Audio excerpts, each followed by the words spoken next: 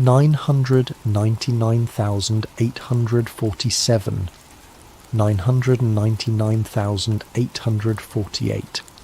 He was so close to the million mark he could taste it. "We're going to do something no one's ever done before," he said into his microphone, voice low and intense. Something they said was impossible. His followers knew this tone. It meant Jason was about to go down another rabbit hole, dragging them along for the ride. It's what had built his channel, The Reeve Report, into one of the most watched conspiracy channels on YouTube. His unflinching dedication to exposing what he called the architectures of deception. Behind him, Maya Torres rolled her eyes but kept quiet.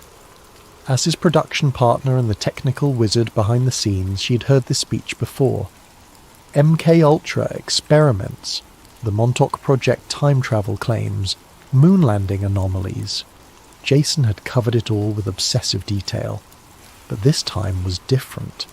This wasn't just talk.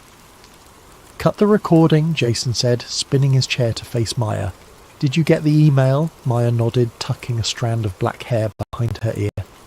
"Desert Valley Logistics. You got the job. Background check cleared somehow."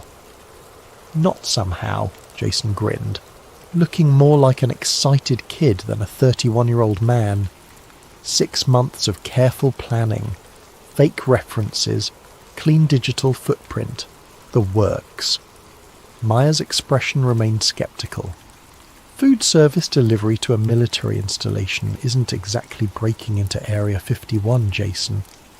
"It's getting me through the front door," he countered, "and that's more than anyone else has managed." The plan had been brewing for over a year. Jason had been tracking Desert Valley Logistics, a civilian contractor that supplied meal services to various military installations across Nevada, including the Nevada Test and Training Range, home to the facility known as Area 51. Maya pulled up the encrypted files on her tablet. "Let's go through it again. I start the job on Monday, standard deliveries for the first month, building trust. Then I start mapping routes, security patterns, checkpoint procedures, while wearing specially designed glasses with microscopic cameras," Maya added, "which, by the way, cost us nearly all our equipment budget." "Worth it," Jason insisted. "Undetectable to standard security sweeps. The images get transmitted to your setup in the van through the modified watch." The plan was intricate. Jason would work the job legitimately, slowly gathering intelligence.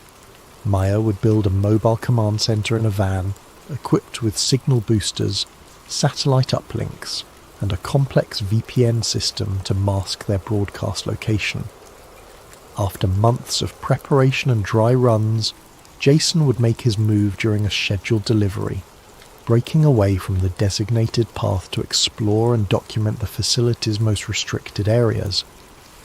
"You know this isn't just trespassing, right?" Maya said. "This is federal property, highly classified. We're talking serious prison time." Jason's face grew serious. "Do you know why I do this, Maya? For the views? The subscribers?" "No." He turned to a corkboard on the wall covered in newspaper clippings, printed forum posts and red string connecting various points. "My dad worked at Groom Lake for 12 years. Came home one day with headaches that never stopped. 2 months later, brain cancer. Stage 4. No history in our family." Maya's expression softened. "Jason, he tried to tell my mum something before he died. Something about non-terrestrial intelligence, about things in the sky that weren't from here. They had him on so many medications she thought he was delirious." Jason's voice cracked slightly. "But I believe him, and I need proof." Maya sighed, knowing there was no talking him out of it. "The stream goes to a secure server first," she said, returning to the plan. "If anything happens to you, it automatically uploads to 17 different platforms simultaneously." "Dead man's switch," Jason nodded. "Perfect." "Not the term I'd use," Maya muttered. The next 6 weeks passed in a blur of preparation. Jason settled into his delivery job, memorizing protocols and building a reputation as a reliable, if unmemorable, employee. Maya transformed an old van into a mobile broadcast studio with backup generators, multiple internet connections and emergency protocols. They tested the equipment repeatedly in the desert, finding the ideal spots where Maya could park without arousing suspicion while maintaining signal strength. The hidden cameras worked flawlessly, transmitting crystal-clear footage to Maya's receivers.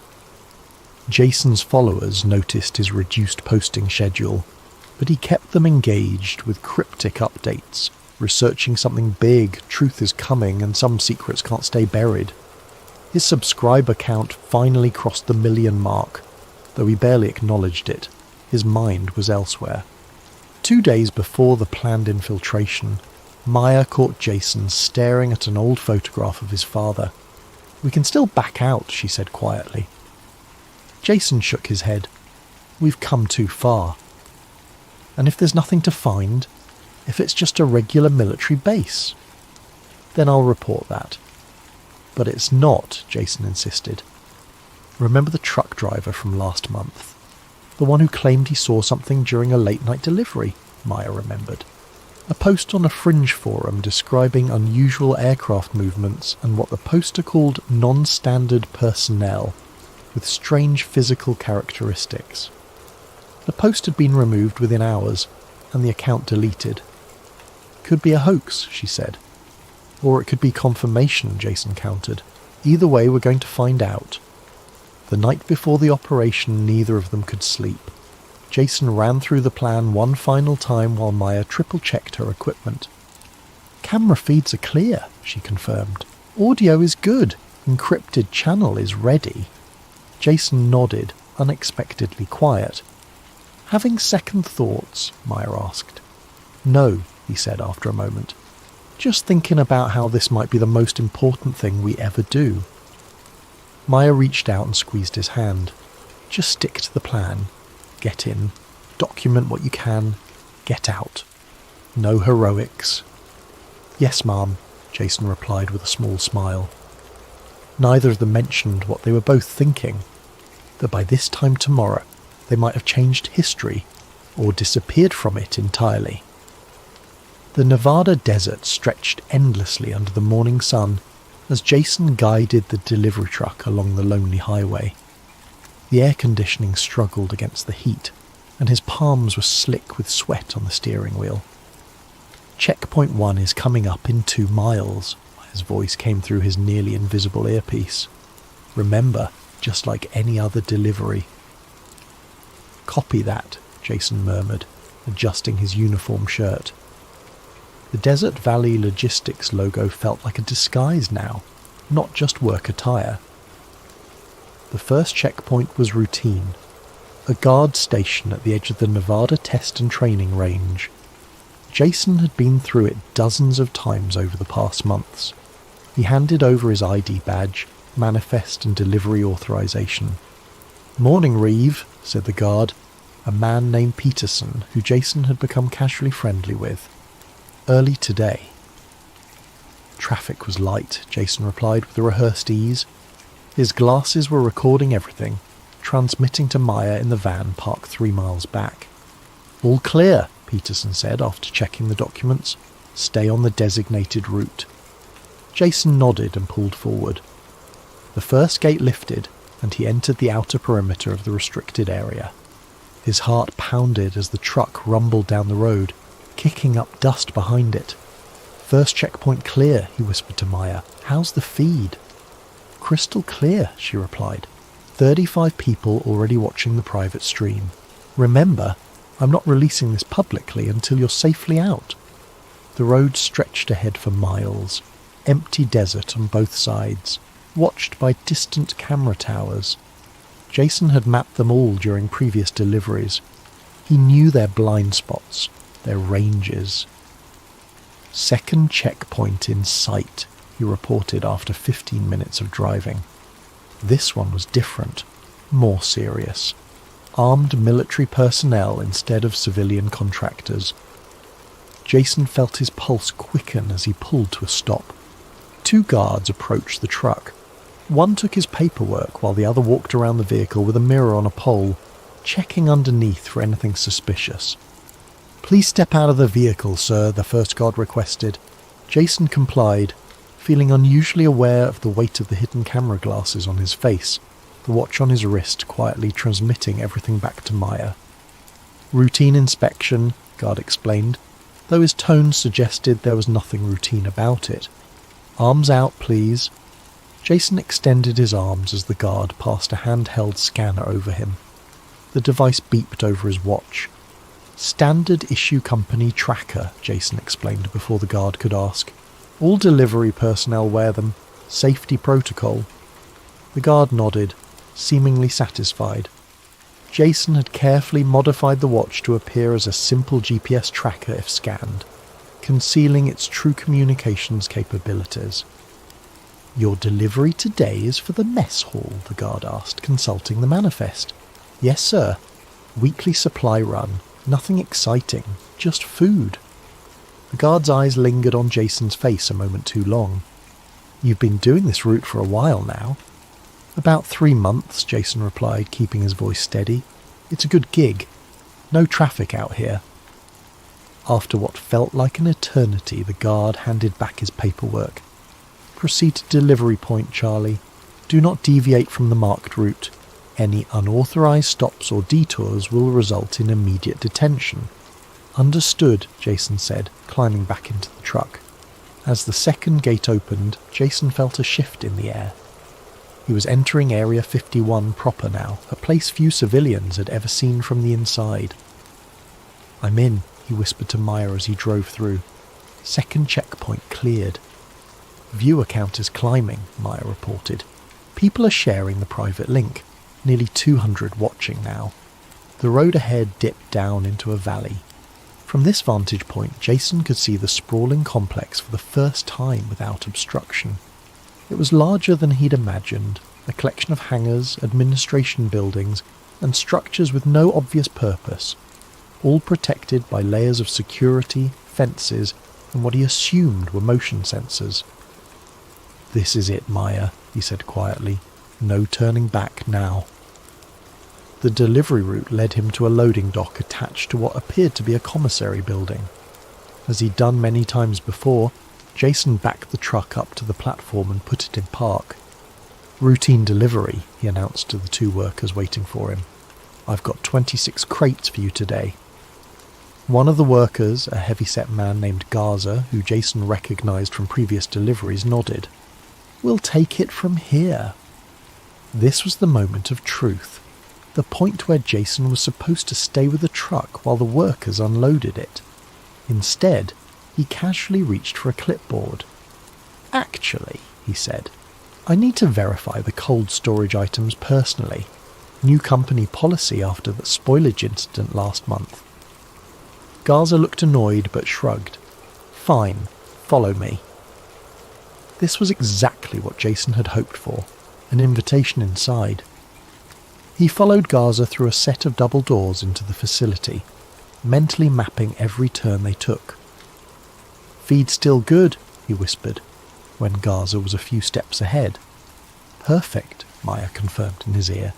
"But be careful. This is already further than we planned for the first phase." They entered a large kitchen area, then through another door to a walk-in refrigerator. Jason made a show of checking temperatures and inspecting packages, while his glasses recorded everything. "I need to use the restroom," Jason said after completing his inspection. "Is there one I can use?" Garza pointed down a hallway. "Through there, first door on the left." Jason nodded thanks and walked in that direction, heart hammering in his chest. The moment Garza was out of sight, he took the first right instead of the left, heading deeper into the facility. "Jason," Maya's voice had an edge of panic. "What are you doing? This isn't the plan." "Change of plans," he whispered back. "I might not get another chance this good." He moved quickly but naturally, as if he belonged there. The corridors were surprisingly mundane. White walls, linoleum floors, occasional bulletin boards with safety notices and shift schedules. 600 viewers now, Maya reported. Word is spreading fast. Jason approached a junction where the institutional appearance of the hallway changed. The new corridor had darker walls and no windows. A keypad security system guarded the entrance. Dead end, Jason murmured, preparing to turn back. Just then, the door opened. A woman in a lab coat emerged, engrossed in reading something on a tablet. Jason made a split-second decision. "Excuse me," he called out, adopting a confused tone. "I think I'm lost. Looking for the loading dock?" The woman looked up, startled. "How did you get in this section?" "Through there," Jason pointed vaguely behind him. "I'm with the food delivery. First time on this route." She looked suspicious, but seemed to accept his explanation. "This is a restricted area. Go back the way you came, take the second left and follow the signs." "Thanks," Jason said, already planning his next move. As the woman walked away, he noticed she hadn't fully closed the door behind her. The security lock hadn't engaged. "Jason, don't," Maya warned, reading his thoughts. But it was too late. Jason slipped through the door before it closed completely, entering the restricted area. "I'm in," he whispered, feeling a rush of adrenaline. "And Maya, you won't believe what I'm seeing." "Define what you're seeing," Maya demanded, her voice tense in Jason's ear, "and start moving back toward the exit. Now." Jason stood frozen in the corridor, his mind struggling to process what lay before him. Unlike the ordinary hallways of the main facility, this section felt alien, in both design and purpose. "The walls," he whispered, turning slowly so his glasses could capture everything. "They're lined with some kind of metal, not steel, something else. It has a dull glow." The corridor curved gently, illuminated by recessed lighting that pulsed subtly, almost like a heartbeat. There were no doors visible, no obvious junctions or branches, just the single path leading forward. "Viewer count just past 1,000, Maya reported. "The stream is spreading like wildfire." "But Jason, seriously, you need to retreat. This wasn't part of the plan." "I can't," Jason replied, his voice filled with wonder as he began walking forward. "Not when I'm this close." The floor beneath his feet hummed with barely perceptible vibrations. As he advanced, the temperature dropped noticeably, his breath beginning to form small clouds in front of him.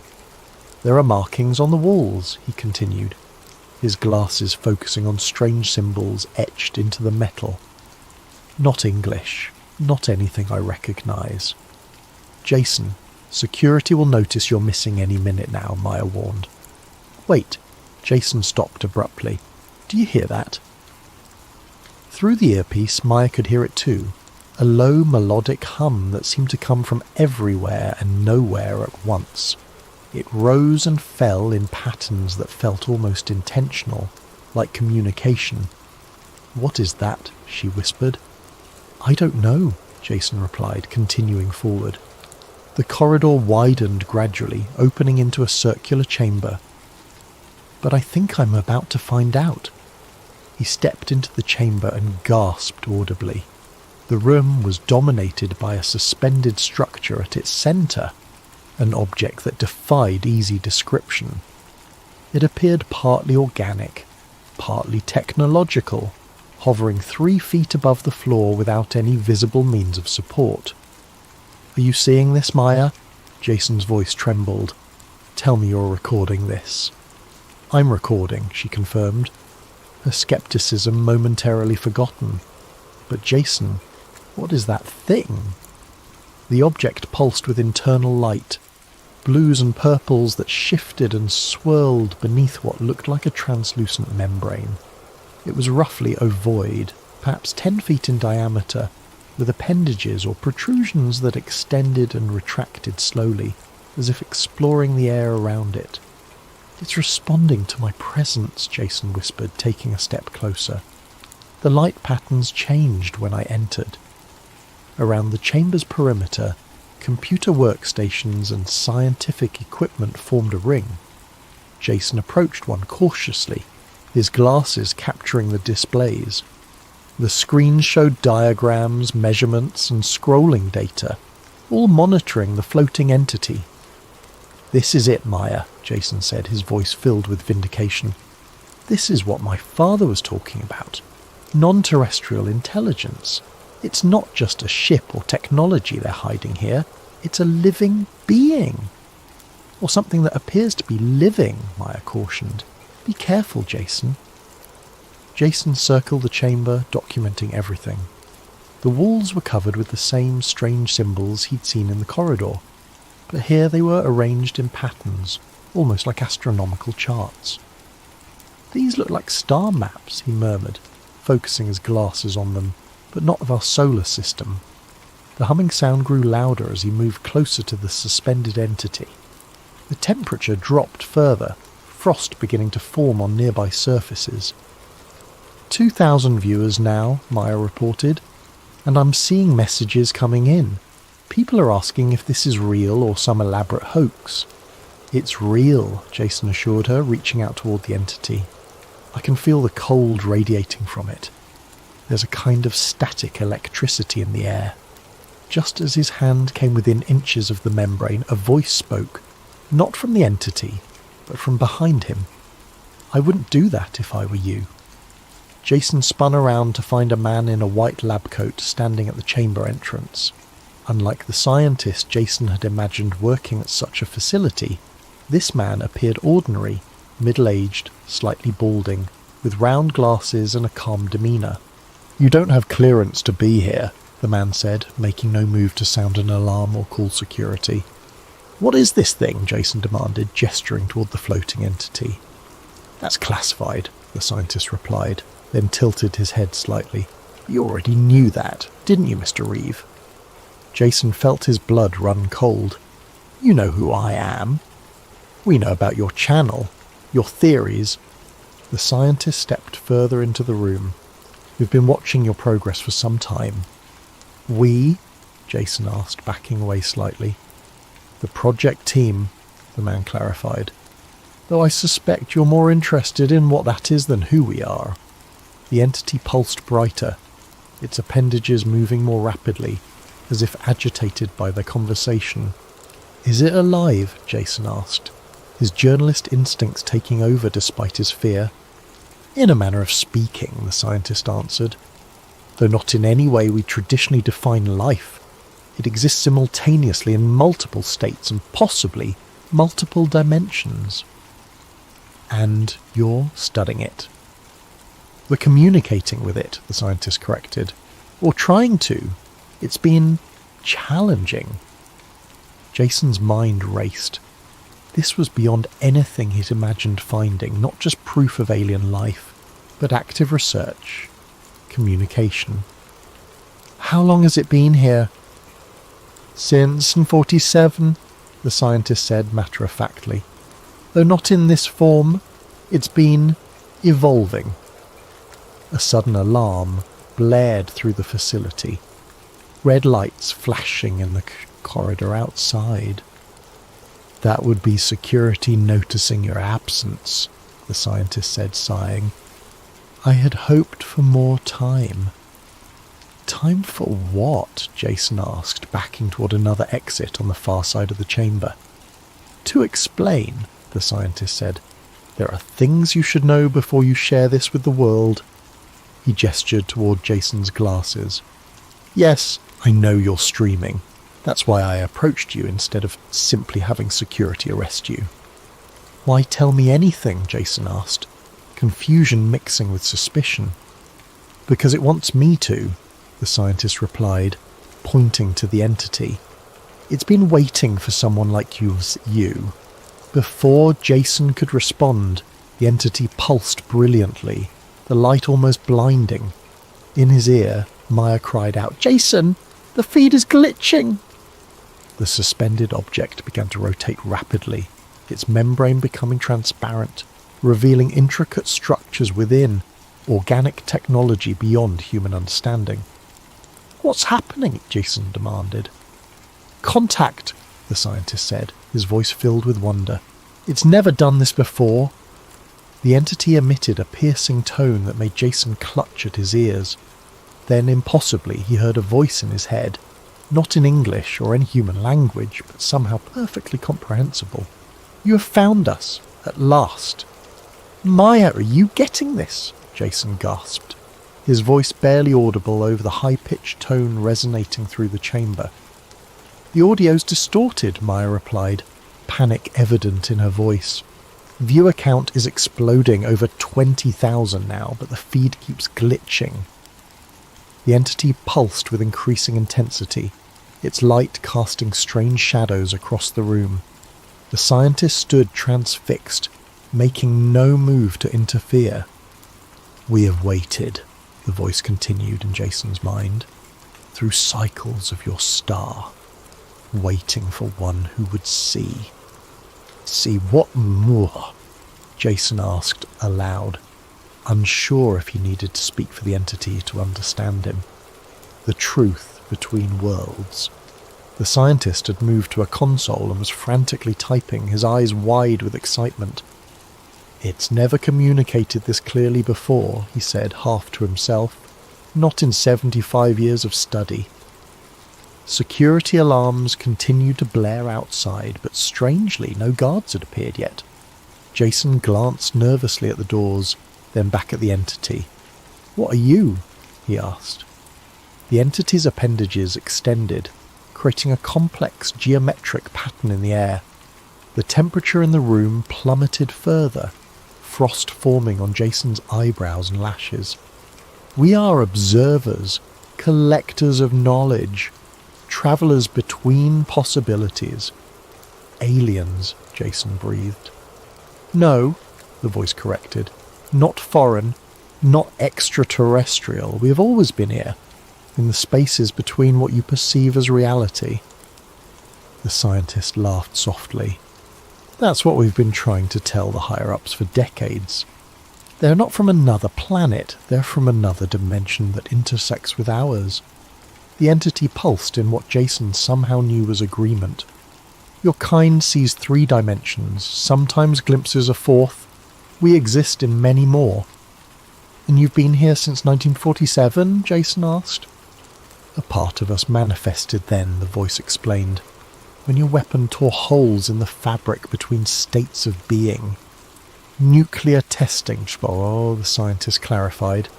"The Trinity test and subsequent detonations created quantum disturbances we still don't fully understand." Jason's mind reeled with the implications. "So Roswell, not a spacecraft crash," the scientist said, "but a dimensional incursion point.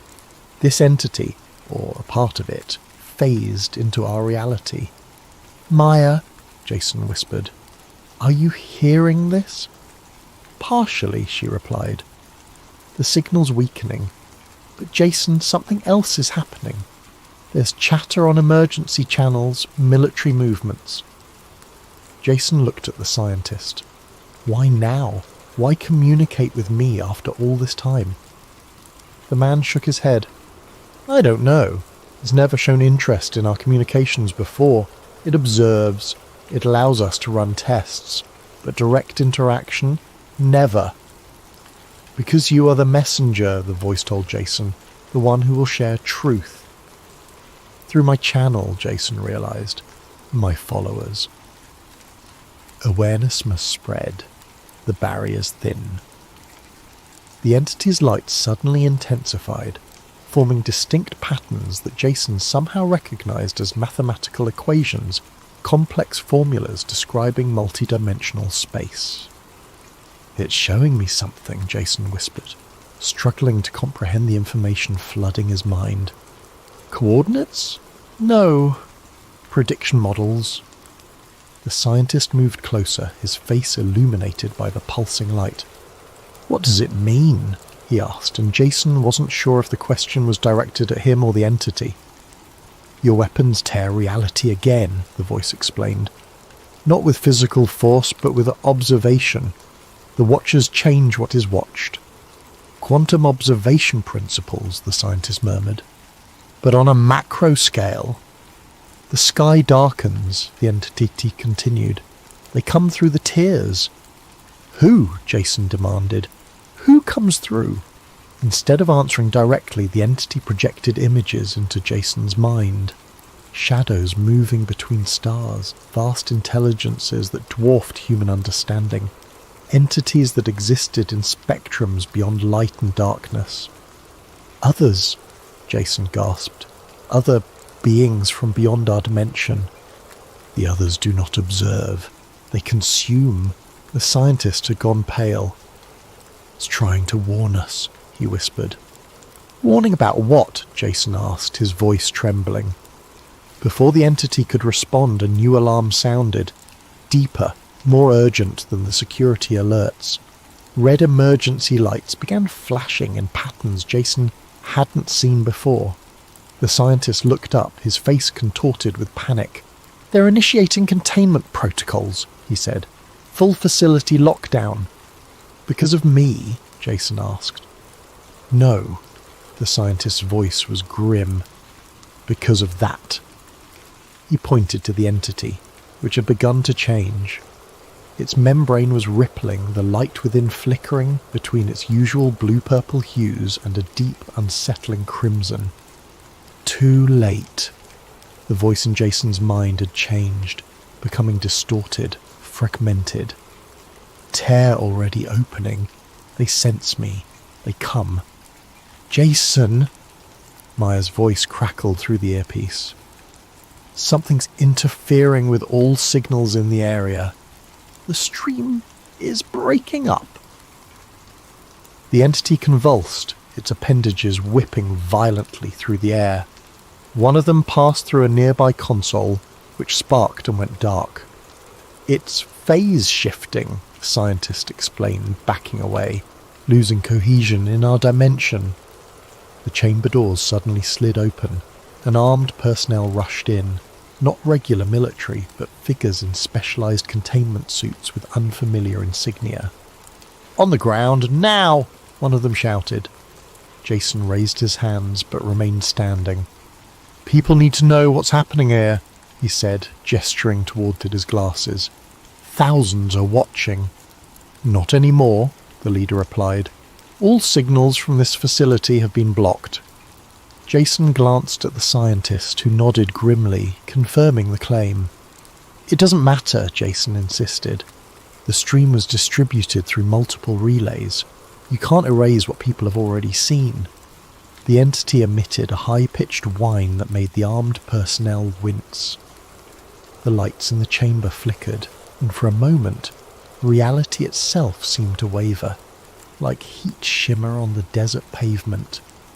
Tell them, the voice commanded in Jason's mind, weaker now. The sky has changed. The stars move. They come. Sir, one of the armed figures addressed the scientist. Project Overthrow has been authorized. We need to move you to a safe location. The scientist's face drained of colour. That protocol hasn't been activated since 1979. What's Project Overthrow? Jason demanded. Dimensional reset, the scientist replied quietly. They are going to try to sever the connection. And what happens to the entity? The scientist looked at the floating form, which was becoming increasingly unstable. It gets pushed back to its own dimensional plane, along with anything else that doesn't belong in ours.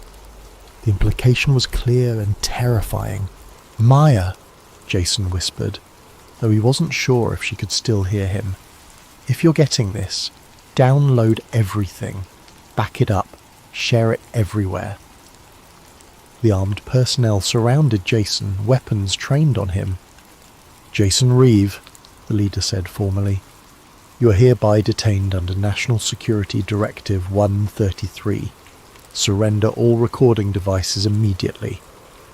As they moved to apprehend him, the entity let out a final piercing cry, both audible and psychic, that dropped everyone in the room to their knees. Remember, the voice echoed in Jason's mind as his vision began to blur. The sky used to be bluer. The last thing Jason saw before losing consciousness was the entity collapsing in on itself, forming a swirling vortex of light and shadow that seemed to bend the very fabric of reality around it. And then, darkness. 3 days later, Maya Torres sat alone in her apartment, surrounded by computer equipment and empty coffee cups. Dark circles underscored her eyes, testament to sleepless nights spent searching, analysing, uploading. The live stream had cut out exactly 73 minutes after Jason entered the restricted area. The final images, the entity collapsing, the armed personnel moving in, Jason falling, had been seen by over 50,000 viewers before the feed died. Then came the denials. Official statements described the footage as an elaborate hoax. Social media platforms flagged and restricted the clips. Major news networks refused to cover the story. Within hours, the original stream had been scrubbed from most platforms, though copies continued to appear and disappear across the internet in a digital game of whack-a-mole. Maya had spent the first 24 hours trying to contact Jason, calling his phone, messaging his accounts, even reaching out to Desert Valley Logistics. All she received were automated responses or redirections. It was as if Jason Reeve had never existed. She stared at her main monitor, where frame-by-frame analysis of the final moments played on loop. The entity's collapse, the strange distortion of space around it. Details that no special effects team could have fabricated on the fly. Her phone buzzed with a notification. Another takedown notice for a mirror of the stream she'd uploaded to an obscure video platform. They can't erase it all, she murmured to herself, a mantra she'd repeated countless times since Jason disappeared. Too many people saw. A knock at her door startled her. She wasn't expecting anyone, and few people knew where she lived. Cautiously, she approached the door and peered through the peephole. A delivery person stood outside holding a small package. "Delivery for Torres," the person called through the door. Maya hesitated, then opened the door halfway, security chain still engaged. "I didn't order anything," the delivery person shrugged. "Just doing my job, ma'am." They held out a small padded envelope and a digital signature pad. "Sign here." Maya signed and took the package, closing and locking the door immediately after. The envelope had no return address, just her name printed in block letters. With trembling fingers, she opened it.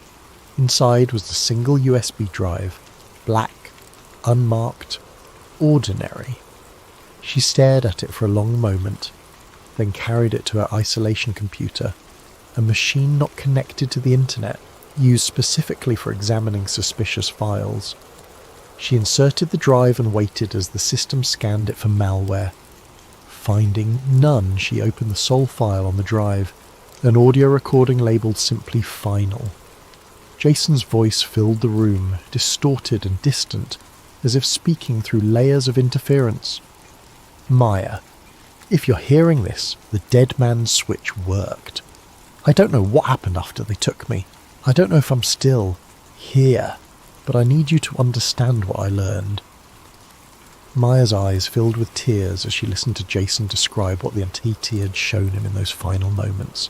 Glimpses of other dimensions, warnings about tears in reality, beings that existed beyond human comprehension. "The entity wasn't just communicating with me," Jason's voice continued. "It was using me, using us, to spread awareness.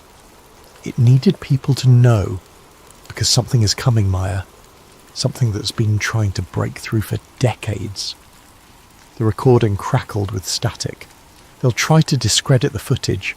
They'll say it was all fake, but thousands saw it live. The truth is out there now, fragmented but spreading, and that's what the entity wanted. Not just one person knowing everything, but millions knowing pieces. Collective awareness." Maya wiped her eyes, listening intently as Jason's voice grew fainter. "I don't think I'm coming back from this, Maya, but I need you to keep fighting. Keep sharing what we found, and watch the skies. It showed me that the colour is changing. Subtle shifts most people won't notice. The sky used to be bluer. The recording ended with a burst of static, then silence. Maya sat motionless for several minutes, processing what she'd heard.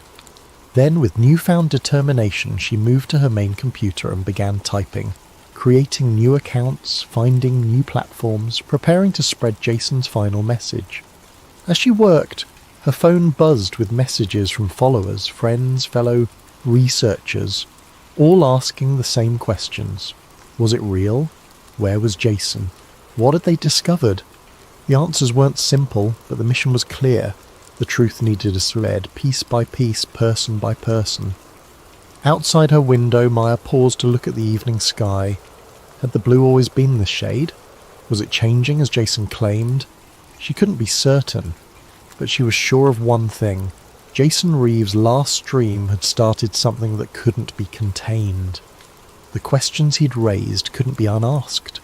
The glimpse he had provided of entities beyond human understanding, of dimensional barriers thinning, had planted seeds of awareness in thousands of minds. Her computer pinged with notifications as new copies of the stream appeared online, shared by strangers who refused to let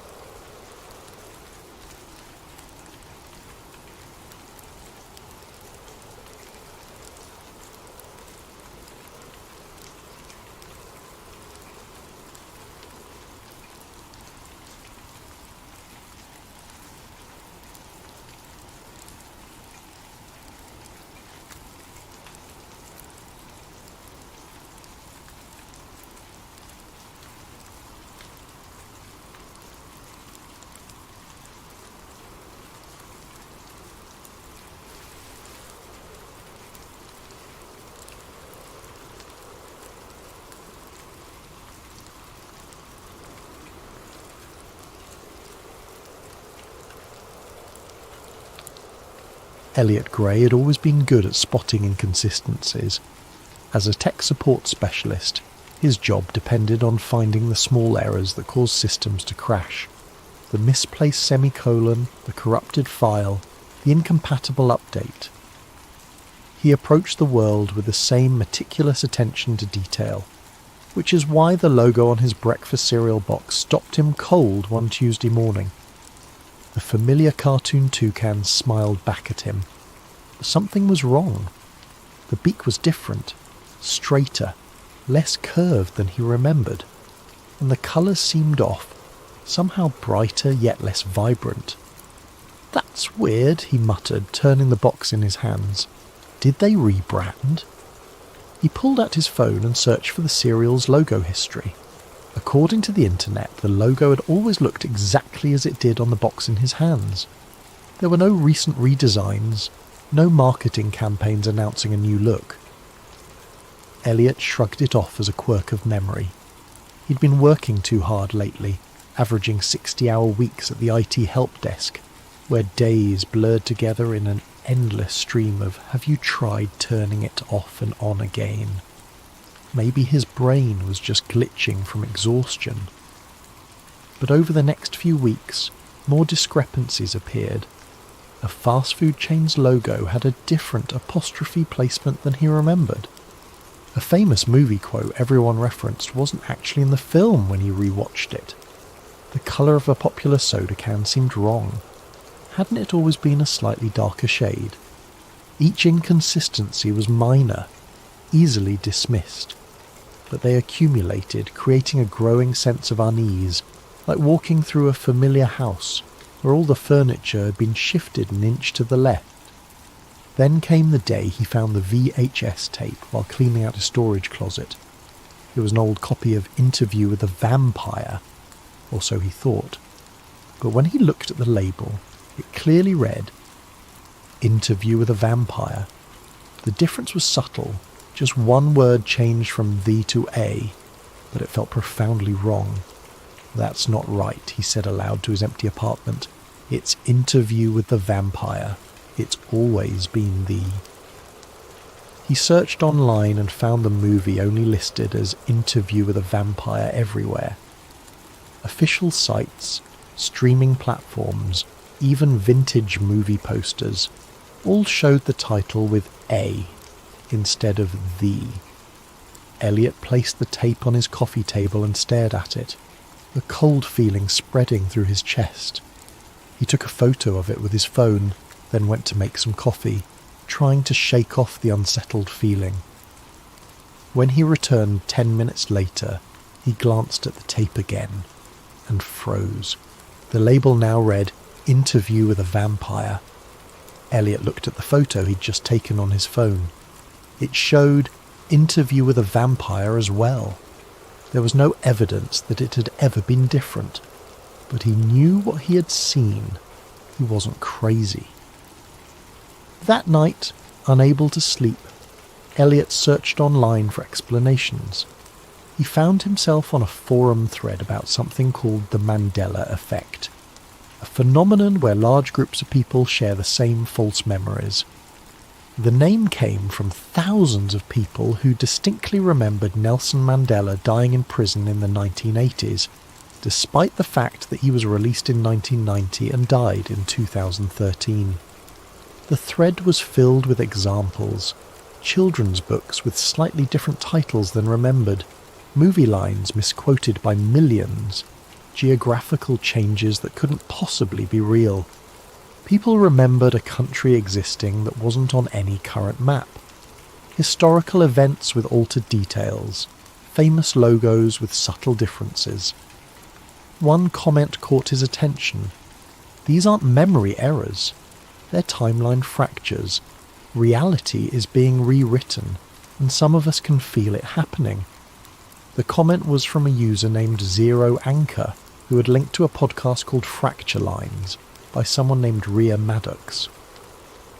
Elliot clicked the link and found himself listening to a woman with a measured, intense voice, discussing the theory that the Mandela effect wasn't about false memories at all, but evidence of shifting realities.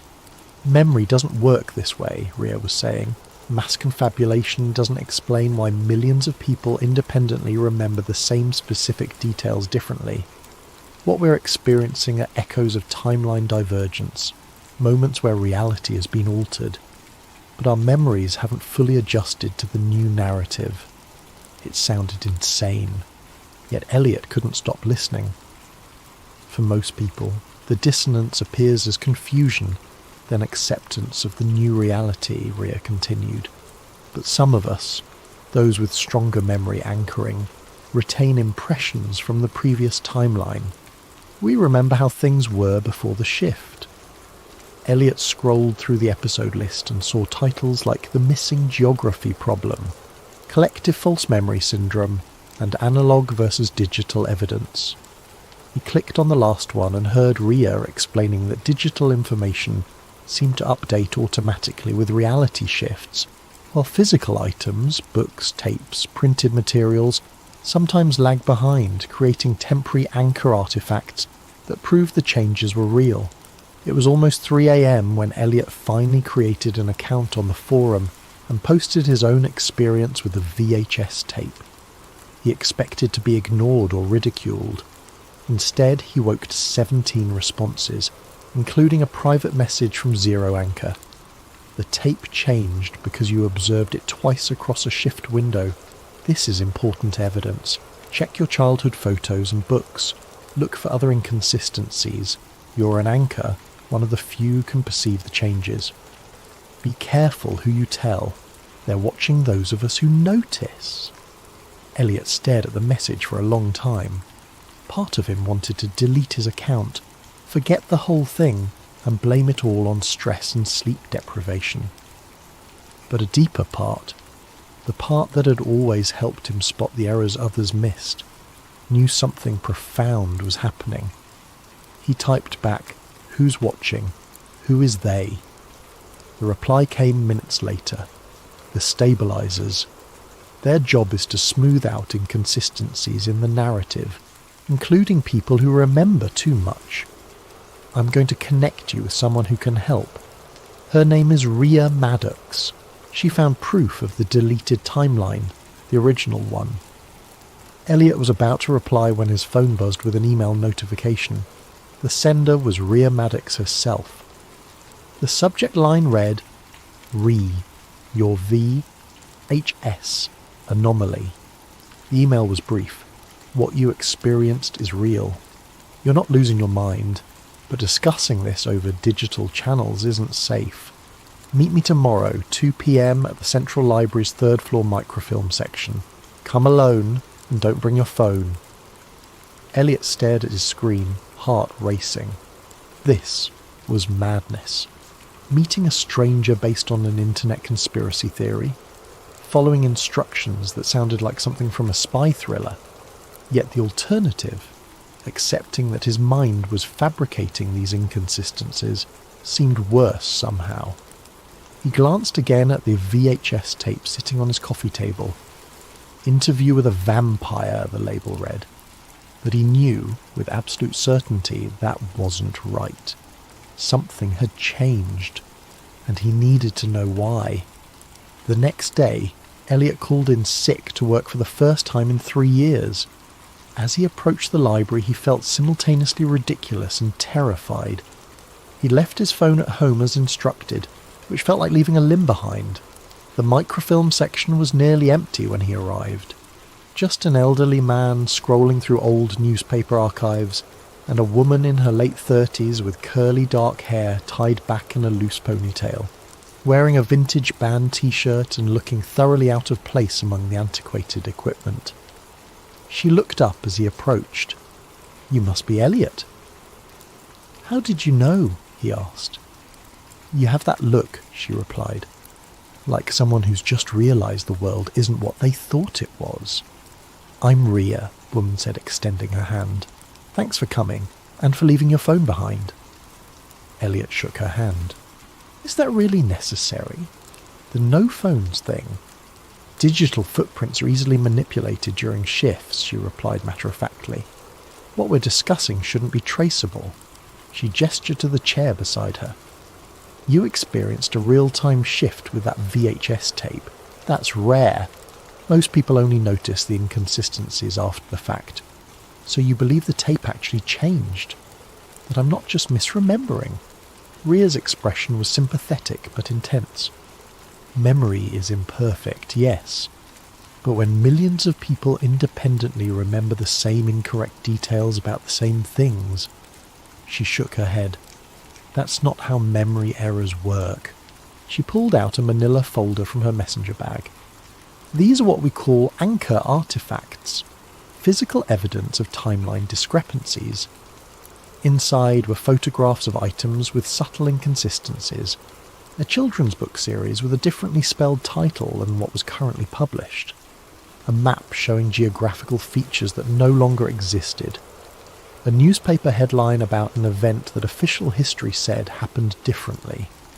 Some of these were caught during transition periods," Rhea explained. "Windows when reality is updating itself. Digital records can form instantly, but physical objects sometimes lag. If you document them quickly enough, you can preserve evidence of the shift." Elliot examined a photograph of a dollar bill with the Treasury Secretary's signature slightly different from current currency. It looked so ordinary, yet so wrong. "Why is this happening?" he asked. "And why do only some people notice it?" "That's what we're trying to figure out. The leading theory is that certain individuals have stronger memory anchoring, a neurological resistance to timeline reconciliation." She lowered her voice. "But the bigger question is whether these shifts are natural phenomena or deliberate manipulations." Elliot blinked. "Manipulations? By whom?" "That's where it gets complicated. 3 months ago, a former government physicist contacted me. He claimed to have worked on something called Project Phantom, a classified program using quantum computing to model alternate history scenarios. Like simulations? More than simulations. They were mapping probability pathways, parallel timelines where history took different turns. But something went wrong. The boundaries between potential realities began to blur. Elliot felt a chill. That sounds insane. I know. I thought so too. She pulled out another folder, this one containing pages of redacted documents with government letterheads. Until I received these. The visible portions detailed funding for a reality stabilization protocol and memory reconciliation research.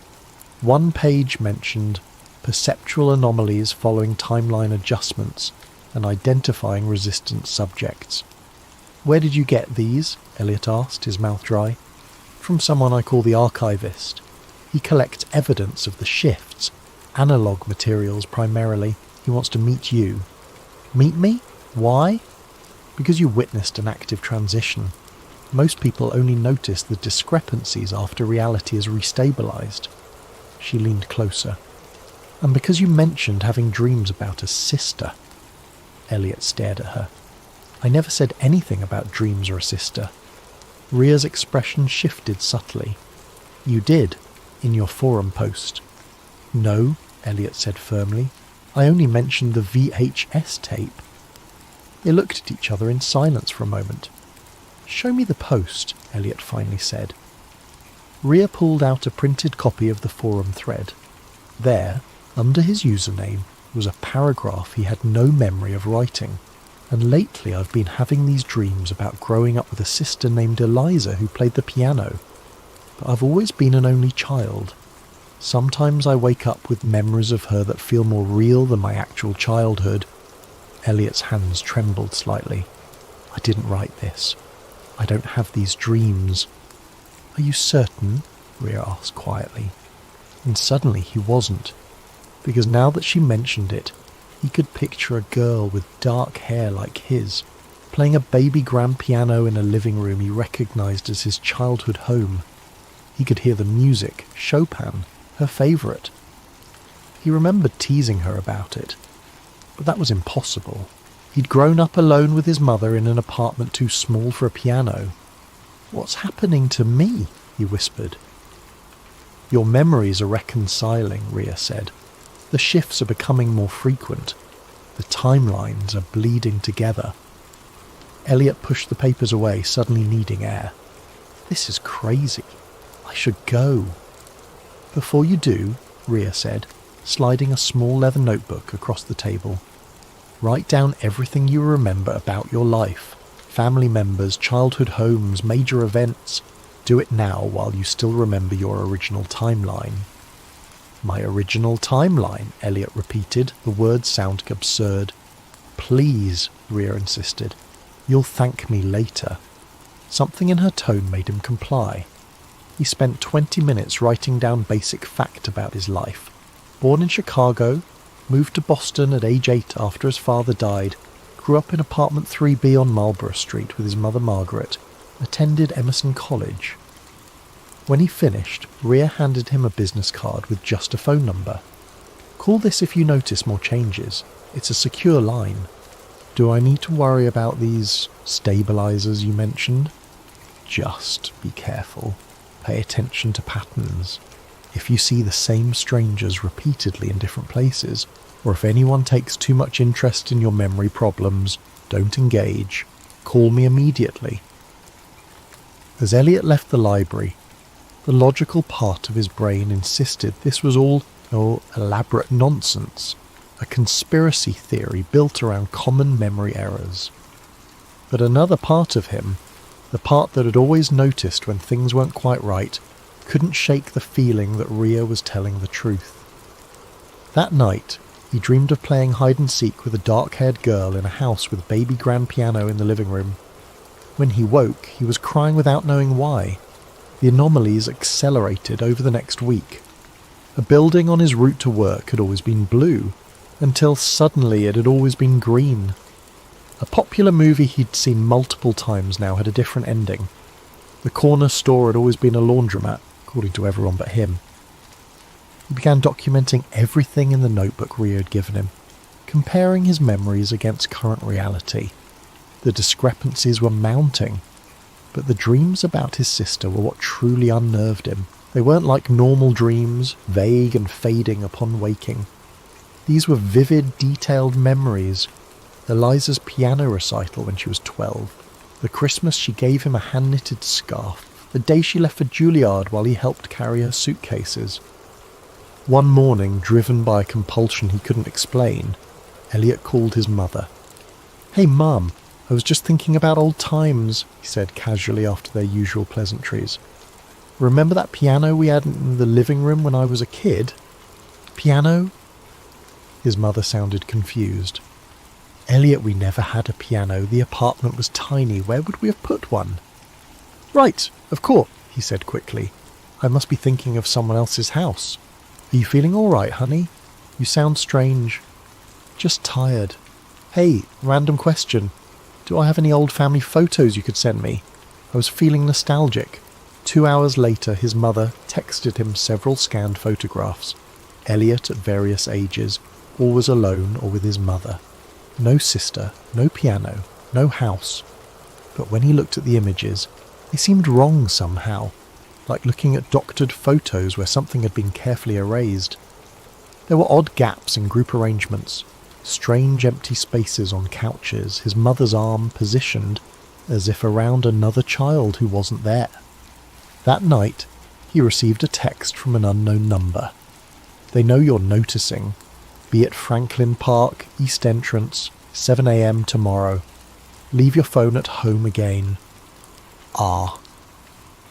Franklin Park was quiet at 7 a.m. with only a few joggers breaking the morning stillness. Elliot stood nervously at the east entrance, feeling exposed without his phone.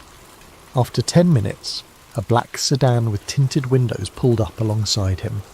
The rear door opened. "Get in," Rhea said from inside. "Quickly." The car pulled away as soon as he closed the door. Besides Rhea, there was a driver Elliot couldn't see clearly through a privacy partition. "Sorry for the drama," Rhea said, "but things have escalated. The archivist doesn't usually agree to meet people directly, but after what happened to your forum post, he made an exception." "What do you mean, what happened to my post?" "It changed 3 more times since I showed it to you. Each version included different details about your sister, who apparently never existed in this timeline." Elliot's stomach tightened. "Where are we going?" "Somewhere offline."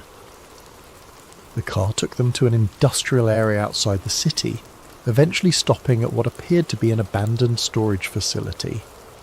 Rhea led him through a series of security doors, each requiring different access codes, until they reached a vast room lined with shelves of analogue media. Books, VHS tapes, vinyl records, newspapers, physical photographs. In the centre stood a figure that could only be the archivist, a tall, thin person of indeterminate age wearing mirrored sunglasses that obscured their eyes completely. Their gender was ambiguous.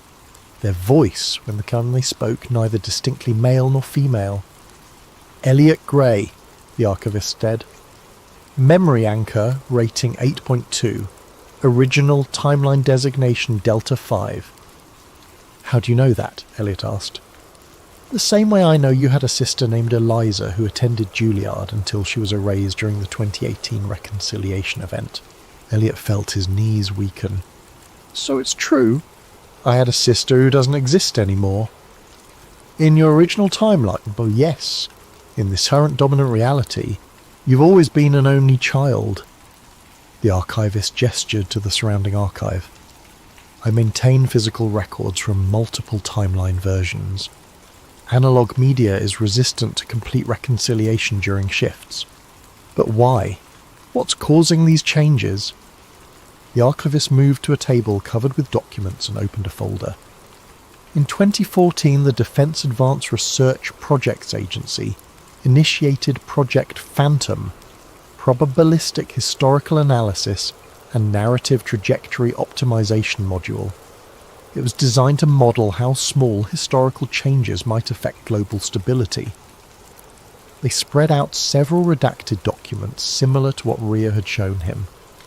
The technology allowed them to not just simulate alternate histories, but temporarily access parallel timelines where those alterations had actually occurred. That's impossible, Elliot said automatically. The quantum mechanics are complex, but the practical outcome is simple. They discovered they could pull information from timelines where history took different turns. The initial goal was intelligence gathering, seeing how different decisions might play out without committing to them in our reality. The archivist placed a hand on a stack of newspapers with conflicting headlines about the same historical events. But they went further. They found they could stabilize connections to preferred timelines, essentially grafting elements from one reality onto ours if the outcomes were deemed superior. You're saying the government is editing reality? Elliot said incredulously. Not directly, the process is more like merging branches of code. They select a parallel timeline with a preferred outcome, strengthen the quantum entanglement between that reality and ours, and allow reconciliation to occur naturally. Most people's memories simply adjust to the new narrative. Except people like us, Rhea added. Precisely. Approximately 8% of the population has strong memory anchoring, resistance to timeline reconciliation. You remember elements from the original timeline even after reality has been rewritten. The archivist removed their mirrored glasses, revealing eyes with heterochromia. One blue, one brown. I was part of the original Phantom team. When I realised what was happening, I began preserving physical evidence from pre-shift realities. Elliot struggled to process everything. But why would they erase my sister? What possible benefit? Your sister is collateral damage, the archivist interrupted. Most personal changes are side effects, not targets. The program focuses on larger historical trajectories, preventing conflicts, stabilizing economies, neutralizing threats. Individual lives are considered acceptable variations. They are playing God, Elliot whispered. They believe they're ensuring national security and global stability, the archivist corrected. The ethical implications are secondary concerns, Rhea spoke up. Show him the frequency patterns. The archivist nodded and led them to a computer station. The only modern technology visible in the archive. The screen displayed waveform patterns. During shifts, we detect specific electromagnetic frequencies being broadcast globally. They appear to facilitate the reconciliation process, helping reality rewrite itself more efficiently. These signatures have been increasing in frequency and duration. Elliot studied the wavelengths, something thick nagging at his memory. I've seen these patterns before. The archivist and Rhea exchanged glances. Where? The archivist asked intensely. I don't know. In dreams, maybe. They feel familiar somehow. The archivist's expression changed slightly. That shouldn't be possible unless... They moved to another computer and pulled up Elliot's details. When exactly did you start noticing the discrepancies? About a month ago. The serial logo was the first thing. And the dreams about your sister? Just this past week. The archivist typed rapidly, then stepped back from the screen. You're not just sensing the shifts, you're remembering across them. That's exceptionally rare. A memory anchor rating above 9.0. What does that mean? Elliot asked. It means, the archivist said slowly, that you're not originally from this timeline at all. Not from this timeline, Elliot repeated. What does that mean? The archivist returned to the computer. These readings suggest you're experiencing memory bleed through from at least 3 distinct timeline variants. The dominant one, which I suspect is your origin timeline, includes your sister Eliza. I don't understand. If I'm from another timeline, how did I get here? You've always been here, Rhea explained. But the you in this timeline has been overwritten by versions from other realities during reconciliation events. Your consciousness is a composite, primarily anchored to your origin timeline, but existing in this current reality. The archivist pulled up another set of waveforms on the screen. These frequency patterns match brain activity we've recorded in high-level anchors during active shifts. Somehow you're resonating with the transition signal itself. Elliot's head throbbed. This is insane. What's insane, said the archivist, is that they're accelerating the program. The shifts are becoming more frequent, more extensive. They're no longer just tweaking historical events. They are making fundamental alterations to reality's baseline. Why? Something has them scared. Based on my intelligence, they encountered something in a potential future timeline that they're desperately trying to prevent. Whatever it is, they believe it justifies the increasing instability of these reality manipulations. The archivist turned to face Elliot directly. But they've overlooked something critical. Each shift creates more anchors, people who can sense the changes, and the borders between timelines are weakening. Memory bleed through is increasing. People like you are remembering lives from worlds that supposedly never existed. A loud alarm suddenly blared throughout the facility. Red lights flashed along the ceiling. "Proximity alert," the archivist said, immediately moving to a security monitor. "They've found us. We need to move." "Who found us?" Elliot asked, panic rising. "Stabilizers," Rhea answered, already gathering documents into a bag. Their job is to eliminate inconsistencies, including people who remember too much. On the security monitor, Elliot could see several black SUVs surrounding the building and men in tactical gear deploying outside. "Is there another way out?" he asked. "Through the archive," the archivist said, leading them deeper into the rows of shelving. "Take this." They handed Elliot a small metal device that looked like an old MP3 player. "It contains everything we know about Phantom, the reconciliation frequencies, and your original timeline. Keep it analog, don't transfer it to any digital system." As they hurried through the archive, Elliot glimpsed shelves containing thousands of items. Books with titles he recognised, but with subtle differences. Newspapers reporting on events he'd never heard of. Photographs of public figures and situations that had never happened. "How much of history have they changed?" he asked breathlessly. "More than anyone realises," the archivist replied. "Major historical events remain structurally intact, but details shift constantly. Sometimes entire months of global history are retconned to prevent a single undesirable outcome." They reached a service elevator at the back of the facility. The archivist input a code and the doors opened. "This leads to a maintenance tunnel that exits 1/2 mile east. Follow it, then get to this address." They handed Elliot a piece of paper. "Memorize it, then destroy it." "You're not coming?" "I need to preserve what I can of the archive. Rhea will go with you." As if on cue, the lights in the facility flickered, and a new alarm sounded. "They're initiating an electromagnetic pulse," the archivist said urgently. "Go now!" Elliot and Rhea entered the elevator.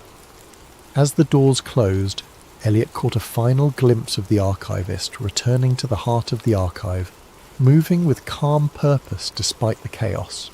The elevator descended rapidly.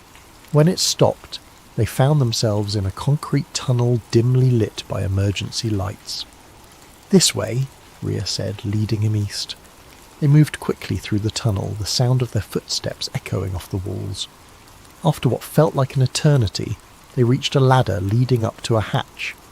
"Let me check first," Rhea said, climbing up and carefully pushing open the hatch. After a moment, she gestured for Elliot to follow. They emerged in what appeared to be an abandoned subway maintenance shed. Through small grimy windows, Elliot could see they were in an industrial area different from where they'd entered the archive. "What now?" he asked. "Now we get to the safe house," and Rhea stopped mid-sentence, her eyes widening as she looked over Elliot's shoulder. Elliot turned to find a man standing in the doorway behind them. Average height, unremarkable features, wearing a grey suit. Despite his ordinary appearance, something about him sent a chill down Elliot's spine. He smiled pleasantly, but the expression didn't reach his eyes. "Miss Gray," the man said. "I'm Agent Darrow. I think it's time we had a conversation about your memory issues." "Run!" Rhea shouted, shoving Elliot toward a side door. They burst out into an alley and sprinted away from the maintenance shed. Behind them, Elliot heard no pursuit, just Agent Darrow's voice, eerily calm and somehow audible despite the distance. "We only want to help you realign, Mr. Gray. This confusion doesn't have to continue." They ran for several blocks, weaving through alleys and side streets until Rhea finally pulled Elliot into an empty storefront with newspaper-covered windows. Both were breathing hard. "How did they find us?" Elliot gasped. "I don't know," Rhea said. "The archive has been secure for years." She looked at him intently. "Unless they were tracking you." "How? I left my phone behind." "Not electronically. They might be tracking your anchor signature, the unique way your consciousness resonates with timeline shifts." Elliot leaned against a wall, trying to process everything. This Agent Darrow, is he going to kill us? "Not exactly," Rhea said grimly. "Stabilizers don't typically eliminate anchors physically. They realign them." "What does that mean?" "They have technology that can reset your memory anchor points. You forget the original timeline completely. Your memories reconcile with the current reality, and you stop noticing the shifts."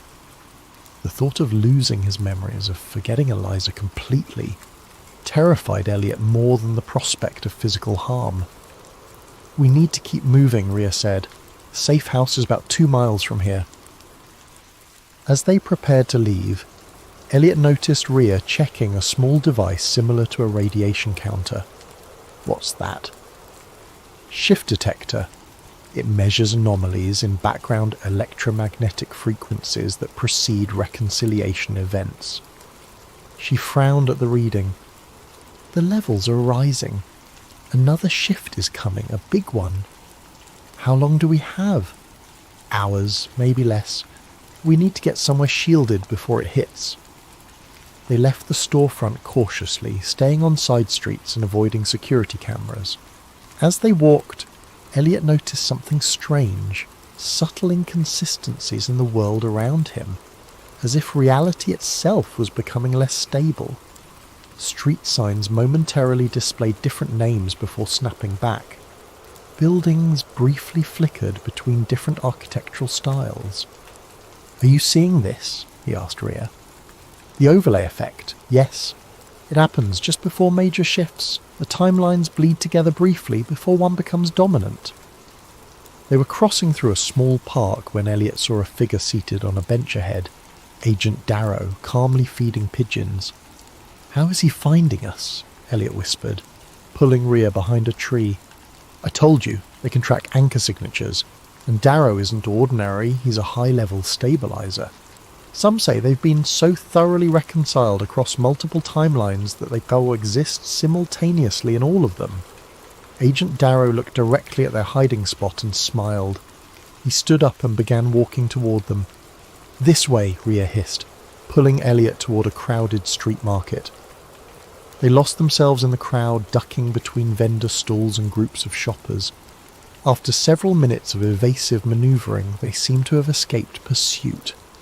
"We're close to the safe house," Rhea said. "Just a few more blocks." As they turned a corner, Elliot froze. Ahead was a small boutique with a familiar logo, one he recognized but couldn't place. Then it hit him. It was the original logo of the cereal brand, the one he remembered from before the first shift he'd noticed. "That's impossible," he murmured, approaching the store window. Inside, he could see products with packaging he remembered from his original timeline. Brands with their old logos, designs that had changed weeks ago. "Rhea, look at this. Everything in there is from before the shift started." But when he turned, Rhea was gone. In her place stood Agent Darrow, smiling mildly. "Reality is fracturing, Mr. Gray," Darrow said conversationally. "The boundaries between timelines are becoming dangerously thin. People like you are making it worse." What did you do with Rhea? Elliot demanded. Ms. Maddox has been realigned. She's much happier now, I assure you. Darrow gestured to the store window. What you're seeing is timeline bleed through. Pockets of alternative reality manifesting in our baseline. It's becoming more common and more dangerous. Elliot backed away. I know about Project Phantom, about the timeline manipulations. Then you understand the necessity of what we do. History is being optimized, Mr. Gray. Catastrophes prevented, wars averted. The small cost is worth the greater stability. Small cost? You erase my sister from existence. Darrow's expression remained pleasant but empty. In the grand scheme, individual variations are statistically insignificant. She wasn't insignificant to me. Your subjective experience is noted but irrelevant to the broader initiative. Darrow stepped closer. Your anchor rating is exceptionally high. You're remembering across multiple timeline variants, creating instability in the reconciliation process. We need you to realign.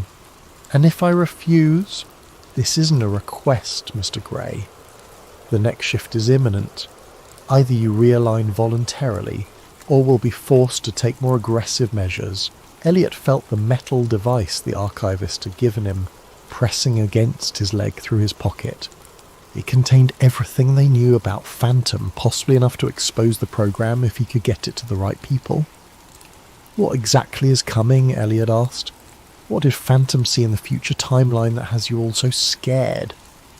Something flickered across Darrow's face, the first genuine emotion Elliot had seen from him. Collapse, Darrow said quietly. Complete timeline dissolution.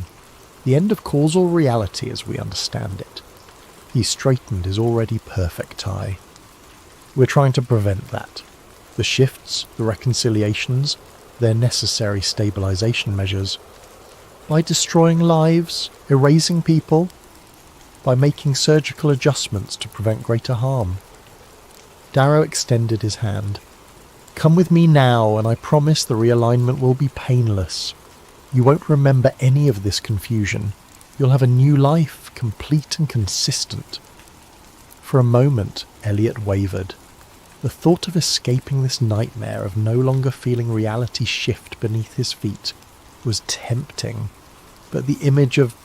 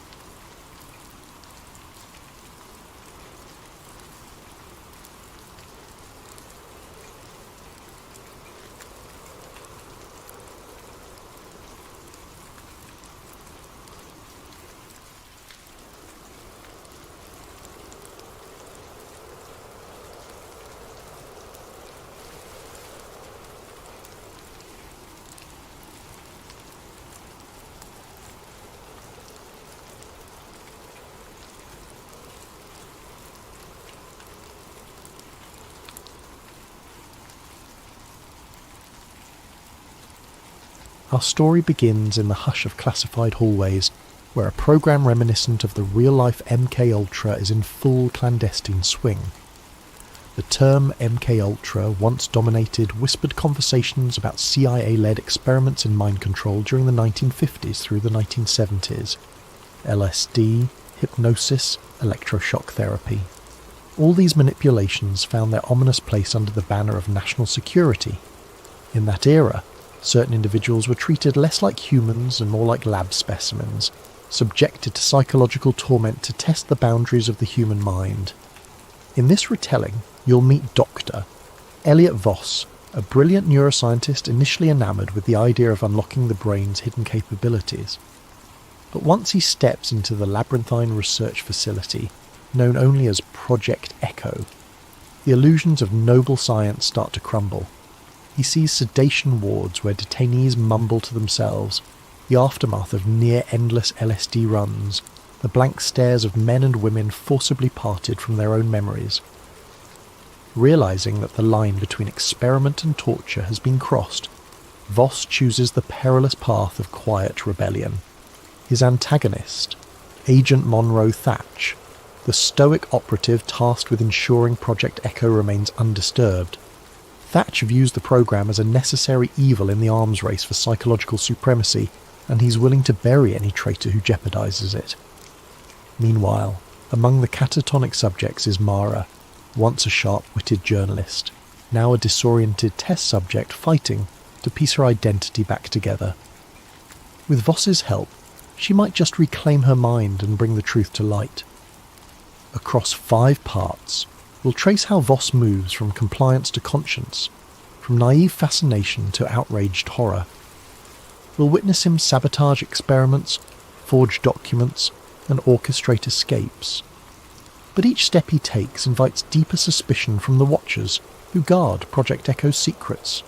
At stake is not just his life, but the remnants of Mara's stolen memories and the fates of countless unnamed victims. Ultimately, Voss stands at the crossroads: vanish into the shadows forever, or blow the whistle on an atrocity that has no place in any civilization. Both choices carry lethal risks, so settle in with your blankets and your cautious curiosity. We're about to peel back the layers of a conspiracy that merges technology, psychology, and a ruthless government's quest for absolute control. May this story remind you that even in the darkest corners, a glimmer of empathy can ignite and transform. Grab a late-night snack or a soothing tea, and let's open the locked doors behind which Project Echo lurks. Dr. Elliot Voss first glimpsed the Project Echo compound on a drizzly autumn morning. He'd been flown in on a battered twin-prop plane, landing at a disused airstrip far from any major city. A black sedan awaited him, its driver silent as he whisked Voss down roads so winding that even the day's faint sunlight seemed lost. At last the car halted before a nondescript concrete building fenced by barbed wire, security cameras angled on every approach. A discreet sign read, Department of Psychological Research, Federal Program 17. But the rumour mill called it something else. A black site where boundaries of science and morality dissolved in the name of defence. Once inside, Voss was greeted by a perfunctory handshake from Agent Monroe Thatch, an older man with close-cropped grey hair and a near-permanent scowl. "Welcome to Echo," he said, voice devoid of warmth. "Your credentials speak volumes, Doctor. We trust you'll find your calling here." Voss forced a polite nod. Months earlier, he'd been approached by government contacts praising his neurology research, claiming they needed innovative strategies for advanced interrogation and memory therapy. Even then, he'd sensed the undercurrent of something sinister, yet his curiosity and a sense of patriotic duty had led him to accept, perhaps too eagerly, he now thought. They stepped into an elevator that sank deep underground, well below the building's official levels. The corridor that welcomed them looked more hospital than dungeon. Sterilised floors, white walls, overhead fluorescents humming. But as they proceeded, Voss spotted armed guards at certain doorways, and the tension in the air was palpable. Thatch introduced him to a small cluster of lab-coated staff, who each nodded in clipped greetings. The orientation took the form of a restricted briefing. Project Echo was studying the interface between psychoactive substances and forced conditioning techniques. On the surface, they used the language of legitimate research, personality reformation, deep memory reprogramming. But as Voss scanned the faces of these staffers, he saw flickers of discomfort in some, while others seemed unnervingly at ease with such manipulations. Agents in suits hovered at the edges, ensuring no one forgot that everything was both top secret and mandatory. Before long, Thatch ushered Voss into a conference room. A dull projector displayed slides, images of men in straitjackets, eyes wide with confusion, graphs charting sedation levels for cooperative compliance. This was the first explicit hint that the subjects here were not volunteers. "We have various populations," Thatch said matter-of-factly. "Some from prisons, some who can't be officially recognised as detainees, subversives, potential traitors, or undesirables. We measure responses to LSD variants, isolation stints, hypnotic triggers." Each phrase rang alarm bells in Voss's conscience. Voss tried to keep his expression neutral. "And my role?" he asked. "How do I fit into the existing protocols?" Thatch tapped the slides. "We need your expertise to refine the memory disruption procedures. Our prior staff had trouble achieving stable amnesia in certain subjects. We want them to forget everything or reshape their personalities entirely. You are, from your academic work, well versed in neural plasticity, yes?" Swallowing a surge of unease, Voss nodded. Indeed, he'd studied how neural pathways could be altered or overwritten, but never had he imagined applying this knowledge in forced experiments. He recalled the hopeful dream he once held, curing PTSD or reversing degenerative conditions. This was the polar opposite, weaponizing the brain's malleability. After the briefing, a short tour followed. Thatch escorted him through labyrinthine halls where observation windows peered into small windowless rooms. In one, a woman lay strapped to a table, an IV drip in her arm. "She's on the new LSD compound," a passing technician murmured. "Round-the-clock infusion for 3 days now. We're observing the break in her sense of time." Voss's stomach churned.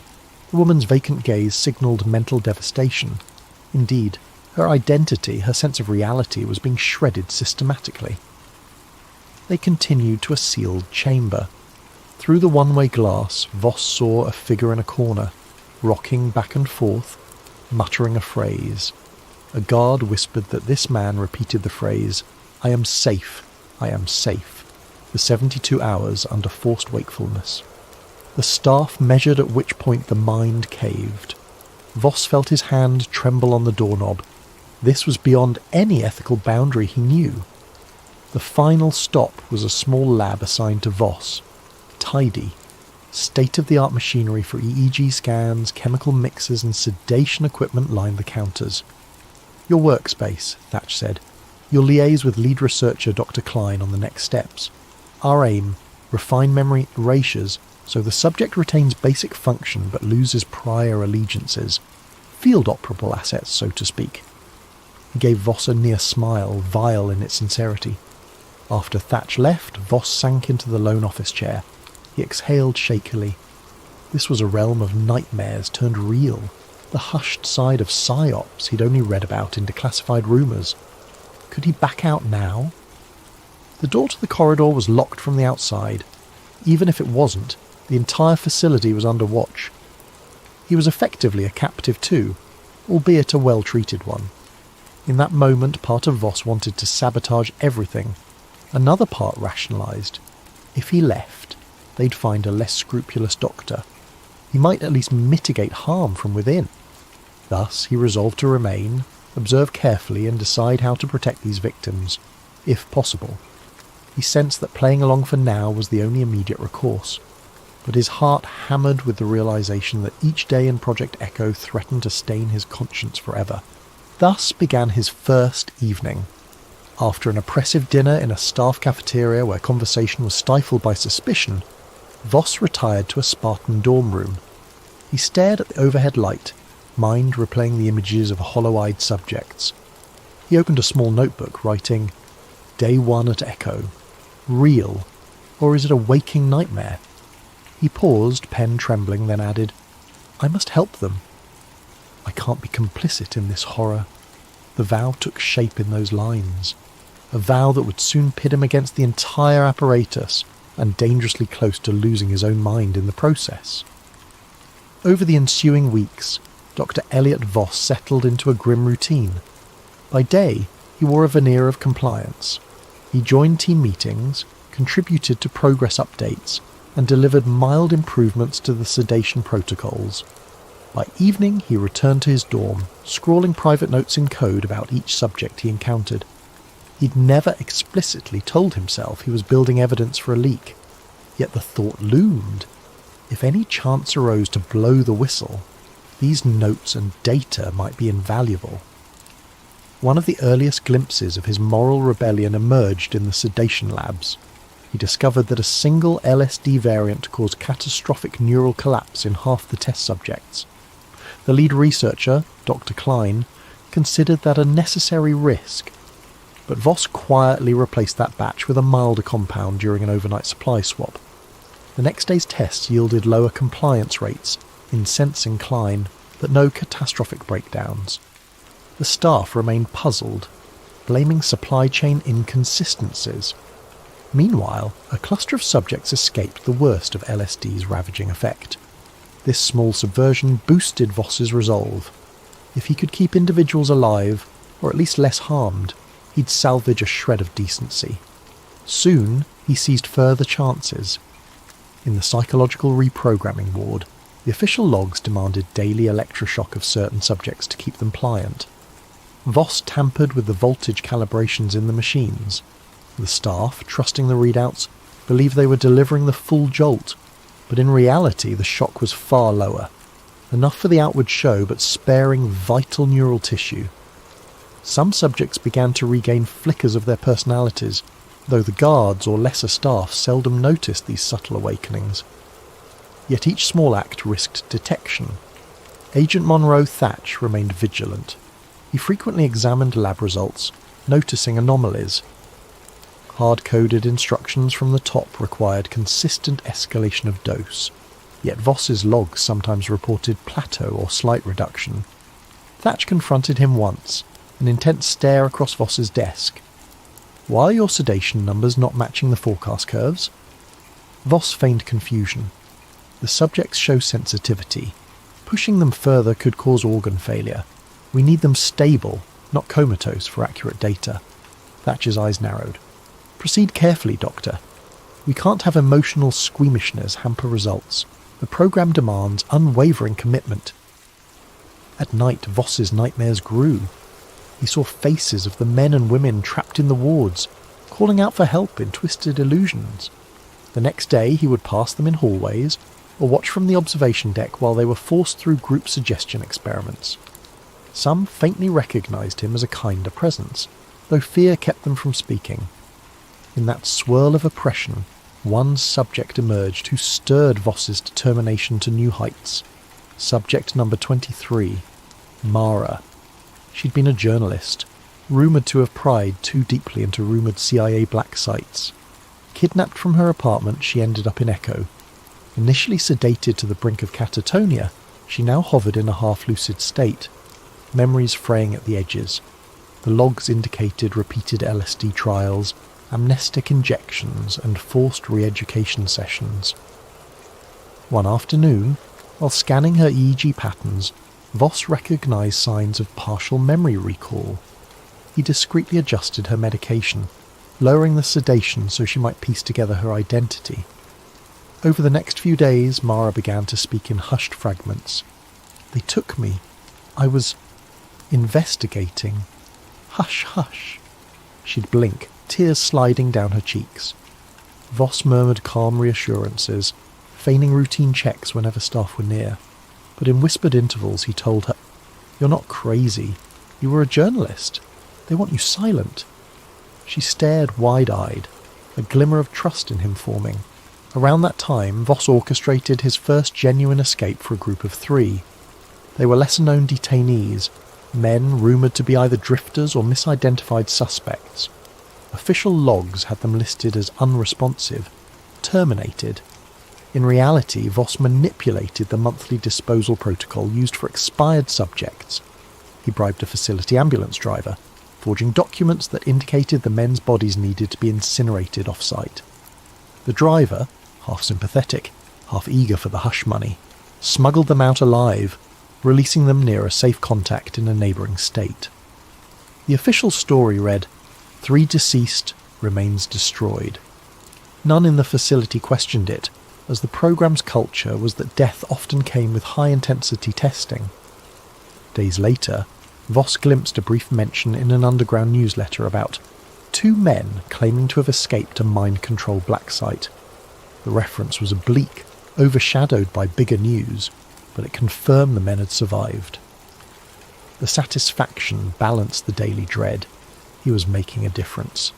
Inevitably, suspicious details mounted. Thatch compiled a list of oddities, sedation logs not aligning with standard progression, and apparent sabotage of LSD supplies, puzzling anomalies in electroshock calibrations. He confronted Dr. Klein, who shrugged and pinned blame on incompetent lab techs. Thatch, unconvinced, began monitoring the labs more closely.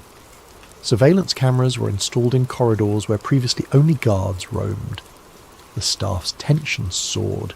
People whispered about a traitor in the ranks. Mara's partial awakening threatened to accelerate that tension. She recalled scattered details. I wrote about covert experiments. I found leads. Then they came. She became convinced she had evidence locked away in some safe deposit box. If only she could get out, contact her old editor. Voss realised that if they freed Mara and she reconnected with her network, the entire Echo operation could be exposed. He urged caution, but the time might come for a major leak. He began compiling more thorough evidence, tapes of sessions, chemical batch numbers, statements from staff. This was no longer small sabotage. It was heading for an all-out revelation, if they pulled it off. But the noose tightened. One evening, a junior staffer who'd glimpsed Voss's tampered logs confronted him quietly. "Doctor, I know you're altering the dosage records. If they discover it, we're done. I can't lose my job." Fear emanated from the staffer's eyes. Voss tried to reassure him, claiming it was only calibrations to ensure stable data. The staffer seemed partly convinced, yet the whisper that a traitor existed was out. Faced with the inevitability that Thatch would soon piece it all together, Voss concluded they had to act soon. He told Mara, "When I trigger your final sedation test tomorrow, it'll be a ruse. We'll fake your body as deceased. If all goes well, I'll place you on the same disposal run that I used before. You must get out, find a journalist or safe contact, and blow the lid off Project Echo. That's the only way to stop them from hunting me or recapturing you." Mara, trembling, agreed. Her memories, though incomplete, burned with enough clarity to know that once outside she could expose everything, including the role of powerful officials. Thus the quiet revolt escalated into a plan for a full-blown leak. Voss spent a sleepless night forging documents, labelling Mara's condition as terminal adverse LSD reaction. A single slip, a single suspicious guard, and it would fail. He prayed that luck or justice would be on their side. The next day, under the fluorescent hum of the sedation ward, he prepared the final dose for Mara. If all went to plan, it would appear lethal to those who glanced at the monitors. If not, they'd both pay with their lives. The morning air in the sedation ward felt stale, as if all the walls exhaled dread.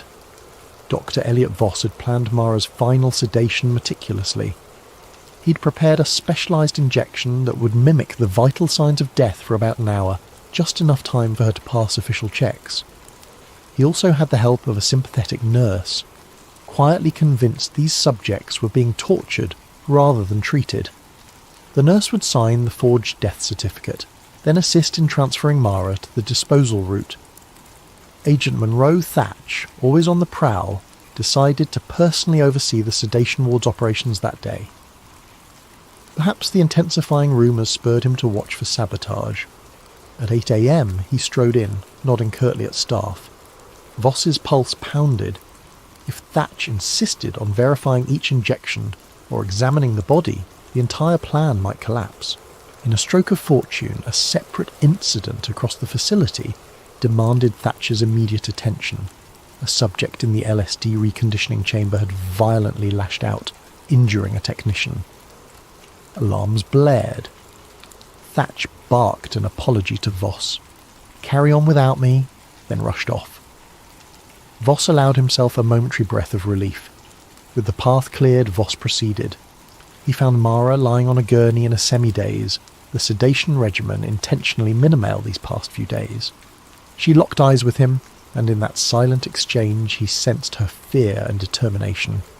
"This is it," he whispered. "Once the injection takes hold, you'll appear in a comatose or near-death state. The nurse will record your final breath." Mara nodded, voice shaky. "What if I don't wake up? Or if they discover the ruse?" Voss swallowed. "We have no alternative. Trust me." He administered the injection, then monitored her vitals. Within minutes, Mara's heartbeat slowed to an almost imperceptible rate, her respiration dropping to faint levels. She looked disturbingly lifeless, though a doctor examining closely might sense the subtle difference. The nurse hovered by Voss's side, forging the official time of death. "Deceased, subject number 23, LSD-induced catatonia and systemic shock," the chart read. Mara was wheeled to the body disposal unit, a euphemism for the corridor leading to the incinerator. There, a gurney waited to be rolled inside. The staff who typically oversaw this station were accustomed to treating each body as just another casualty in the program's pursuit of progress. Voss told them, "She's gone. The logs are signed." They glanced at the form, nodded. No further questions. It stung him that human life had become so trivial here. But in their numb acceptance lay an advantage. None suspected deception. A short while later, a security alarm beeped at the disposal gate. An ambulance was inbound to handle off-site incineration for multiple bodies that had piled up. One of them was Mara. This was the route Voss had used before to free detainees. He parted from the nurse with a subtle nod, hoping to see Mara again, but uncertain. The plan demanded that once out, she find the safe contact, blow the whistle, and vanish. Voss felt both terror and hope swirling in his chest as the ambulance rolled out of the facility gates. But fate had a twist. Within an hour, Agent Thatch returned to Voss's lab. The earlier incident was resolved, yet Thatch's mood bristled with suspicion. He asked, "So, Doctor?" "Voss, I see you had a death this morning. Another LSD complication?" Voss feigned sorrow. "Yes, subject number 23. She'd been on advanced trials." The data spiked unpredictably. She passed quickly. Thatcher's gaze drilled into him. "I find it odd. 23 was stable just days ago with talk of new protocols. What changed so drastically?" A wave of anxiety threatened Voss's composure. The final LSD variant proved lethal in her case. "I regret we couldn't intervene. She collapsed swiftly." He managed to keep his voice steady, though Thatcher's posture indicated mistrust. "Show me the logs. All details," Thatch demanded. Together they pored over the sedation records, ECG readouts, all forged or manipulated by Voss. The reading seemed consistent on the surface. Thatch narrowed his eyes. "We're losing an unusual number of subjects to adverse reactions lately. Doesn't that hamper your data?" Voss contrived a clinical tone. "Yes, it does. We're pushing the boundaries of LSD derivatives. Mortality is high." A moment of tension. Then Thatch grunted. "I'll be investigating further," and stepped out. The door slid shut with a whisper, leaving Voss trembling. It was only a matter of time before Thatch demanded a more thorough autopsy or recheck number 23's body. By then, though, the ambulance would have disposed of the corpse. At least that was the official story. With luck, Mara would be far from here. Sure enough, the next day, Thatch tried to confirm number 23's remains. He encountered only an empty incinerator schedule slot. The staff told him it had gone out in the morning run. Thatch demanded the driver's route logs, but the driver was back with the vehicle, everything in standard order, none the wiser. Thatcher's frustration soared. "A body disappears too conveniently," he said, glaring at Voss. "Coincidence? Or are you playing me?" Voss feigned indignation. "Agent, do you suggest I orchestrated a false death? For what purpose?" Thatcher's silence was telling. Meanwhile, outside the facility, the nurse's contact was supposed to rouse Mara from her artificially induced near-death state. She would then slip away to meet the journalist or safe house. Voss could only hope all went well. The entire plan hinged on her regaining enough clarity to recall the horrors she endured. If her memory was still patchy, the leak might falter, but it was a risk worth taking. Back inside Echo, a storm brewed. Thatch intensified background checks on staff, scanned data meticulously. The higher-ups demanded results from the memory wiping trials, yet logs showed uncharacteristic anomalies. Soon, an emergency staff meeting was called. All scientists, doctors and technicians had to attend. Voss recognised the gravity. This was likely Thatcher's tactic to corner the saboteur publicly. Sure enough, at that meeting, Thatch revealed new security protocols. Cameras would be installed in the labs, sedation wards, even staff hallways. "Too many irregularities have plagued us," he said icily. "No more. We suspect an insider facilitating leaks or faking data. Any who conspire will face immediate repercussions." The room fell into anxious silence. Some staff, not complicit, still had known nothing about the recent escapes, but their fear soared. Meanwhile, Voss watched Thatcher's gaze linger on him a beat too long. The message was clear. "I'm on to you." Still reeling, Voss retreated to his dorm that evening. He realised Mara's rescue was the high point. With security tightening, he might not manage another extraction. The next big step was a direct leak, one that pinned the entire operation to the public eye. Could he do it alone? Did Mara truly escape, or had something gone wrong? The swirling questions tormented him, but time was short. If Thatch pinned evidence on him, it was over. If he fled, they'd hunt him. The only real hope was to blow the whistle widely enough that the conspirators couldn't bury him quietly. Thus, the stage was set for a final confrontation. Voss would gather the microfilm archives, documentation of the program's origins, the internal memos from a shadowy chain of command. He'd risk everything to get them out. The fate of hundreds of detainees, and perhaps his own life, hung on a knife's edge. Within days, Agent Monroe Thatch escalated the crackdown.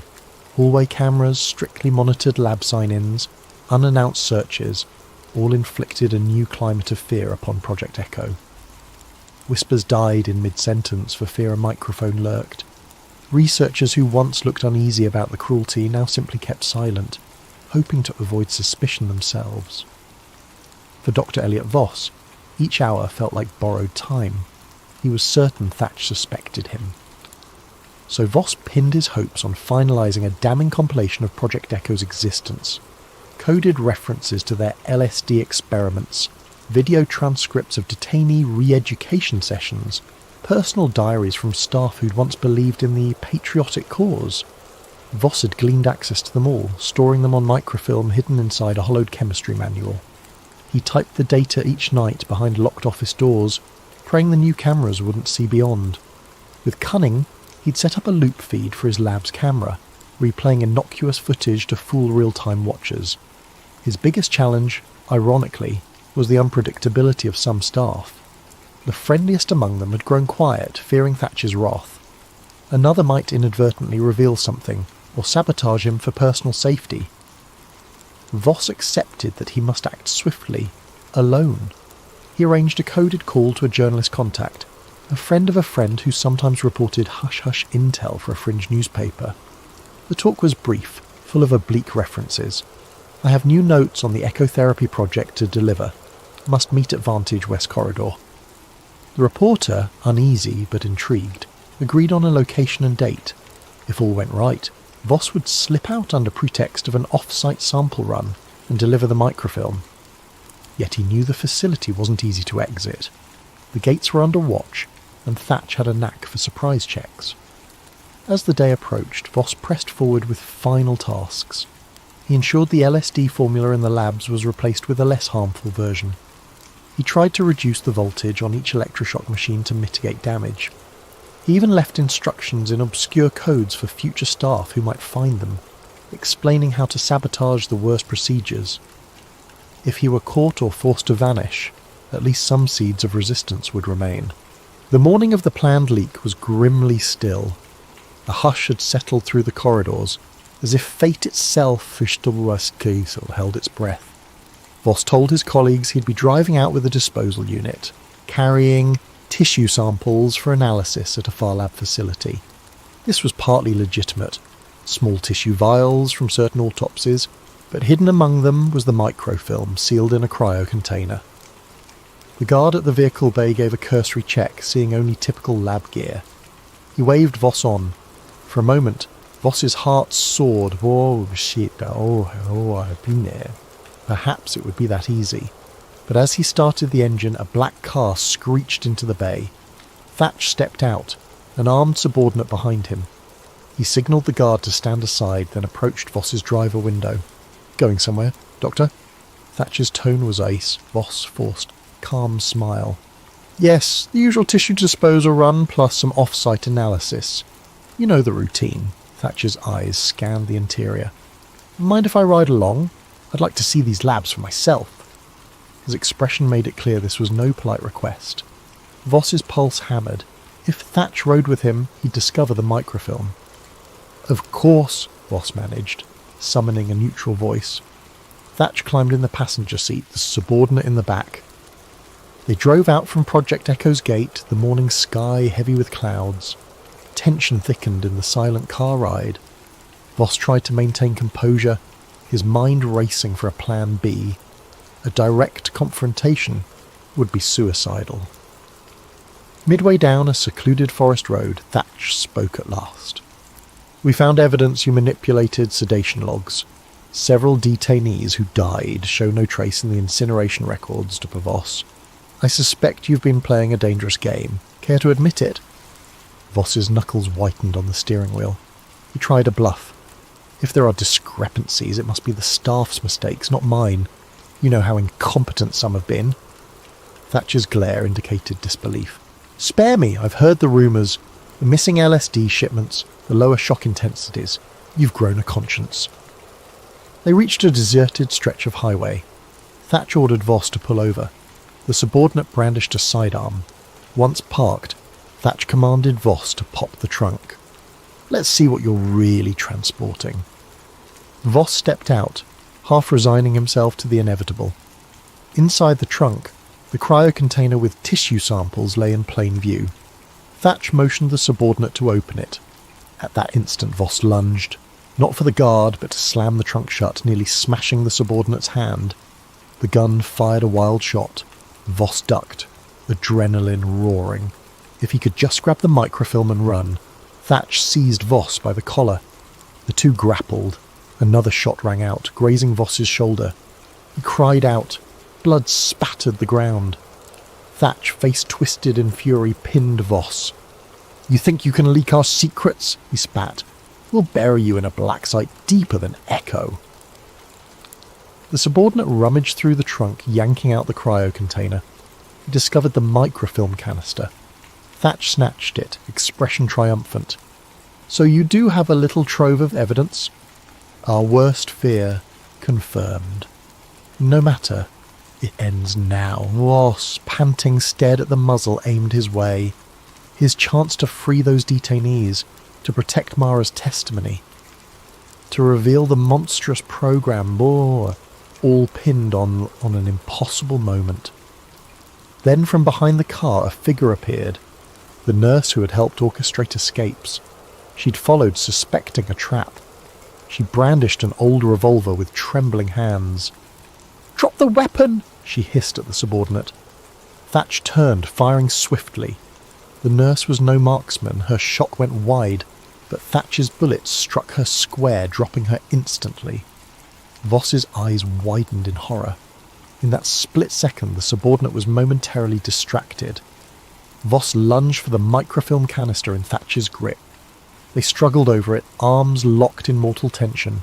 A single shot thundered again. This time it was the subordinate's gun, finishing off the nurse. Voss felt hope draining. With a savage twist, Thatch hammered Voss's wounded shoulder. Pain flared, and the canister slipped from Voss's hand onto the roadside. The subordinate kicked it away, retrieving it for Thatch. Blood dripped from Voss's mouth as he coughed out words. "You can't hide everything," Thatch sneered. "We don't need to hide everything, just enough. And you, DeVos, will be a tragic accident. A meltdown in the lab, perhaps. Or a recorded suicide." He nodded to the subordinate. "Bag him. We're returning to Echo." Chained and bleeding in the back seat, to Elliot Voss felt each bump in the road jar the bullet wound in his shoulder. His vision blurred from blood loss and shock. Agent Monroe, Thatch and the subordinate drove them back to Project Echo. The microfilm canister sat at Thatch's side, a trophy of victory. The hush in the car was broken only by Voss's ragged breathing. On arrival, Voss was taken to an isolated sublevel, a reprocessing wing he'd never visited.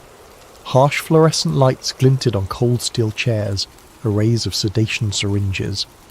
Thatch dismissed the subordinate, wanting this done quietly. "You had potential, Voss," he said, spitting the words with scorn, "but you let sentiment ruin you. Now you'll vanish." Voss's mind reeled. He pictured the detainees he'd saved, the mild sabotage. He thought of Mara, hopefully outside, ready to speak to the world. If she succeeded in contacting journalists, maybe Project Echo could still be exposed. But if Thatch's men recaptured her, everything was lost. Voss's blood chilled. As Thatch prepared a lethal injection, likely to pass off as an on-site lab accident, a siren blared overhead. A frantic voice on the intercom. "Security breach! Unidentified infiltration at the main gate!" Thatch froze, cursing. He shoved the syringe into a tray and stormed out to address the alarm. Voss slumped, battered but not quite dead, cuffed to a gurney. The minutes crawled. Eventually, a trembling lab assistant approached. She recognized Voss and mumbled, "I can't believe this. They said you're a traitor, but you always were kind to the subjects." Summoning the last shred of empathy, she unfastened his cuffs. "Go. If they find me, I'll say you overpowered me." Voss, eyes brimming with gratitude, mustered enough energy to stand. He grabbed a lab coat to stanch his wound and stumbled through deserted corridors. The facility was in partial lockdown, but the sudden infiltration at the gate seemed to have drawn most guards there. Flickering overhead lights cast an eerie gloom. Up ahead, echoing footsteps, Voss ducked into a storeroom. He discovered some unmarked personal protective gear, a face mask, a battered cap. Slipping them on, he limped toward the exit he used for the ambulance route. If he reached that door, maybe he could slip away in the chaos. Near the ambulance bay, however, he found a half-dozen armed men scurrying about. They wore suits, not standard security gear, possibly CIA watchers responding to the infiltration. Hiding behind crates, Voss overheard scraps of chatter. "We have the microfilm. We can't let the infiltration succeed. Thatch has Voss in custody." They seemed uncertain if the infiltration was a decoy for Voss's breakout or something else.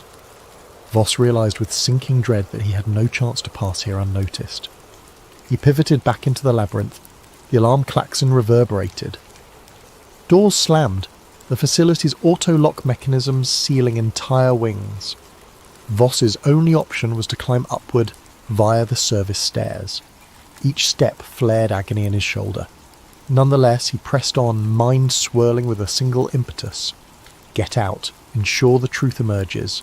If the infiltration was Mara, or someone allied with her, that might buy him precious time. On the upper level, he discovered chaos. Lights flickered, staff ran in multiple directions, a few labs had been forcibly opened, detainees stumbling out in confusion. Something big was happening. A nurse he recognized as sympathetic dashed by, eyes wide with terror. She gasped upon seeing him alive. "They're releasing the subjects," she whispered. "All the sedation wards, a meltdown. Don't know who triggered it." Then she hurried off, guiding a confused detainee. Amid the swirling panic, Voss glimpsed an improbable figure. Mara, hair dishevelled, brandishing a small pistol, leading a line of unsteady detainees. A battered staff ID hung from her neck, She caught Voss's eye across the corridor, relief flooding her face. Somehow she'd come back inside. "Doctor!" she called. He staggered over. She explained in breathless words. After the ambulance escape, she made contact with a covert group determined to rescue more detainees. They'd planned a covert infiltration.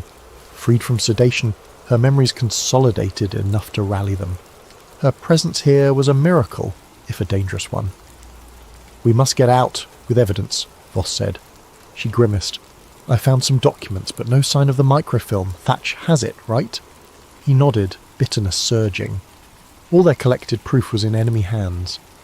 But a partial record might still suffice. The large group of detainees, though traumatized, could testify to the horrors. "Let's go," Voss urged. They wove through trembling corridors, stepping over debris. Sirens wailed anew. Occasional gunshots rattled the air. Some detainees, in a frenzy, attacked guards, others cowered. The building's hush had become pandemonium. At an emergency exit, they found Thatch blocking the way, pistol drawn, his face a mask of cold wrath. "This ends now," he spat. "Voss, you have no idea the forces you're up against." He aimed at Voss, but Mara levelled her gun in return, unsteady but determined. A standoff formed. Thatcher's men advanced from behind. Voss realised time was up. If they captured the detainees, everything was undone. Mara squeezed the trigger, a shot that nicked Thatcher's arm. He hissed in pain, returning fire. Bullets shattered glass. The detainees scattered, some fleeing through the partially open door. Voss shoved an overturned desk for cover. Another bullet hammered into the metal, sparks flying. At that juncture, a cluster of detainees overcame Thatcher's men from behind, tackling them with raw desperation. In the chaos, Thatch was pulled down. Mara seized the chance, pulling Voss to his feet. He reeled from blood loss. She half carried him through the door. Fresh air greeted them, an overcast sky, a swirl of government vehicles half ablaze as the infiltration group clashed with security. Some unknown allies beckoned them into an unmarked van. Within minutes the van sped off. Shots echoed behind, but the van's driver evaded pursuit along a back road. Inside, Voss slumped, vision tunnelling. Mara pressed cloth to his shoulder, tears filling her eyes. "Stay with me, Doc. You gave me back my mind. We'll save you too." He blinked, half-conscious. The detainees huddled around, a battered congregation yearning for freedom. Days later, as Voss hovered in a safe house, drifting in and out of fever, the infiltration group compiled testimonies from rescued detainees. Some had partial memory, others remembered it all. Though the microfilm was lost, they had enough direct eyewitness accounts. They fed these stories to a handful of clandestine journalists. In bold headlines, overshadowed by official denials, the name Project Echo emerged in fringe publications. The CIA quickly labelled it baseless conspiracy. Most mainstream outlets scorned it for lacking conclusive proof. Yet behind the scenes, ripples formed. Some in the government quietly ended Echo's operations, fearing exposure. The lab was quietly disbanded, the staff reassigned. Officially to Elliot Voss perished in a laboratory accident. No body recovered. The facility's halls were sanitised and repurposed. As for Mara, she went underground, carrying a bound, battered journal of Voss's secret notes. She vowed to keep telling the story, no matter how many times official channels tried to bury it. In the hush of a distant city, a final scene unfolds. Mara walking alone, hood drawn. She clutches that worn journal. She passes a street corner where a newspaper kiosk displays a rag with a headline about experimental mind control, real or hoax. She tucks the journal under her arm, gazing at the curious passers-by. A faint, determined smile crosses her face. For though Dr. Elliot Voss gave his life, the truth behind Project Echo lives on, quietly awaiting the moment to spark a wider awakening. And for those who read the small print or listen with open ears, the echoes of that horrifying program ring out, an unsettling reminder of how easily the boundaries of science and morality can shatter when power goes unchecked.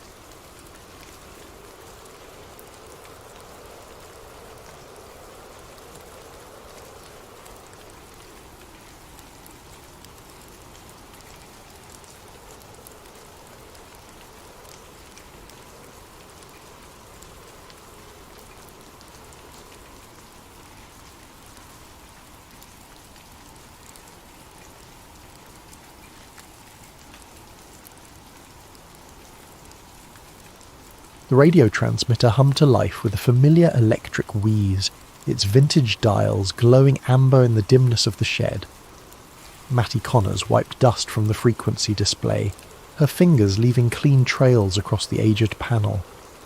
Her father's ancient ham radio equipment had sat untouched for nearly a decade, but tonight, on her 25th birthday, seemed like the perfect time to resurrect it.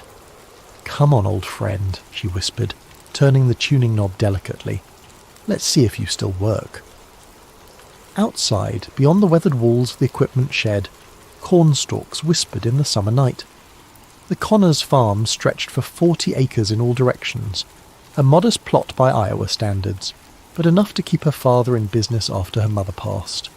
Enough to keep Mattie trapped in Granger when her engineering scholarship fell through. Enough empty space to broadcast music that no one would hear. The transmitter's needle jumped, finding power. Static hissed through the speakers. Mattie checked her phone's FM radio app, searching for an empty frequency to experiment with. Most of the dial was dead air this far from Des Moines, just how she wanted it. She settled on 88.1 FM, twisted the broadcast dial to match, and waited. The static changed. Not suddenly, but in such a subtle shift that she almost missed it. The white noise acquired rhythm, a soft, regular thump that reminded her of a heartbeat, but mechanical, precise, too regular for anything natural. "That's weird," she muttered, checking connections. The transmitter wasn't actually broadcasting yet. It was receiving. The rhythmic pulse continued, now joined by a faint high-pitched tone that danced above the lower beat. It reminded her of the harmonic pattern generators she'd built during her brief engineering stint at Iowa State. The sound was almost mathematical in its precision. Mattie glanced at her watch. 3:33 a.m. She grabbed her phone and started recording, holding the microphone close to the radio's speaker. After a full minute, the signal abruptly cut off, returning to pure static. Back in her bedroom, Mattie downloaded the audio file and opened her sound editing software. She hadn't used these programs since dropping out of college, but some skills never quite disappeared. She ran the signal through a spectrogram analysis, watching as the visual representation of the sound materialized on her screen. What she saw made her sit back in her chair. The patterns weren't random. The high-pitched overtones, when mapped visually, created distinct numerical sequences. First 7 prime numbers, then what appeared to be the beginning of a Fibonacci sequence. This wasn't terrestrial interference or random cosmic noise. This was structured, intelligent. "What the hell?" she whispered, running the analysis again. By sunrise, Mattie had created 3 different spectrograms and converted portions of the signal into numerical values. She'd spent hours on Reddit forums for audio engineers and amateur astronomers, eventually posting her findings with a simple question. Found weird signal on 88.1 FM in rural Iowa. Any ideas what this could be? She attached the audio file and her preliminary analysis before collapsing into bed, the morning chores temporarily forgotten. Her last conscious thought was that she should check the frequency again the following night. When she woke at noon, her post had been removed, not just downvoted or flagged, completely gone, as if it had never existed. Her browser history showed she'd visited the site, but the post itself had vanished. More disturbing still, the audio file she'd uploaded to her cloud drive was gone too. "Dad," she called, heading downstairs, "did you use my computer this morning?" Walter Connors sat at the kitchen table, his weathered hands wrapped around a coffee mug. At 63, he maintained the stoic demeanour of someone who had spent a lifetime watching seeds grow into crops, only to be harvested and planted again. Patience lived in the creases around his eyes. "Didn't touch it," he replied, not looking up from his newspaper. "Why?" "Some files went missing," Mattie said, pouring herself coffee. "Weird stuff I recorded last night on your old radio setup." Her father's hand stilled, coffee mug halfway to his lips. What frequency? The question struck her as odd. 88.1. Why? Walter carefully folded his newspaper, a deliberate movement that Matty recognised as his way of buying time. That old transmitter picks up all kinds of interference, probably just noise from the power lines. Power line noise doesn't transmit prime number sequences, Dad. The kitchen fell silent except for the ticking of the ancient wall clock. Walter cleared his throat. "Sometimes it's better not to broadcast what you hear," he said finally, "especially around here." "What's that supposed to mean?" Matty pressed. Walter stood, rinsing his mug at the sink. "Just saying some signals aren't meant to be shared." He left for the fields before she could question him further, but his reaction only intensified her curiosity. What did her father know about a random radio frequency? Why would he care if she shared what she'd found? That afternoon, Matty drove into town, laptop tucked under her arm. The Granger Public Library was small but offered free Wi-Fi that wasn't linked to her home network. She uploaded her recordings again, this time to a more obscure forum dedicated to unexplained radio phenomena. Within an hour she had 3 responses. Definitely artificial. Pattern repeats exactly every 42.7 seconds. Looks like SETI stuff. Where exactly did you record this? Check your DMS. The direct message came from a user named RadioSilence_1977. Take this down immediately. They monitor these forums. 88.1 is part of Node 0. Not your discovery, not the first time. Call the number in your area that ends with 3333 if you need to understand why this matters. Matty stared at the message, a chill running through her despite the summer heat. She started typing a response when the library's internet connection suddenly dropped. The librarian announced they were experiencing technical difficulties. By the time Matty returned home, her forum post had vanished too. That evening, as sunset painted the cornfields in golden shadow, Matty noticed something unusual from her bedroom window. A utility truck parked at the edge of their property. 2 men in matching grey uniforms stood beside it, looking toward the house. Though too distant to see clearly, something about their synchronized movements seemed unnatural, as if they were mirrors of each other. When she blinked, they were gone. The truck, too. Only empty road remained. At exactly 3:33 a.m., Matty sat in the equipment shed, headphones on, the radio tuned to 88.1 FM. The signal returned, stronger tonight, its pulsing rhythms somehow more urgent. The mathematical sequences had evolved, growing more complex. In the distance, she could have sworn she heard the cornstalks rustling in perfect synchronization with the beat. Matty woke to the sound of her computer rebooting, the distinctive startup chime jolting her from sleep. The clock on her nightstand read 3:33 a.m.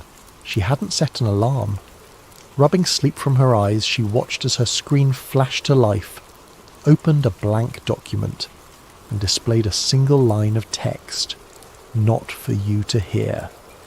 The cursor blinked rhythmically before the computer shut itself down. Matty sat frozen, heart hammering in her chest. She hadn't touched the keyboard. She hadn't even been near the computer. Morning brought no clarity, only more questions. While checking the fence line after breakfast, she discovered a perfect circle in the cornfield, about 10 feet in diameter, where the stalks lay flat against the ground, spiralling inward toward a centre point. The corn wasn't broken or damaged, just uniformly bent as if pressed down by an invisible hand. "Dad!" she called out, finding Walter inspecting an irrigation pump nearby. "Come look at this." Her father approached slowly, his face unreadable as he surveyed the formation. "Wind damage," he said flatly. "Wind doesn't create perfect circles with mathematical precision," Matty argued, "and it doesn't just happen to show up after I record that signal." Walter sighed heavily. "Leave it alone, Matty. Please." "Why won't you tell me what you know about this?" She gestured toward the flattened corn. "This isn't normal, and you're acting like it's just another Tuesday." Her father removed his cap, running a hand through thinning grey hair. "I worked radar systems before I inherited this farm. Air Force, 1985 to 1991.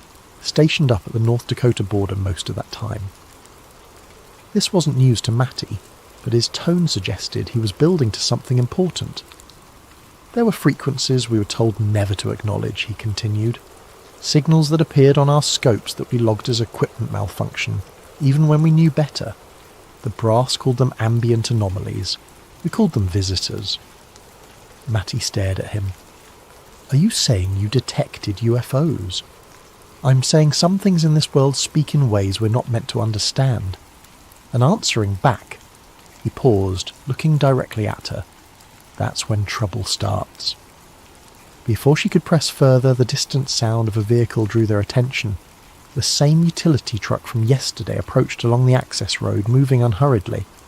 Go inside, Walter said quietly. Who are they?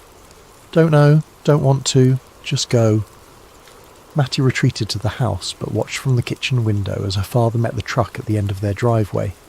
Two men emerged, identical in height and build, wearing matching grey uniforms. Even from this distance, their movements seemed eerily coordinated. They spoke briefly with Walter, who nodded several times. One of them handed him what appeared to be a business card. Then they departed, the truck disappearing down the dusty road. Walter returned to the house, his expression troubled. Electric company, he said, before Matty could ask. Checking lines. In matching uniforms with synchronised walks? Come on, Dad. He placed the card on the counter. It was blank except for a phone number, one that ended in 3333. Sometimes, Walter said carefully, it's better to ask permission than forgiveness.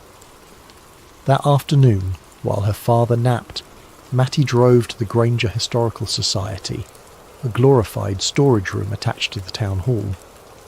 The elderly volunteer seemed surprised to have a visitor. Looking for information on any radio stations or transmission towers that might have operated around here, Matty explained, especially during the Cold War. The woman pursed her lips. That'd be the old emergency broadcast station, I suppose. Closed down in 97 or thereabouts. Never did much broadcasting that I recall. Where was it located? About 8 miles north of town. Nothing left now but the foundation. With directions in hand, Matty found the site easily enough. A concrete slab obscured by weeds, with the rusted remains of a tower anchor still visible. What caught her attention, however, was what lay beneath. A sealed metal hatch, its surface weathered but intact, emblazoned with faded government markings. She photographed everything, particularly the designation stencilled on the hatch. ARCS Node 0. Back home, Matty began researching ARCS and found sparse references to the Agricultural Region Communication System, ostensibly created to warn rural communities of nuclear threats. But one declassified document mentioned passive monitoring capabilities and anomalous frequency capture. She expanded her search to include other similar stations and discovered something remarkable. Satellite maps showed 6 former ARCS stations formed a perfect hexagon across Iowa, Nebraska, and South Dakota, with Granger precisely at its centre. That night, at 3:33 a.m, the signal returned, stronger, clearer. But this time, embedded within its mathematical pattern was something new. Her name, converted to binary code. The signal knew who was listening. As dawn broke, Matty found a note slipped under the front door. Do not transmit. It hers.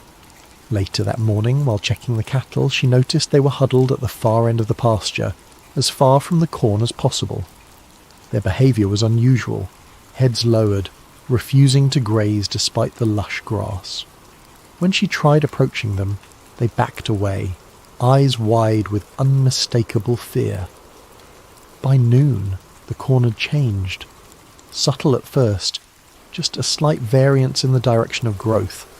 But as Matty walked the rows, she realised entire sections were now growing in clockwise spirals rather than straight lines. The stalks twisted around each other in patterns that mimicked the frequency readouts from her computer. She tried calling the number on the blank card. A mechanical voice answered, reciting what sounded like random numbers before disconnecting. When she redialed, a different voice answered, human this time, but strangely flat.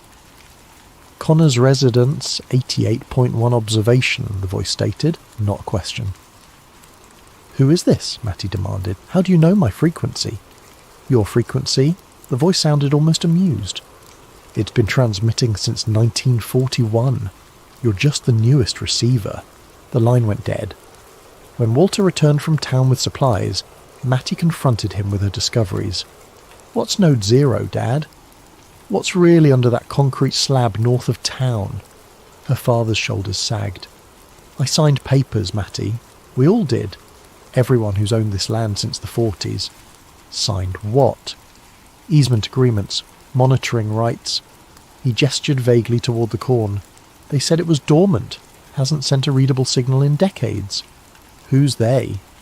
People who know enough to be afraid, Walter answered, and smart enough not to interfere. That night Matty dreamed of cornfields that moved like ocean waves, pulsing in rhythm to an unseen heartbeat. In the dream, she walked to the centre of their property where the ground began to split open, revealing not soil but a vast mechanical eye, ancient yet somehow alive, peering up at the stars. She awoke to find her bedroom filled with a pale blue light that seemed to emanate from nowhere and everywhere at once. Her computer screen showed spectrogram patterns forming and dissolving without input. In the corner of her room stood two identical silhouettes, the men from the utility truck, though she hadn't heard anyone enter the house. She's resonating now, one said, voice oddly distorted. Becoming antenna, the other replied. Matty reached for the bedside lamp, but the figures were gone before the light came on. The locals called it pressure front weather, that peculiar stillness before a storm when the air feels charged with anticipation. But the clouds gathering over Granger that morning carried no rain, only an unnatural darkness that seemed to absorb the sunlight. Matty stood on the porch, watching barn swallows dart nervously across the sky before disappearing entirely. Even the insects had gone quiet. The corn, however, hadn't stopped its strange transformation, now growing nearly 6 inches taller than normal, with stalks that twisted toward the centre of the property instead of reaching for the sun. Her phone vibrated with a text from an unknown number. The pattern completes today. Stay indoors after sunset. She tried responding, but the message bounced back as undeliverable. Walter had left before dawn for a farm supply auction in Des Moines, leaving Matty alone with her mounting questions and the increasingly alien landscape of their once familiar farm. She decided it was time to find answers elsewhere. The Granger Public Library's local history section was modest, but contained yellowed newspaper archives dating back to the 1930s. Matty requested everything they had about the founding of the emergency broadcast station. Funny you should ask, the librarian said, retrieving a dusty folder. Someone else was looking into those old stations just last month, left this research behind. The folder contained photocopied articles about the station's construction in 1941, alongside what appeared to be handwritten research notes in Cyrillic script. Clipped to these was a faded black and white photograph showing 7 men in military uniforms standing before the partially constructed radio tower. On the back, someone had written, Joint Monitoring Initiative, US-USSR, 1941. This can't be right, Matty muttered. The Americans and Soviets weren't allies until months after Pearl Harbor, which happened in December 1941. Yet this photo was dated April 1941, 8 months earlier. Stranger still was the diagram that fell from between the pages, a technical schematic labelled Receiving Configuration, Subterranean Frequency Capture. The drawing showed the radio tower's foundations extending far deeper than necessary, connecting to what appeared to be a pre-existing underground structure. As she photographed these documents with her phone, Matty noticed a sealed envelope tucked into the folder's pocket. Inside was a handwritten letter, the paper brittle with age. August 15th, 1982. To whoever finds this account, my name is Alexei Baranov, formerly captain of Soviet Air Defense Forces. I am what your government calls a defector, Though I did not leave for politics or freedom. I left because both our nations lie about what sleeps beneath your American heartland. In 1982, I was assigned to a joint monitoring project, officially designated as atmospheric research, but our true purpose was to track signals from an object discovered in 1926. American farmers found it after a meteorite impact, except it was no meteorite. The object was manufactured, ancient, and buried far deeper than any natural impact could explain. Neither government wished to acknowledge it publicly. Instead, they built a network of listening posts disguised as rural radio stations. 6 stations to triangulate, with Granger at the centre. For decades, the object remained dormant, emitting only faint pulses at regular intervals, like a heartbeat in hibernation. But something has changed. The mathematicians say the pattern is evolving, becoming more complex. The object is waking up. It sends signals outward now, not just to our stations, but to the stars. I write this because I believe people deserve warning. When the pattern completes, when it establishes the connection it seeks, I fear what might answer. If you are reading this, look to the fields. They will change first. A.B. Mattie's hands trembled as she folded the letter. The date, 1982, coincided with her father's early Air Force service. Had he known about this all along? Outside the library, the strange weather had intensified. The sky had darkened to a greenish copper hue that typically preceded tornadoes, yet the air remained perfectly still. Her phone showed no service, and the town seemed eerily deserted for a weekday afternoon. As she drove back toward the farm, Mattie noticed something impossible. The cornfields along the highway had changed direction since morning. Miles of crops that had previously grown in conventional rows now formed elaborate spiral patterns visible even from ground level. The effect was disorienting, creating optical illusions that made the landscape appear to breathe. The utility truck waited at her driveway, the identical men standing motionless beside it. This time Mattie didn't avoid them. She parked directly in front and got out. "Who are you really?" she demanded. "What's happening to our farm?" The men regarded her with identical blank expressions. Up close, their similarities were even more unsettling. Not just their builds and uniforms, but their faces shared the same flat affect, as if emotions were concepts they'd only recently encountered. "Resonance testing," one said. "Calibration complete," added the other. "That doesn't tell me anything," Mattie pressed. "What's underneath our farm? What's ARCS Node 0? The first man tilted his head. "Not what? Who?" "It was always listening," said the second. "Now it's answering." "Answering what?" The question it was sent to ask. They handed her another blank card, this one containing only geographic coordinates. Without another word, they returned to their truck and drove away. Mattie entered the coordinates into her phone's map application. They matched the exact centre of their property, a spot where the corn grew tallest, where the spiral patterns converged. By the time she reached the house, the sun had nearly set, casting long shadows through the twisted cornfields. The coordinates led to a section they rarely farmed, a slight depression that tended to flood during heavy rains. Her father had always avoided planting there, claiming the soil was poor. Now she understood why. The ground at the centre had changed, the soil darkening to an almost metallic sheen. As twilight deepened, the dirt began to emit a faint luminescence, pulsing with the same rhythm as the radio signal. Mattie's phone chimed with a text from her father. "Don't go near the centre field. Coming home now." Too late. She was already standing at the edge of the depression, watching as the ground continued its transformation. The dirt was shifting, revealing glimpses of something solid underneath. Something with geometric patterns etched into its surface. Her phone rang. Unknown caller. "Matilda Connors," said a voice she recognised from her earlier call. "You need to leave immediately. The pattern completes at 3:33. "What happens then?" she asked. It finishes constructing the receiver, and then it waits for instructions. From who? A pause. We don't know. That's what scares us.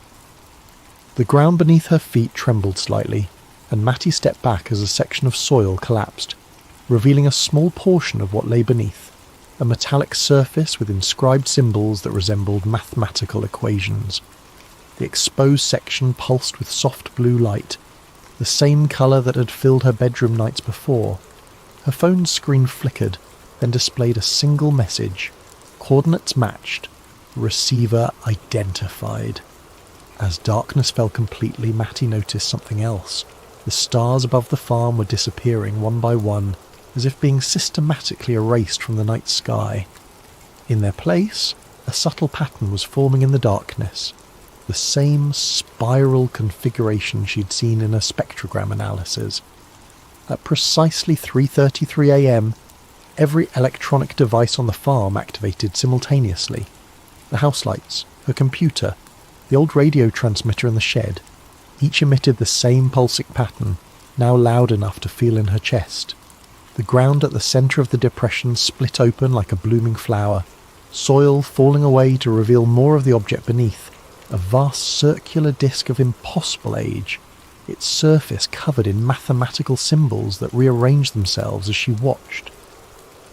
From this exposed section, a beam of coherent light shot straight upward into the night sky, piercing the spiral void where stars had been. The transmission had begun.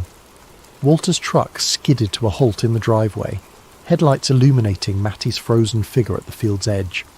He ran toward her, panic evident in every movement. "Get back to the house," he shouted over the now audible hum emanating from the exposed disc. "It's not safe." Matty couldn't move, transfixed by the beam of light connecting Earth to sky. "What is it, Dad? Really?" Walter reached her side, breathless. "They called it a beacon when I was stationed at the monitoring facility. Supposedly dormant for millennia until a lightning strike partially activated it in 1926. They built the listening posts to study it without disturbing it further." "They who?" "Started as a joint Soviet-American project before the Cold War, later expanded to include others, scientists, military, people who understood the implications." The humming intensified, and the beam of light widened, creating a cylindrical column that distorted everything seen through it. The air within seemed to bend, creating impossible geometries. "We need to go," Walter insisted, tugging her arm. "They're evacuating everyone within the zone." "Evacuating? Why now?" "Because it's never done this before." He gestured toward the light. "It's been receiving for decades, signals from somewhere beyond our solar system. Now it's transmitting back." The ground trembled again, more sections of soil collapsing to reveal additional portions of the buried disc, far larger than Matty had initially imagined. Not just a probe or small craft, but something massive. As they retreated toward the house, the utility truck returned, accompanied now by 3 identical black SUVs. Men in dark uniforms poured out, carrying equipment Matty didn't recognise. One approached them directly, older than the rest, with the bearing of someone accustomed to authority.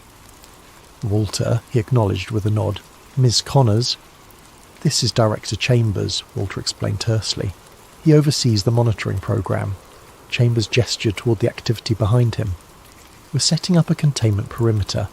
That signal you discovered, Ms. Connors, the one at 88.1 FM, it was never meant to be heard by human ears. It was a maintenance frequency designed to keep the beacon in dormant mode.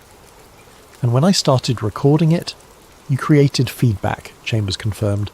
"The system detected active monitoring and interpreted it as an activation command." One of the twins from the utility truck approached, handing Chambers a tablet. "Triangulation complete," he reported. "Signal target identified." "Where's it transmitting to?" Matty asked. Chambers studied the tablet, his expression grim. "Approximately 96 light-years from Earth. A star system we've been monitoring since 1977, when we detected the first response to the beacon's passive emissions." "Response?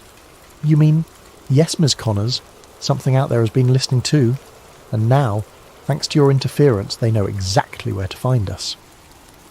The blue light emanating from the exposed sections of the disk intensified, causing shadows to shift unnaturally across the landscape. The corn stalks nearest the light began to crystallize, transforming into glassy structures that refracted the beam into thousands of smaller projections. "What happens now?" Walter asked, voice tight with tension. "We wait," Chambers replied. "The transmission sequence takes approximately 6 hours to complete. After that," he shrugged. "Truthfully, we don't know." Matty felt a chill that had nothing to do with the night air. "Why did you let us live here if you knew this thing was buried on our property?" "Monitoring requires proximity," Chambers explained. "The original agreement with your grandfather included specific provisions, one being that the family would never use unauthorized radio equipment near the site. Your father understood this." Walter looked away, unable to meet her accusing gaze. "The beacon technology," Chambers continued, "operates on principles we still don't fully comprehend. It doesn't just transmit information, it transmits patterns, consciousness, identity, and now it's transmitting you, Ms. Connors." "Me?" "You were the first human to interact directly with its communication protocols in over 70 years. It imprinted on your brainwave patterns, your voice, your physical presence. Every mathematical sequence it's now broadcasting contains elements of your neural signature." One of the technicians called out from near the light column. "Sir, we're detecting matter phase transitions." The crystallization effect had accelerated, spreading beyond the corn to the surrounding soil. The ground itself was transforming, molecular structures rearranging into lattice patterns that mimic the mathematical sequences from the radio signals. "Full evacuation," Chambers ordered. 1 mile perimeter, effective immediately. As personnel rushed to comply, Matty noticed something else. Her skin was beginning to shimmer with the same blue luminescence as the disk. When she moved, after images trailed behind her hands, as if reality couldn't quite keep up with her movements. "What's happening to me?" she whispered. Walter grabbed her shoulders, his face pale with fear. "Matty, listen to me. Before your mother died, she made me promise to tell you the truth if this day ever came." "What truth?"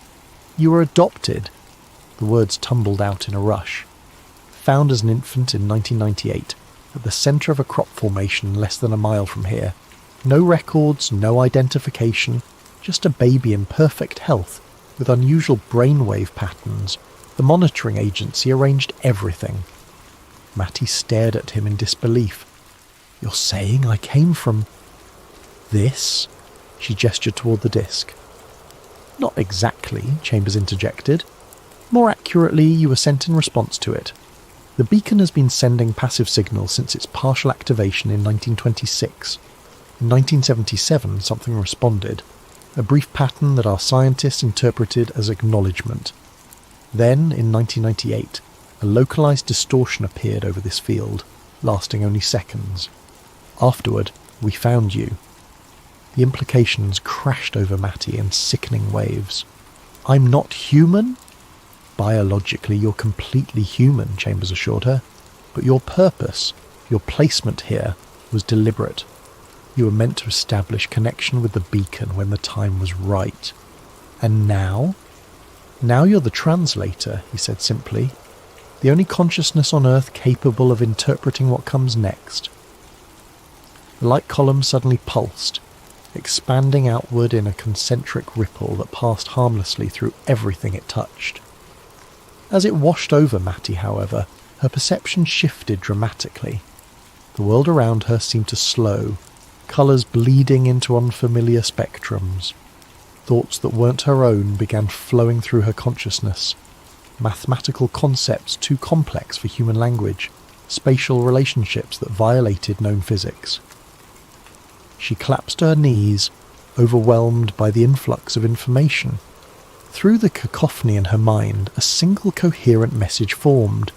Signal received. Prepare for response.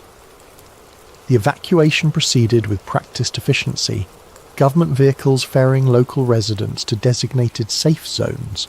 while explanations of a chemical spill circulated. Matty watched from behind the tinted windows of Chambers' Command SUV, her body still occasionally rippling with blue luminescence. The projection flickered, then stabilized into a geometric form that constantly shifted between shapes, cube to sphere to pyramid to forms with no names in human mathematics. Then it spoke, not with sound, but with patterns of light and mathematical concepts that translated into understanding within Matty's mind. The words formed in her consciousness, accompanied by emotions and concepts that had no direct human equivalents. She found herself responding in kind, her thoughts somehow transmitting through the same channel. "Why contact us now?" she asked. The being, for Matty now understood it was a form of consciousness, albeit utterly alien, projected a series of images into her mind. Earth's history compressed into moments, human technological development accelerating, radio waves expanding outward into space, nuclear weapons, digital information networks, artificial intelligence emerging. "You've been watching us evolve," she realized. The beacon was monitoring our progress. Determination of what? The implications stunned her. This wasn't first contact, it was a judgment. The entity transmitted additional context. Other civilizations encountered, some thriving in communion with the Watchers, others deemed threatening and contained. Chambers had moved closer, sensing the exchange. "What's it saying?" "They're deciding our fate," Matty replied, cold fear spreading through her. "Whether humanity represents a threat or an opportunity." The geometric form pulsed, transmitting directly. With these concepts came understanding. Matty herself represented the experiment. A human enhanced with their communication capabilities, placed to develop naturally within human society. Her responses, her choices, her very existence would factor into their determination. "How do I demonstrate?" she asked. "If I go with you?" Humanity proceeds, unhindered data collection expands. And if I stay, containment protocols activate. Developmental limitations imposed.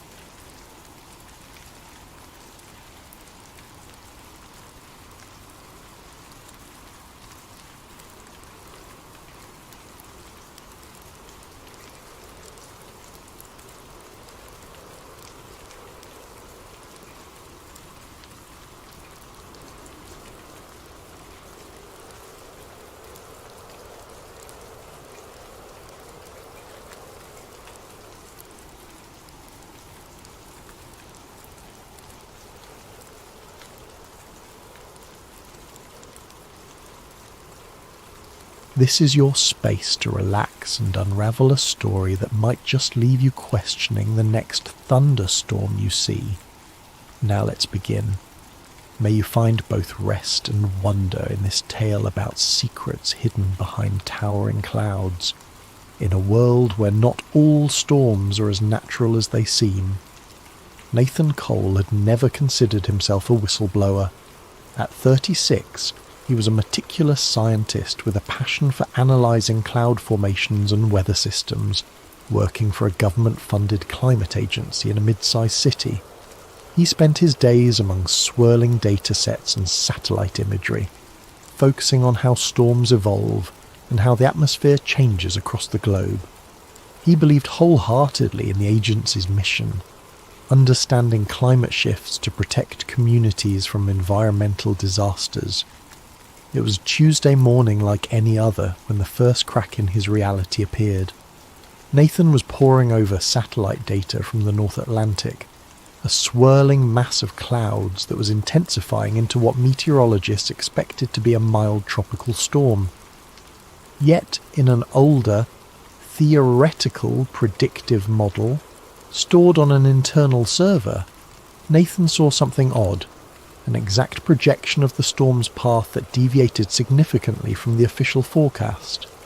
More bizarrely, the model was labelled Cirrus Class Tier 4, a classification he'd never encountered, and it showed the storm making a sharp, unnatural turn, intensifying into a Category 3 hurricane. Curiosity piqued. Nathan cross-referenced live data. The real-time satellite feed indeed showed a suspicious shift in the storm's trajectory that aligned perfectly with the model's predictions that no one was publicly citing. If the storm turned out to be as strong as the Tier 4 model suggested, entire coastal regions would be unprepared. He tried to mention it to a senior colleague that afternoon, a data specialist named Ingrid. She gave him a polite smile, then stiffened when she saw the model's label. "Where did you get that file?" she asked quietly, her tone suddenly guarded. "It was in the archived server folders," Nathan replied. "But I've never seen references to Cirrus Class in our usual forecasting. We should alert the Hazard Management Department if this is accurate." Her face grew pale. "Nathan, I suggest you delete that file and forget about it. Sometimes old simulations are just mislabeled or inaccurate. If you talk about it publicly, you'll cause a panic." Something in her eyes told him she was terrified. He nodded numbly, though the numbers in that model were too precise to be accidental. As Ingrid walked away, he felt a chill creeping up his spine. Later that evening, still uneasy, Nathan delved into the server again. He found an entire folder labelled Project Cirrus, restricted behind multiple passwords. He managed to bypass some security protocols, partly out of curiosity, partly out of mounting concern. Inside were numerous references to stratospheric aerosol injections, ionospheric heating, and artificial precipitation triggers. The documentation included scheduling for weather events in regions that, according to official narrative, had been hit by natural disasters. These logs dated back years, some referencing wildfires, others referencing drought patterns in farmland-rich nations. All of it implied a deliberate hand in steering or intensifying these phenomena. His heart pounded. This couldn't be real, could it? The possibility that the government or some clandestine branch was actively engineering weather events for undisclosed purposes defied everything he believed in. The sense of moral betrayal was overwhelming. He scanned more files, discovering reference after reference to manipulations that matched major storms of the past decade. Could it be a hoax or a conspiracy hidden inside official channels? But the data was too consistent, the language too methodical. Each major unpredictable storm, each bizarre drought anomaly, correlated with logs describing successful atmospheric seeding. He realised with dawning horror that he might be looking at evidence of the government's capacity to weaponise the weather. Struggling with the magnitude of it all, he decided to approach his immediate superior the next morning. That was Dr. Malcolm Ashcroft, the director of the Climate Research Division. Ashcroft was a disciplined, no-nonsense official with top-tier security clearance. If anyone could confirm or deny these findings, it would be him. Nathan scheduled a private meeting in Ashcroft's corner office, heart in his throat. The next day, upon entering the office, he felt the tension. The blinds were closed, giving the space a claustrophobic feel.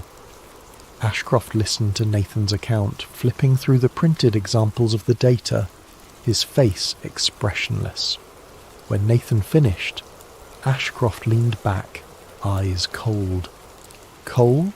We're a climate agency, not a secret weather manipulation outfit, Ashcroft said with practised calm. Those files must be mislabeled or part of some out-of-date project that never got off the ground. I'll have them archived properly. In the meantime, I suggest you focus on your assigned tasks. The words were benign, but a subtle threat underlined them. Nathan insisted, but these references to aerosol injections match the storms from the last year. This can't just be a leftover project.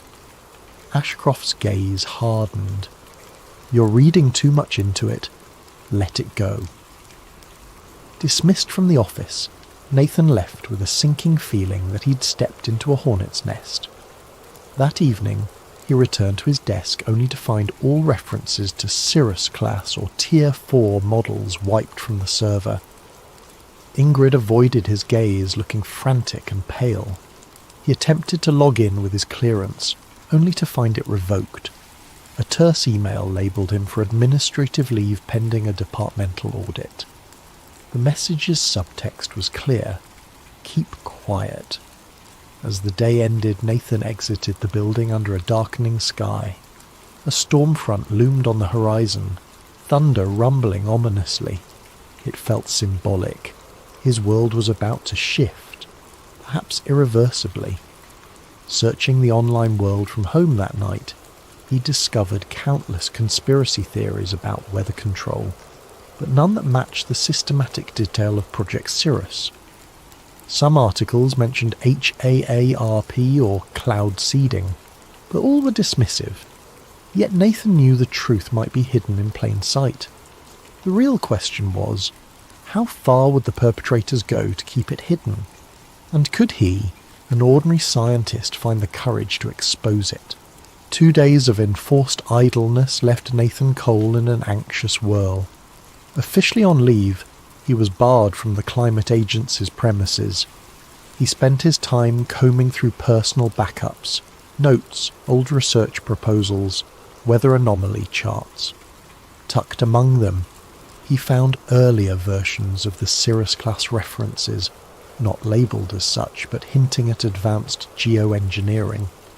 The idea weighed heavily on him. Maybe Project Cirrus had roots in the agency's past under different names. Huddled in his small apartment with a mug of coffee gone cold, he typed weather manipulation into countless search engines. The results were mostly sensationalist. Wild claims of chemtrails, HAARP conspiracies, or microwave weapons used by shadowy groups. He had always dismissed such theories as fringe paranoia. Now he suspected they might contain grains of truth. He opened a new email with an attached data set, wrote a short message, and addressed it to Jade Ramirez, an underground investigative journalist he'd read about. Jade was known for exposing corporate cover-ups, mainly big pharma or environmental disasters. She had a reputation for chasing suppressed stories, ignoring official denials. But contacting her carried risks. If she proved untrustworthy, he'd be handing explosive info to the wrong hands. If she was legit, she might become his only lifeline. An hour later, to his surprise, Jade replied with a terse, "Meet me. District 7 coffee shop. 3 p.m. Bring your evidence." The directness made his pulse quicken. It was happening. Someone was taking him seriously, or maybe it was a trap. Fear gnawed at him. He arrived at the coffee shop, a nondescript spot with battered wooden tables and flickering lights. Jade was waiting, arms folded, scanning the crowd warily. She was in her early 30s, short hair dyed a streak of blue, wearing a leather jacket that had seen better days. The second Nathan approached, her gaze locked onto him. "Cole?" she asked. He nodded, sliding into the seat across from her. "You said you have proof of government weather manipulation. That's a big claim." He took a deep breath, passing a flash drive across the table. On this, you'll find partial logs referencing Project Cirrus, including time-stamped documents that correspond to real-world storms. I also have correlation data that suggests these events weren't natural. She raised a skeptical eyebrow. Could be doctored. People fake documents all the time. I'm not a forger. Check the metadata. It's from official servers. I just stumbled upon it. Jade hesitated, took the drive. If you're messing with me, I'll know. But if this is real, it's huge. She paused. Why come to me? Why not mainstream media? Nathan grimaced. They'll bury it or brand me a crank. My own office tried to muzzle me. You have a history of exposing cover-ups. She leaned back. Look, I'll investigate. But I can't guarantee an immediate story. If it's genuine, we'll need proof stronger than a flash drive. We'll need interviews, logs, an angle the public can't dismiss. He nodded, heart pounding. I'll help in any way I can. They parted with an unspoken understanding. If Jade verified the data, they'd blow the lid off Project Cirrus. He felt simultaneously relieved and terrified. He walked home in the drizzle, scanning for suspicious onlookers. Every silhouette on the sidewalk or parked car seemed menacing. That evening his phone buzzed, an unknown number. He hesitated but answered. A clipped voice said, "Nathan Cole, we advise you to withdraw your claims or face consequences." The line went dead. His blood ran cold. The watchers were on him. Days blurred into nights. Jade remained silent, presumably verifying the files. In that time, Nathan tried to unravel more threads. He recalled references to hot air pattern injections that preceded certain wildfires. Searching wildfire data, he saw a suspicious pattern of intense dryness in spots soon ravaged by flames. Cirrus logs described target dryness increment by 0.5%. He found that a 0.5% shift might be trivial except in the critical moment of spark ignition, enough to tip a region from safe to tinderbox. He also remembered seeing mention of economy disruption tests.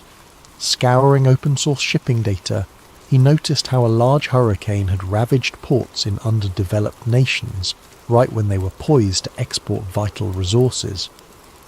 Could Project Cirrus be a covert economic weapon? The notion was horrifying yet logically consistent with a conspiracy to manipulate global markets.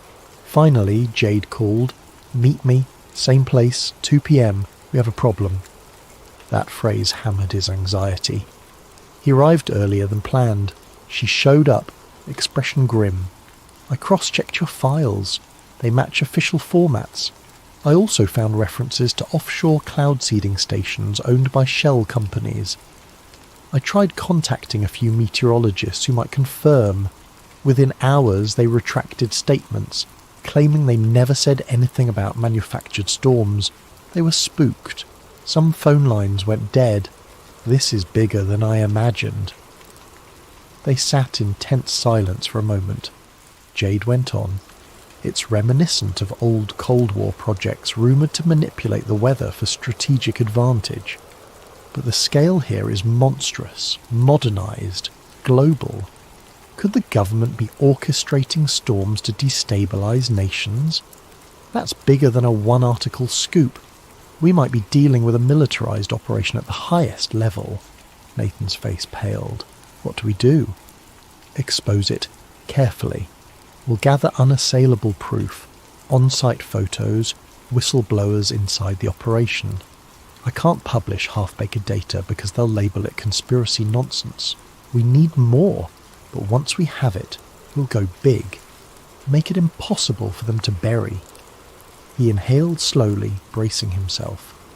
"That means infiltration, or a direct link to the agency. They locked me out. Any attempt to re-enter is dangerous." She clenched her jaw. "We find another lead, someone inside, or we break in somewhere else. This story, if true, changes everything about how we see natural disasters." Before they parted, Jay confided in him a personal note. My brother died in a supposed freak hurricane a few years back. I always felt something was off. This might explain it. I want the truth as much as you do." Her resolve mirrored his. They left the cafe more determined, less alone. Still, doubt lingered. The forces behind weather manipulation likely had near limitless resources. Could two individuals, a disgraced scientist and an underground journalist, truly unmask it? And if they did, would the public accept such a monstrous possibility? Another beep from his phone cut through the gloom. A new text from an untraceable number. "You've been warned. Stop now." The intimidation was intensifying, yet it only fueled his conviction. They were on a collision course with a hidden power capable of rewriting the planet's skies. Surrender wasn't an option, not after glimpsing the scale of harm inflicted upon innocent lives. That night, thunder rolled again outside Nathan's window. He wondered if it was a naturally occurring storm or another artificially steered system. In either case, the storm brewing inside his own life was about to get fiercer, driving him deeper into the shadows of a conspiracy that threatened the entire globe. Nathan Cole's days turned into a blur of covert meetings and frantic internet searches, each new revelation pulling him deeper into a labyrinth of conspiracies. Jade Ramirez, juggling her own investigations, collaborated with him on a plan to gather incontrovertible evidence. The stakes escalated when Jade stumbled upon references to Project Stormgate, a decades-old initiative rumoured to be the predecessor of Cirrus. Her findings: Stormgate started in the Cold War era, an attempt to use weather as a silent weapon, spawning floods, droughts, or storms in target regions without direct warfare. It was tested in small-scale scenarios, but never publicly acknowledged. Now it seemed Project Cirrus had modernised Stormgate's mission with advanced technologies like ionospheric heating and aerosol deployment. As Jade pieced together old FOIA, Freedom of Information Act documents, Nathan found corporate ties, shell companies that owned private cloud seeding stations in remote oceans. The trail led to a nondescript facility near the coast. Eyewitness accounts from local fishermen described unmarked planes releasing chemicals into the sky at night. Jade's eyes glinted. That might be our key, the vantage point to capture them in the act. Their plan was risky. Slip onto the restricted coastline, photograph or record the planes, and cross-reference flight data. Jade had the gear: a high-zoom camera, a drone for overhead shots. If they caught a plane in action, it could corroborate the logs describing ChemLab 7 deploying aerosol injections. But infiltration carried the risk of immediate arrest or worse, especially if armed guards patrolled. Yet neither Nathan nor Jade hesitated. The storm battered the region, ironically providing them with a cover of gloom and thunder. One drizzly night, they navigated the coastline by a battered off-road vehicle, headlights off. Each minute that passed felt like an eternity. Rain battered the windshield. Jade skillfully drove, guided by the GPS coordinates from local rumours. Eventually they reached a chain-link fence topped with barbed wire. Beyond it lay a row of hangars and a short runway. Faint lights glowed from within. Jade parked behind a natural dune, pulling out a pair of binoculars. "We see if anything moves. If a plane takes off, we record. This is the only runway for miles. If they're launching secret ops, it's gotta be here." Nathan's nerves were raw. Hours ticked by in the humid darkness, hearts pounding with each new lightning flash.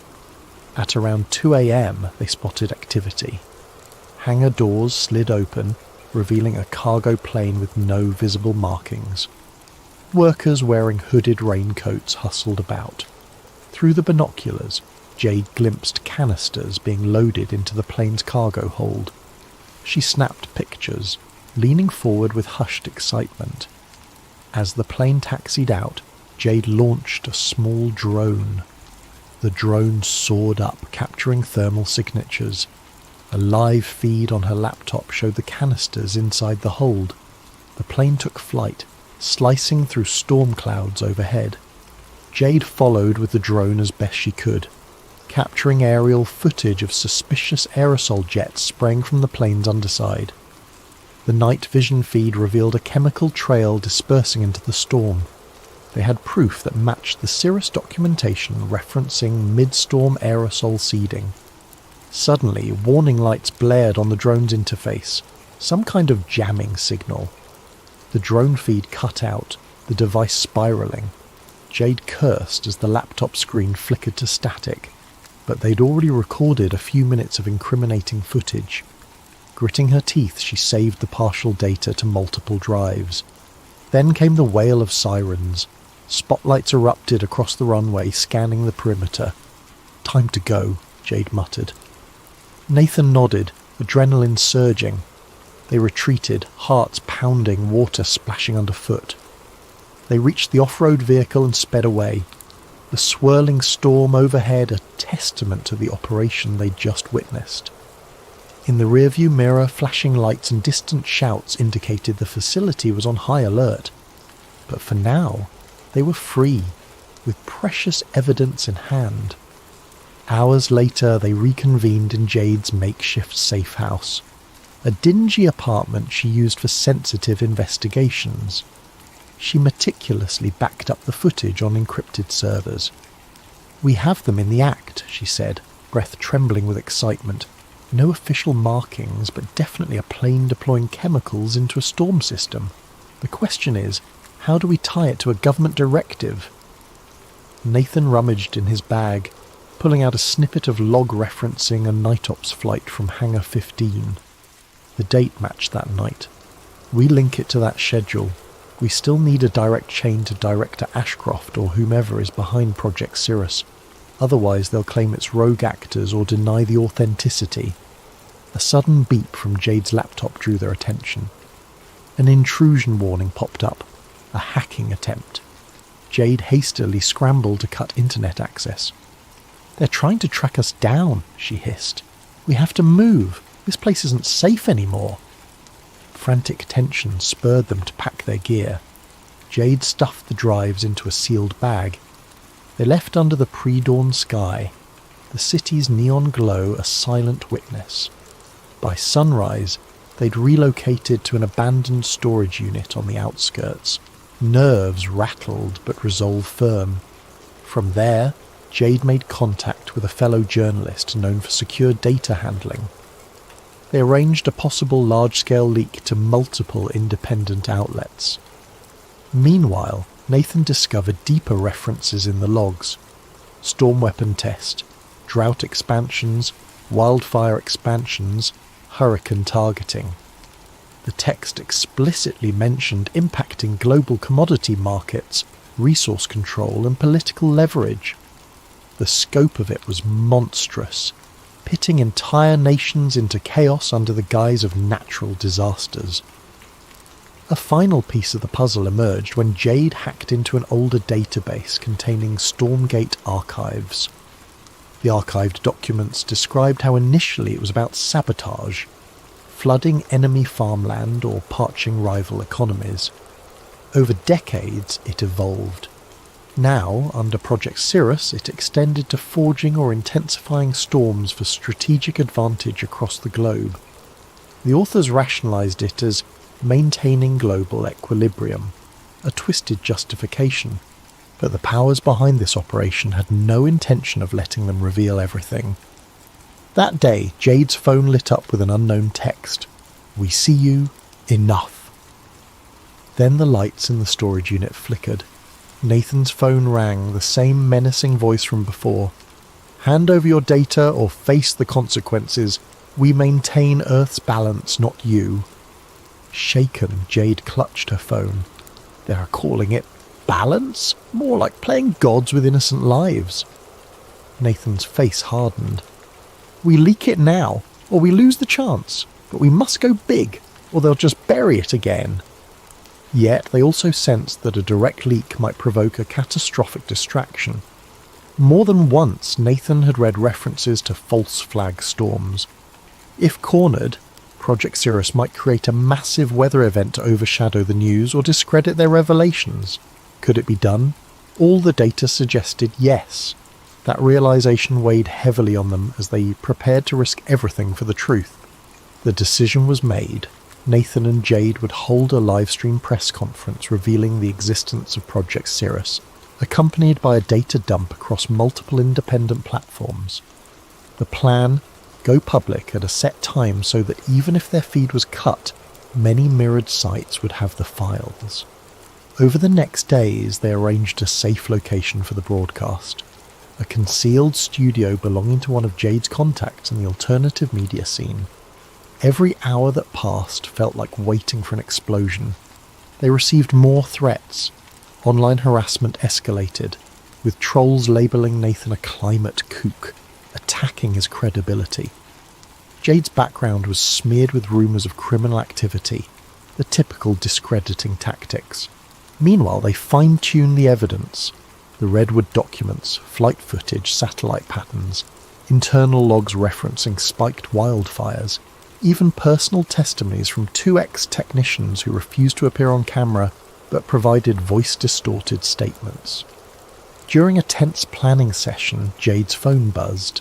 She glanced at it, then shared a sobering look with Nathan. A new storm was forming in the Atlantic, unexpectedly.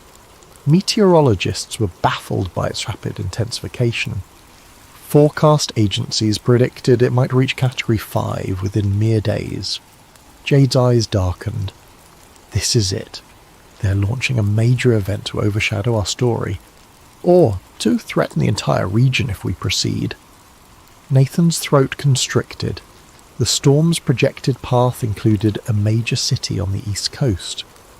If they are steering it, they might time it to strike exactly when we go live, he said bleakly. They'll claim all resources must focus on evacuation, making our data release look irresponsible or overshadowing it completely. Jade exhaled slowly. We can't let them turn this into a black hole.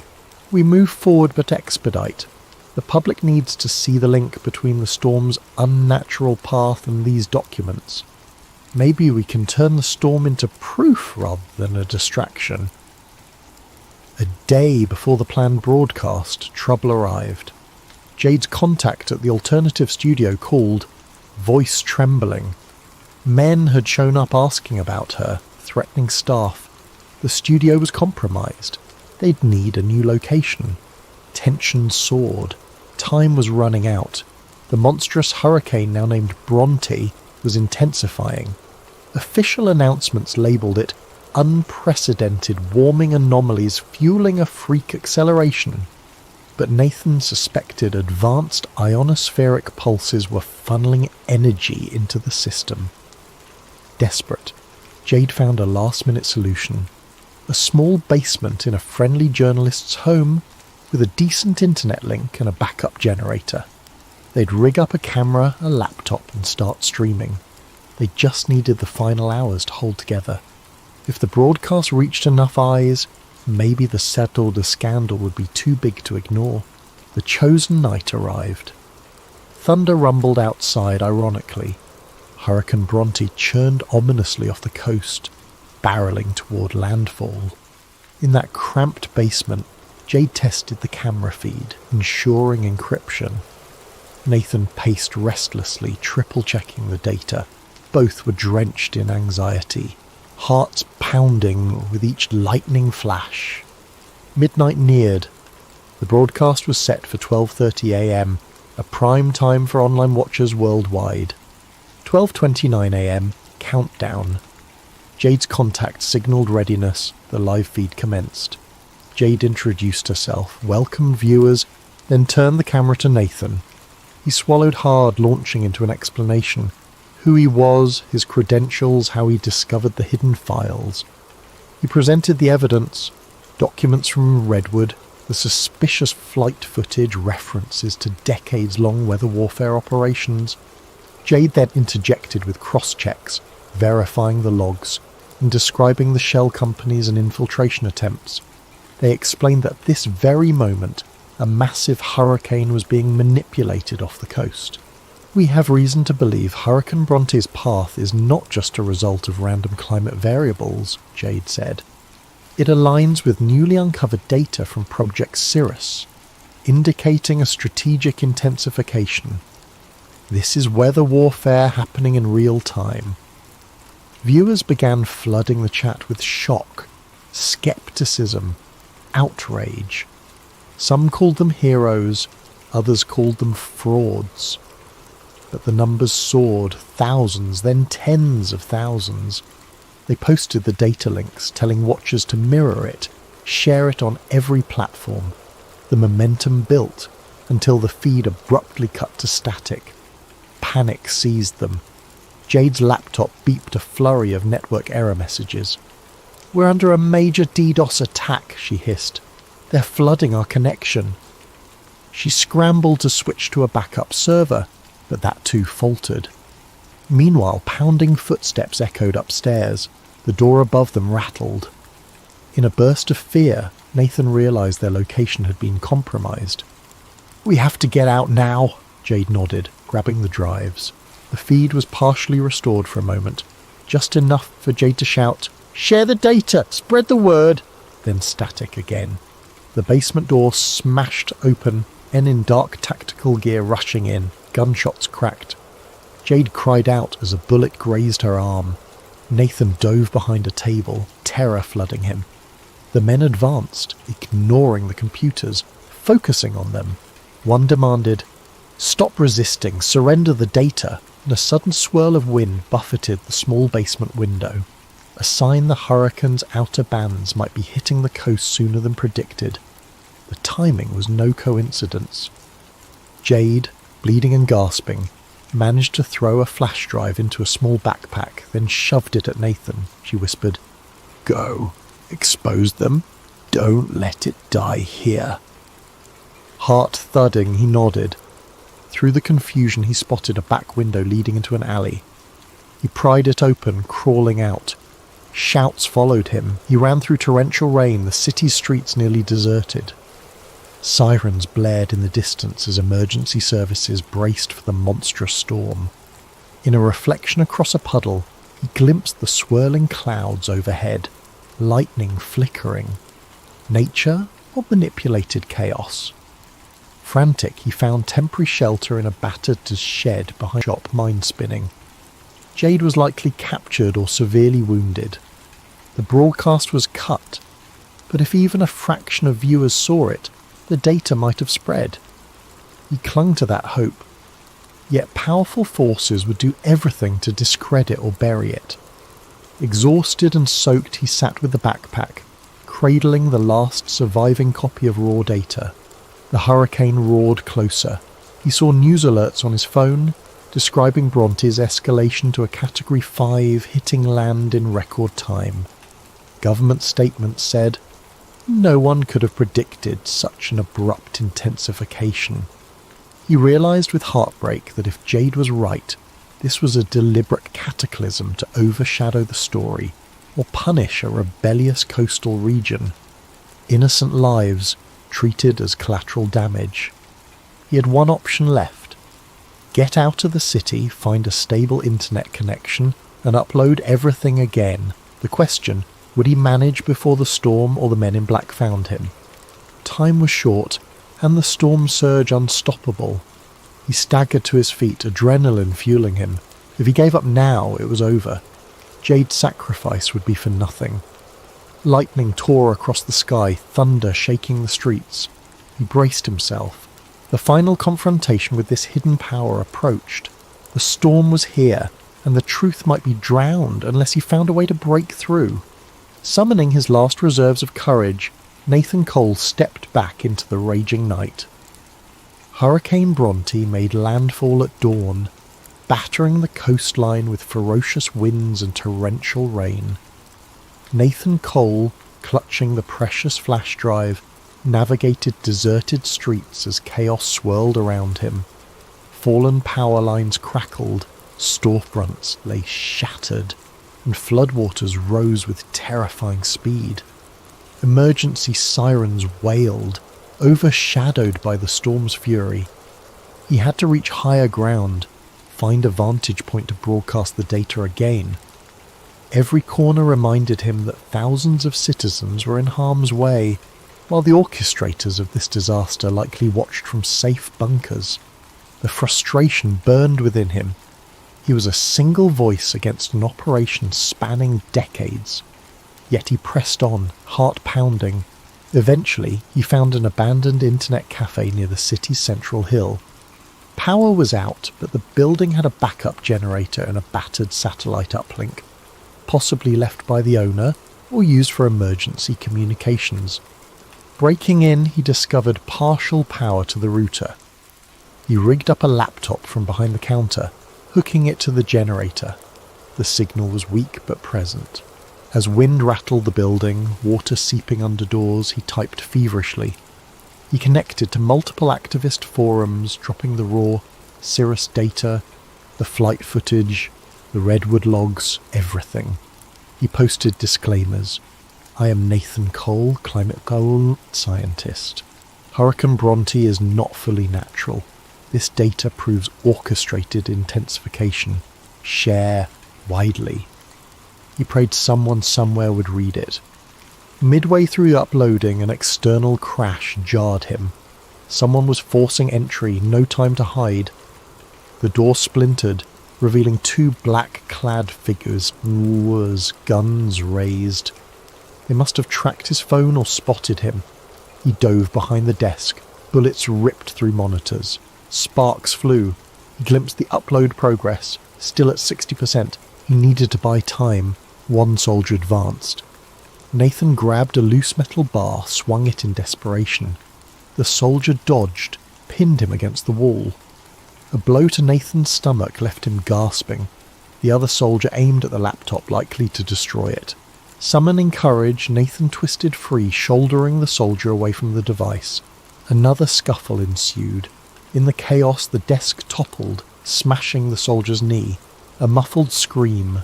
The second soldier steadied his gun again, finger tightening on the trigger. A flash of lightning illuminated the cafe. In that split second, an echoing gunshot rang out. But it wasn't from the soldier's weapon. It came from behind him. The soldier crumpled, shot from behind by a new arrival. Jade Ramirez, pale and injured but alive, stood at the doorway, pistol shaking in her grip. Her jacket was tattered, her face drawn with pain. Couldn't let them kill you, she rasped. She'd somehow escaped captivity or fought her way free.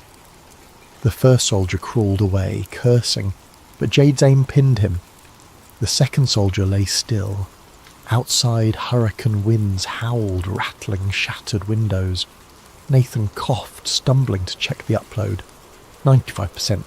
He gulped relief. Jade limped forward, eyes flicking to the screen. We can't let them stop that upload. That's the world's best chance. He nodded. She collapsed into a chair, wincing from her wound. He rummaged for a medical kit, found only basic supplies. The battered generator sputtered. They both froze, watching the flickering light. If the generator died beforehand, it was all for nothing. 99%. Another surge of wind battered the structure. A portion of the ceiling collapsed near the entrance. Water gushed in. The soldier pinned by Jade struggled, but Jade glared. Don't! The soldier froze, cursing under his breath. Ding! 100%. Upload complete, the screen read. The data was out, mirrored across activist sites, cloud storage platforms, social media. Possibly unstoppable now. A wave of exhausted triumph pulsed in Nathan's chest. They'd done it! Jade gave a weak smile. The soldier scowled, presumably knowing their secret was laid bare. You fools, he spat. Doesn't matter. The media will discredit it. Our people are everywhere. Suddenly, the cafe's front collapsed inward with a crash. The swirling storm poured in. The soldier used the distraction to lunge at Jade. She fired, but her aim wavered. He knocked the gun aside, grappling her to the floor. Nathan, ignoring the chaos, tackled the soldier off her. They tumbled across broken glass. Another gust tore through the building. Water rushed around them, threatening to submerge the entire lower floor. In the final struggle, Jade seized the pistol again, pressing it to the soldier's helmet. This time he froze, eyes wide with genuine fear. "Enough!" Jade wheezed, tears in her eyes. Nathan saw how close she was to crossing a moral line, but the soldier slumped, raising his hands in surrender. She exhaled, dropping the hung, letting him live. They turned to see the laptop battered by debris. The generator stuttered, finally shutting down. Darkness enveloped them, except for flickers of lightning from the raging hurricane. But the data was out, their mission accomplished. Now survival was the question. The soldier muttered something about an extraction team. Jade and Nathan realised no extraction was coming for them. They had to flee. They forced the soldier to remain behind, pinned under debris.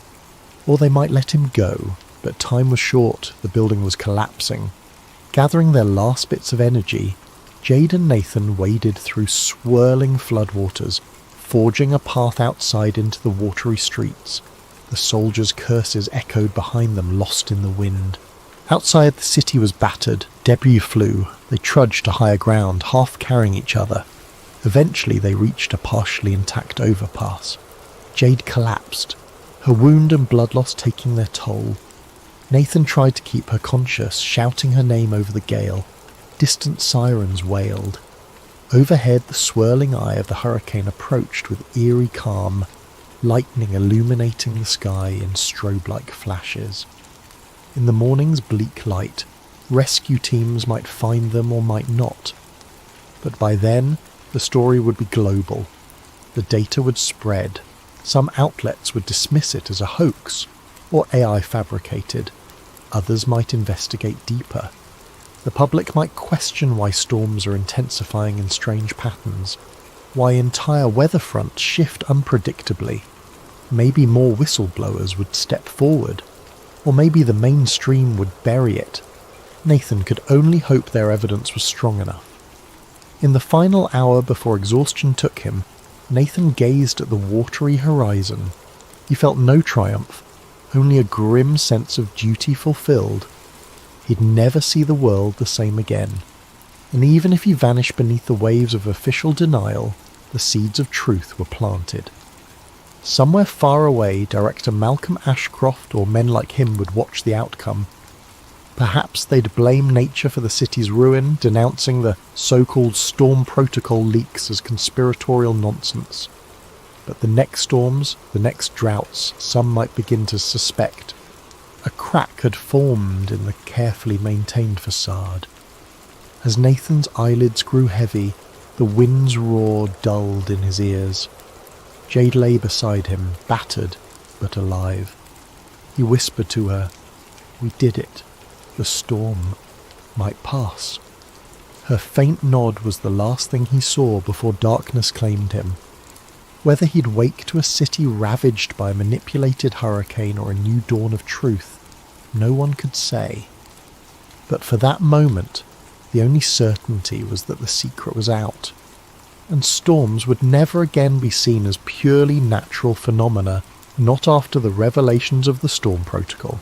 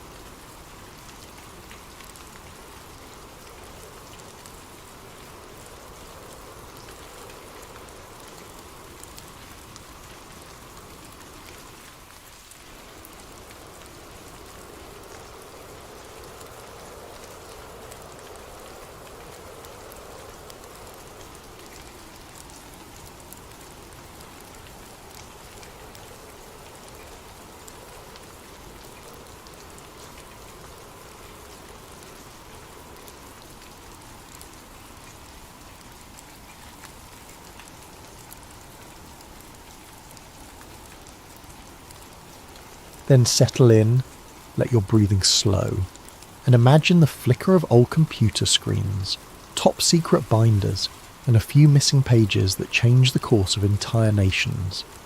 This is False Skies, told in 5 parts, each revealing a deeper rung of the labyrinth. Listen closely. The greatest secrets often hide in the quiet corners of official stories. Thomas Keane didn't feel like a revolutionary when he first pressed send. He was simply a man weighed down by guilt, holding a flash drive stuffed with revelations that haunted him for years. The file name he'd chosen of Black Dust gave no hint to the explosive contents. A trove of classified FBI memos, shipping manifests and encrypted communications that, if authenticated, would confirm every darkest rumour about the worst terrorist attack in modern memory. The day of the leak dawned cloudy, ironically anticlimactic for a moment that might reshape history. Keane sat in a dingy motel room near a dusty highway, a battered laptop perched on a wobbly table. The place smelled of stale coffee and regret, but it had functioning Wi-Fi.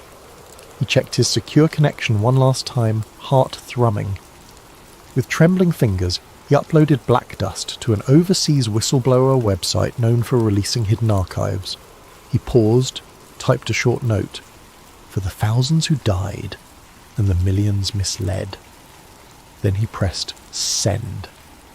Within the hour, that file reached multiple journalists and a global news outlet with a reputation for defying government censors. The outlet's editorial board pored over it, verifying bits of data in a hush of excitement and alarm. By the end of the day, the first breaking story appeared online, overshadowed by disclaimers. Unverified documents claimed to reveal inside plot behind 20-year-old attack. Skeptics rolled their eyes. Conspiracy theorists hailed it as the smoking gun they'd always wanted. Most mainstream media initially dismissed it, an editing glitch, a potential hoax, or AI-generated forgery, the official line insisted. Yet some found the content too consistent to be random fakes. A set of typed memos from high-level intelligence briefings dated months before the attack, discussing the necessity of a catalytic event to unify public support for indefinite overseas campaigns.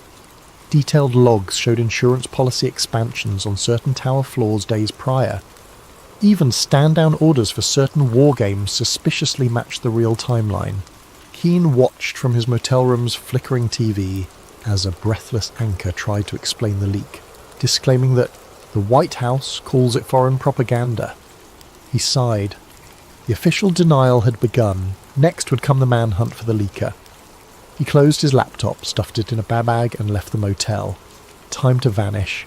He'd served in the FBI's data analytics wing for nearly a decade, compiling anomaly reports around that fateful day. Step by step, he realized too many coincidences tied private defense contractors, intelligence heads, and financial bigwigs, all who profited from the subsequent wars. He quietly copied reams of old files, awaiting the day he had the courage to blow the whistle. That day had come. Elsewhere, powerful wars mobilized. The intelligence community's upper echelons recognized the name Thomas Keane from previous security audits. They suspected him. Within hours, calls went out from a hush-hush division to find him, brand him as a threat to national security. The director of an ultra-secret agency, Eldridge Shaw, personally oversaw the containment plan. He believed the official story must remain unchallenged, or the entire post-attack order might unravel. By midnight, bulletins labelled Keane suspected hacker and domestic threat. Agents started combing digital footprints, scouring camera feeds from near the FBI building. Shaw himself made a call to a contact at the large media conglomerates, instructing them to bury coverage of the story until further notice. The compliance was near instant. Mainstream news gave minimal airtime to the leak, overshadowing it with other headlines. But the genie was out of the bottle. On social media, the hashtag #BlackDust soared, with amateurs dissecting every memo line. a few data experts cross-referenced the IP addresses in the communications, linking them to known government subdomains. Even the partial revelation stunned the public. If the documents were genuine, it implied that some element within the US establishment not only predicted but abetted the terror event, ensuring maximum casualties for maximum political effect. The phrase false skies emerged, referencing how the public's reality had been manufactured like a painted ceiling above them, concealing the real orchestrators. Within a day, small protests flared outside federal buildings in major cities. People demanded clarity. The government's official statement repeated the forgery or foreign propaganda claim. That evening, hackers with anarchy streaks threatened to leak more verifying files if the mainstream media didn't pick it up. Tensions soared. Meanwhile, the stock market wobbled as rumours of insider deals from decades prior re-emerged. Some corporations connected to military contracting faced plunging shares. Keane watched from a safe house now, a friend's abandoned cabin in the woods. He had only the radio for news, and the swirl of distrust and fury filtered through the static. He dreaded how quickly the establishment might label him a traitor. Indeed, the next morning the FBI publicly named him as a prime suspect in a mass leak of classified data, painting him as an extremist. His old colleagues, uncertain, gave no comment. But behind the scenes, many believed the documents might be real. After all, they recognised Keane's skill in combing data for anomalies. Among the swirl stood a figure named Sarah Voss, an investigative journalist blacklisted from major networks for challenging official 9/11 narratives in the past. She recognised the pattern in these newly leaked documents. They matched puzzle pieces she'd glimpsed in hushed conversation with insiders. She reached out to the new site that hosted the files, leaving an encrypted message. "I can help verify. Let me speak to the source." That message eventually found its way to Keane via an online confidant, setting the stage for an alliance that might shake the entire narrative. Thus, from a dusty hideout, Keane typed a coded reply. The story's real race began. Could he deliver evidence to a credible journalist and blow the entire false narrative wide open before the apparatus of Homeland Security, the very system built on the official Sporseum, crushed him? The next step would be forging that alliance with Voss and hoping her instincts for truth outweighed her fear of retribution. For if the government's darkest deception was about to be exposed, those who profited from war would not hesitate to silence him, or anyone else, to keep the official illusions intact. 2 days after the leak, the national conversation roiled in confusion. Official channels insisted the Black Dust documents were an elaborate hoax. Yet smaller media sites posted side-by-side comparisons with legitimate CIA or FBI formatting, showing consistent digital footprints. The public found itself caught between an official narrative and a swirling impetus to question everything. Some believed wholeheartedly in the new revelations, others recoiled or felt threatened by the idea that the last 2 decades of conflict might have been orchestrated. Thomas Keane was already on every national watch list. He'd been a mid-level FBI data analyst until 2 years prior, known for thoroughness but also for quietly raising flags about inconsistent intelligence reports pre-9/11. The day he left the bureau, no one suspected he'd spent months copying old files slated for permanent seal. Now his old supervisors told the press that he was mentally unstable, harbouring extremist theories. They withheld mention that those same theories had nearly led to internal inquiries years ago, until higher-ups quashed them. In a suburban neighbourhood outside the capital, a black SUV pulled up to a modest house. 4 men in plain suits stepped out. They were from a specialised domestic counter-intel unit, effectively an arm of the Black Archive, a covert group rumoured to be tied to intelligence and corporate interests. They forced the occupant, a middle-aged data engineer who once worked with Keane, to open his home computer. They rifled through his messages, seizing any mention of Thomas or Black Dust or files. This was repeated across multiple homes of ex-FBI colleagues, all without official warrants. The Watchers answered to a higher chain, operating in the shadows. Director Eldred Shaw, head of a new consolidated intelligence agency formed after 9/11, presided over these manhunts from a sleek government tower. He remembered the day of the attacks vividly, the chaos that allowed the Patriot Act and massive expansions of surveillance. He'd advanced quickly by endorsing these expansions and forging alliances with top defence contractors. Now, seeing the leaked docs threaten that entire architecture, Shaw was determined to snuff out the source. Reeve, or Keane, whatever his name is, must be found, he told subordinates. We cannot let fantasies unravel 2 decades of progress. As the manhunt escalated, Keane lurked in the outskirts. He recognised the checkposts on highways, the routine scanning of licence plates. He switched vehicles, used an old identity pass, and avoided all major city centres. He survived on snack bars and occasional small store purchases with cash only. At night, he found a cheap motel, paying in a borrowed name. Every moment felt like it might bring a black SUV squealing into the lot. The tension weighed on him, gnawing at his nerves. Sarah Voss, the investigative reporter, finally established contact with him through a secure chat app. "We need to meet," she wrote. "I can help verify these files properly. People trust me to an extent in the alternative media sphere. We must do it soon. The window is closing." Keane hesitated, knowing any in-person meeting risked being traced. But if they never took that risk, the documents might remain in a swirl of unverified rumour, easy for the mainstream to dismiss. They arranged a rendezvous in a small coastal town's library after hours.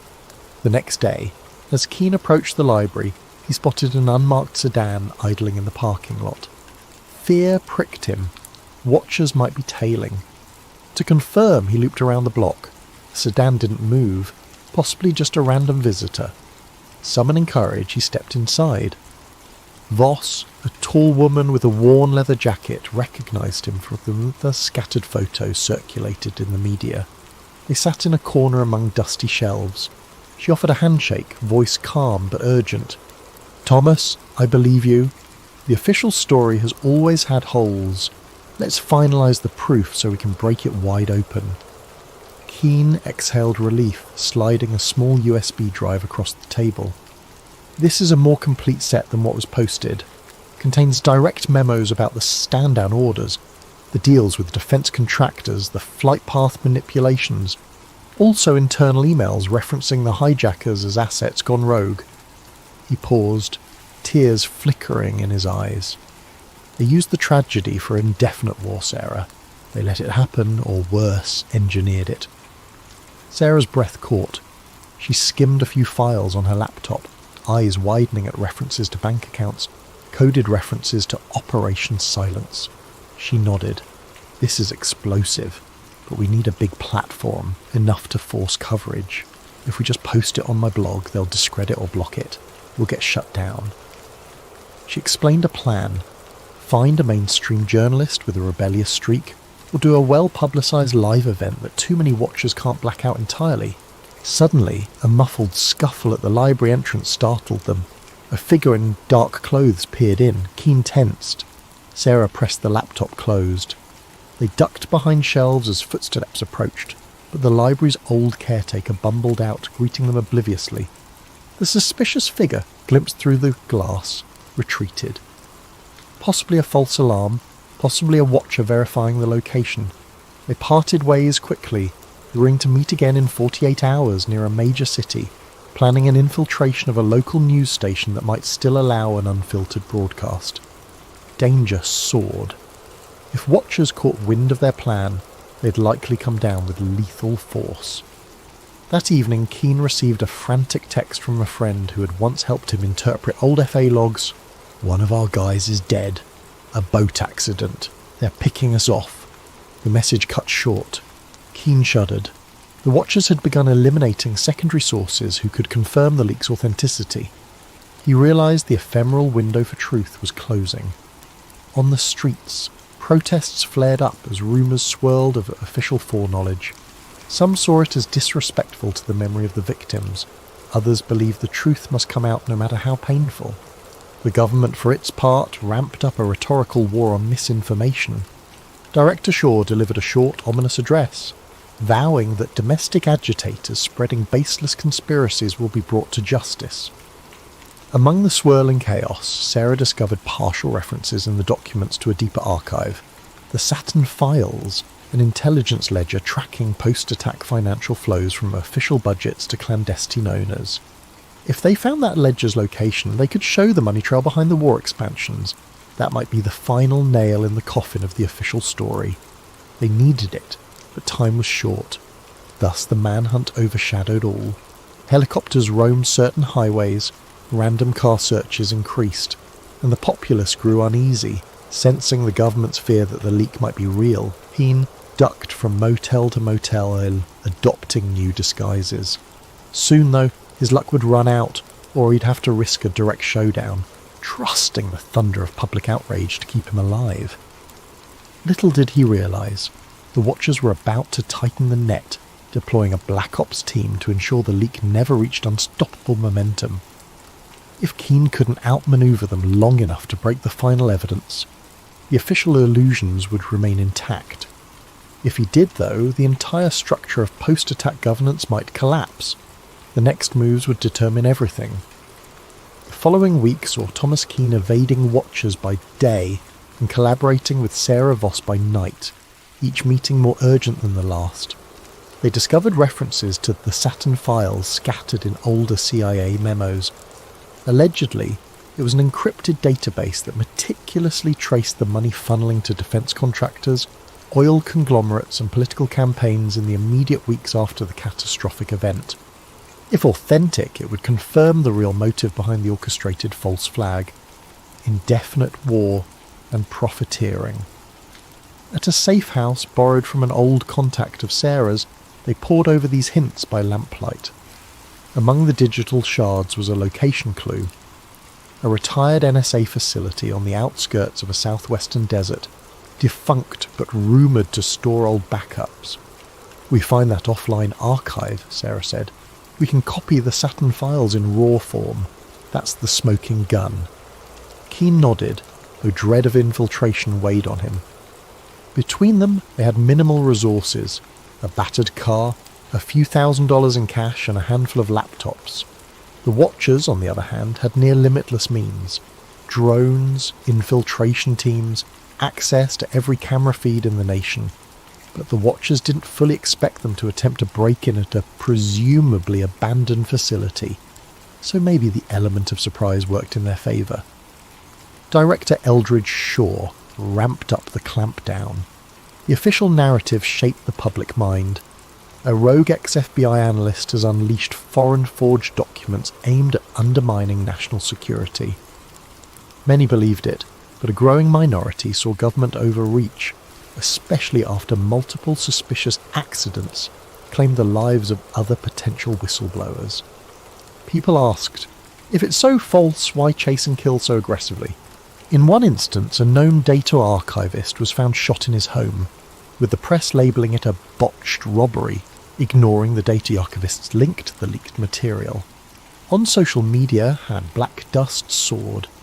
Some city squares erupted in protest, carrying signs that read, "We deserve the truth," or "Stop killing our whistleblowers." The Watchers responded by intensifying arrests, calling them rioters. Keane tried to remain focused. He realised that if the Saturn Files were real, it might show direct bank transfers from major corporate boards into the pockets of certain officials, all tied to legislation passing huge war budgets after the false flag. That would upend the entire post-attack establishment. "No wonder they're stopping at nothing," Sarah murmured. Securing fake IDs, they travelled cross-country by back roads. Each motel they used for a single night, paying cash. They dodged major highways, suspecting license plate readers. The Watchers likely guessed their aim was to expose more data, but might not know the exact target. Meanwhile, the tension between them soared. The climate was near police state. Newscasts repeated that the domestic terrorist, Thomas Keane, must be turned in. Civilians were promised big rewards for tips. Billboards with Keane's face popped up along highways. He wore a baseball cap and used tinted glasses, but each day was a dice roll. A near encounter. On a lonely stretch, a black SUV sped behind them. They recognised the pattern. Sarah swerved onto a side route, forging through a small farmland path. The watchers gave chase. Shots rang out, blowing a tyre. The car careened into a ditch. They scrambled out, hid among tall corn. The watchers searched, but eventually gave up, presumably to avoid a big scene. This brush with violent capture left them rattled, but also more resolved. "We're obviously on the right track if they're that desperate," Sarah said, breath shaky. Finally, after days, they reached the deserted perimeter of the old NSA outpost. It was ringed by a crumbling fence, a few rusted signposts. By the look of the cracked asphalt and weed-choked yard, it had been abandoned for over a decade. Perfect place to bury secrets. Under twilight, they found a corner of the fence cut open by looters. They slipped inside quietly. The main building rose in silhouette, windows boarded up. A stray coyote howled in the distance, wind carrying a faint metallic whistling from open vents. Inside, dust-coated floors. Old cubicles sat in disarray. They used flashlights to navigate. Eventually they located a sub-basement with battered computer racks. A few beeped faintly with emergency power. "There's power? That's suspicious," Keane muttered. Indeed, it suggested the watchers might still be pulling some data from here. They approached a locked door labelled Server Vault Archive 6. With Sarah's phone, they scanned a partial code from the documents, generating a bypass sequence that might override older system locks. After multiple tries, a green light flickered. The vault door clunked open. Inside the vault, rows of drives and reels lined metal shelves. Dusty but humming with minimal climate control. They sifted through labels: Operation Cast Peak, Post-K-War Roster, Saturn. That was it. A battered cluster of servers with the word Saturn FSV. They carefully powered one terminal, hooking it to a laptop. Sarah typed a root command. The screen glowed. Restricted. Saturn 1, 2, 3. Enter pass. They tried typical keywords from the docs. On the third attempt, a beep. Access. They were in, files scrolled, each referencing massive funding authorizations, building demolitions, insider trading, logs dated within days of the big attack. The scope was monstrous. It implicated high-level bureaucrats, big banks, and even a few journalists. They orchestrated the tragedy to galvanize fear, pass endless war budgets, feed the arms economy, Sarah whispered, stunned. All hidden under national security drapery. Some lines suggested hijackers were known assets used as a controlled ignition. The betrayal was staggering. In that hush, footsteps upstairs. The watchers had arrived, no doubt detecting the power usage.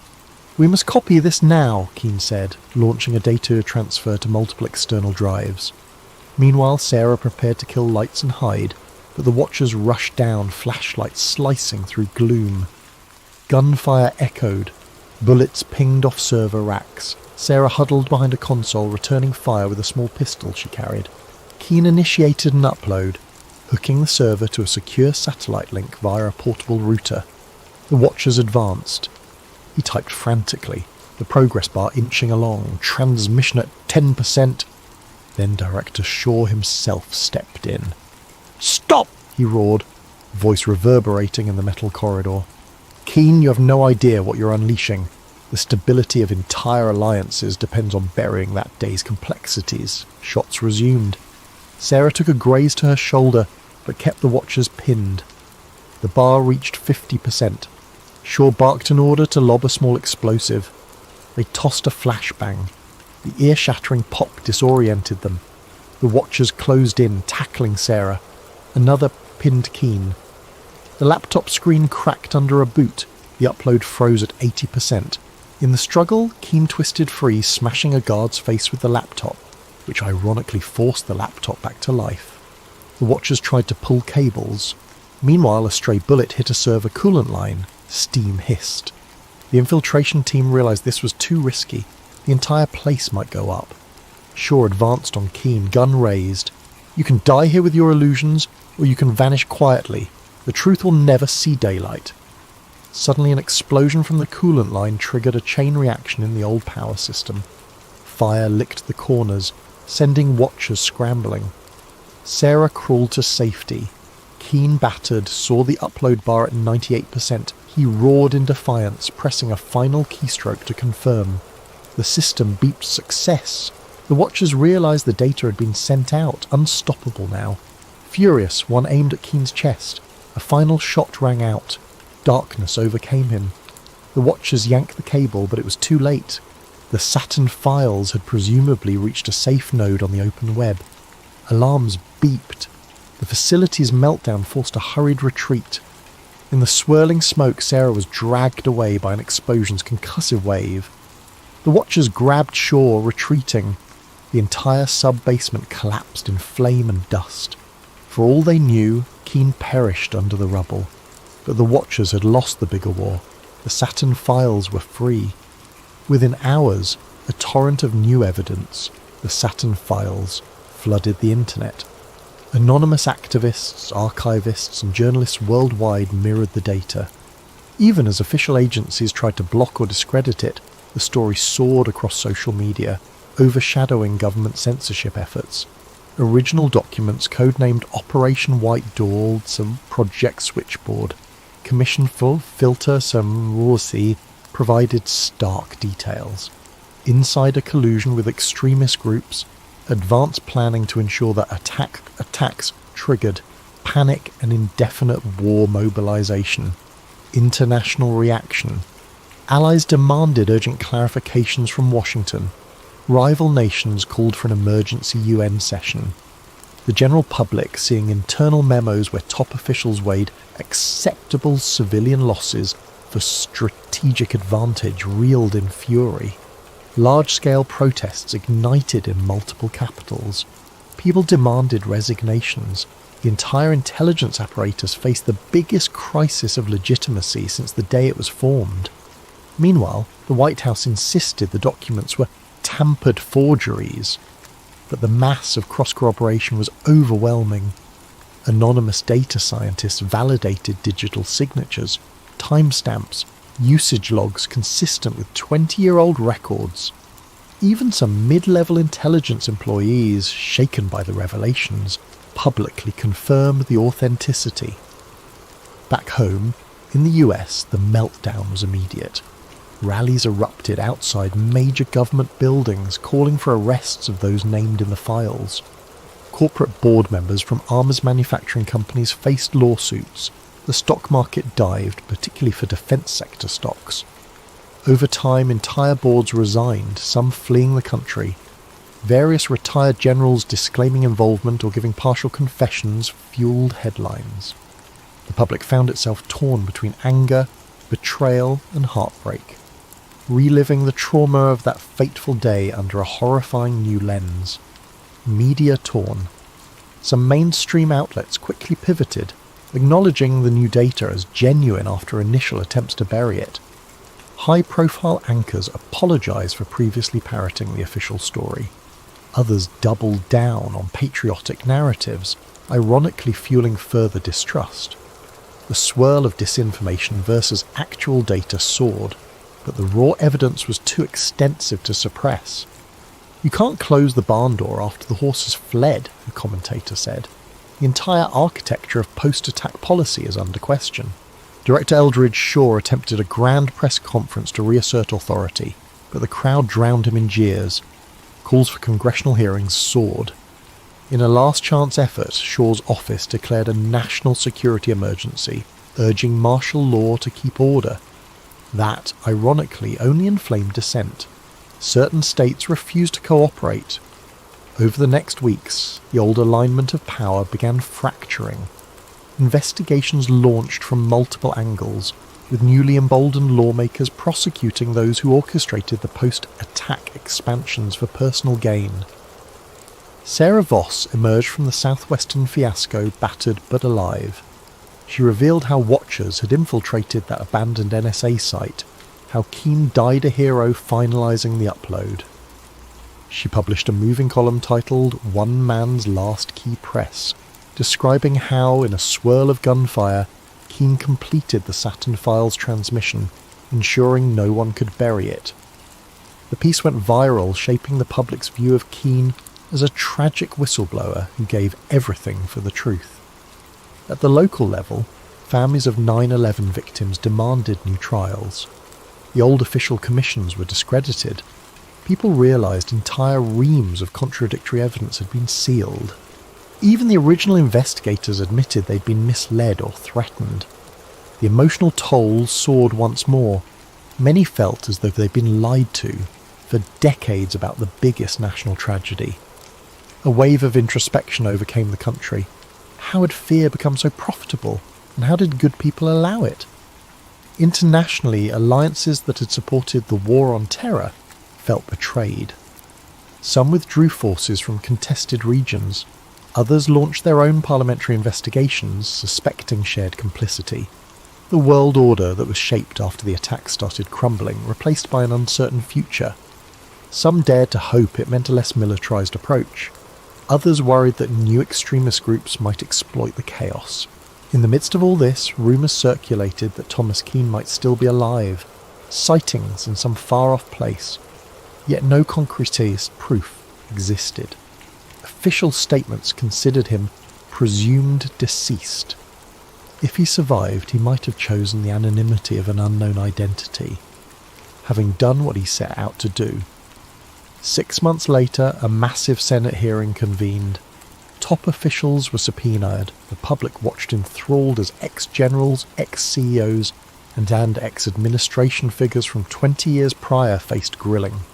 Some invoked national security, others pled the fifth, while a few confessed partial roles. Indictments followed, though not all ended in convictions. The system was too vast, too intricately rigged. Yet the symbolic effect was undeniable.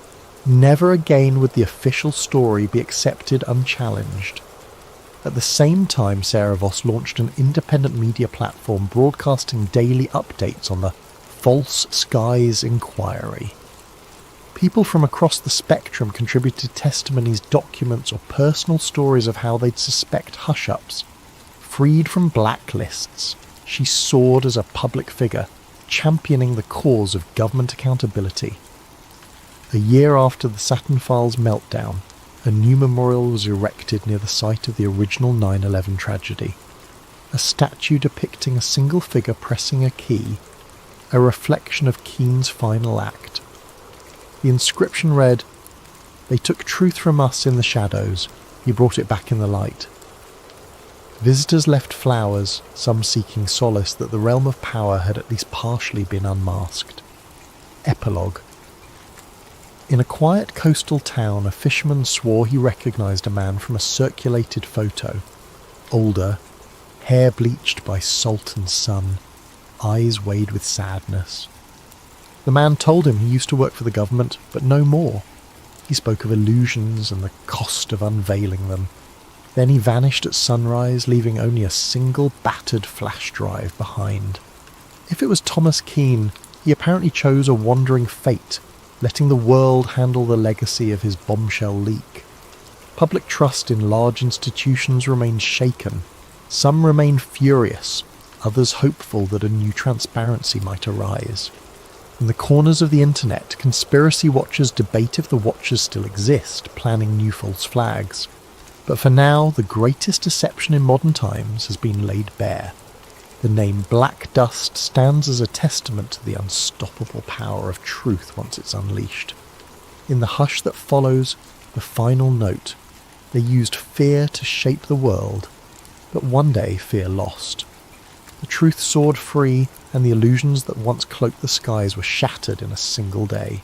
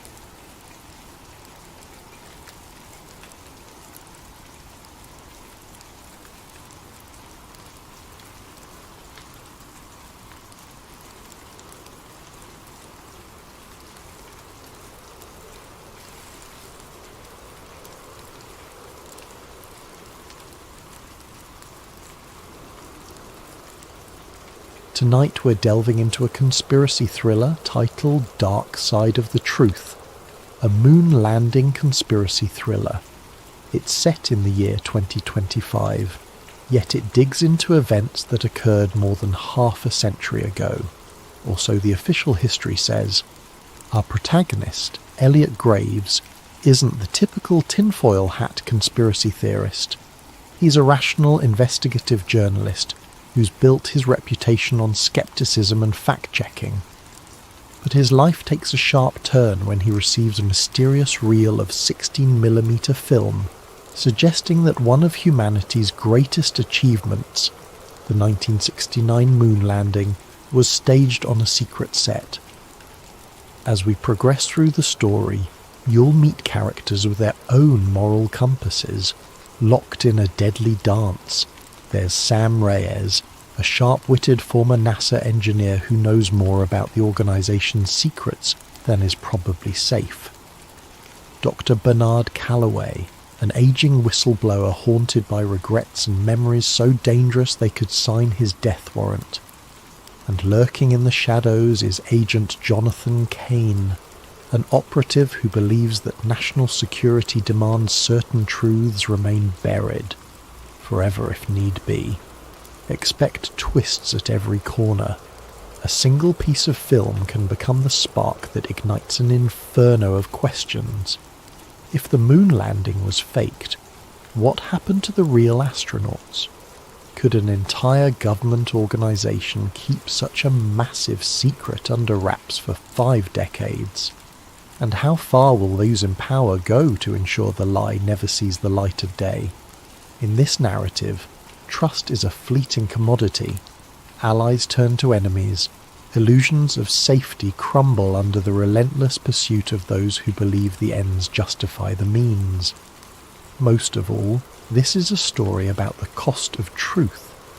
Is it worth risking one's safety, peace of mind, and very identity to challenge one of history's most iconic moments?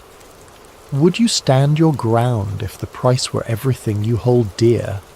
So sit back, whether you're at home, in the office, or on a midnight train to somewhere distant. Let yourself be pulled into a reality where the lines between historical record and government-engineered fantasy blur, leaving only one certainty, that once you learn the truth, there is no going back. Ready? Then let's begin.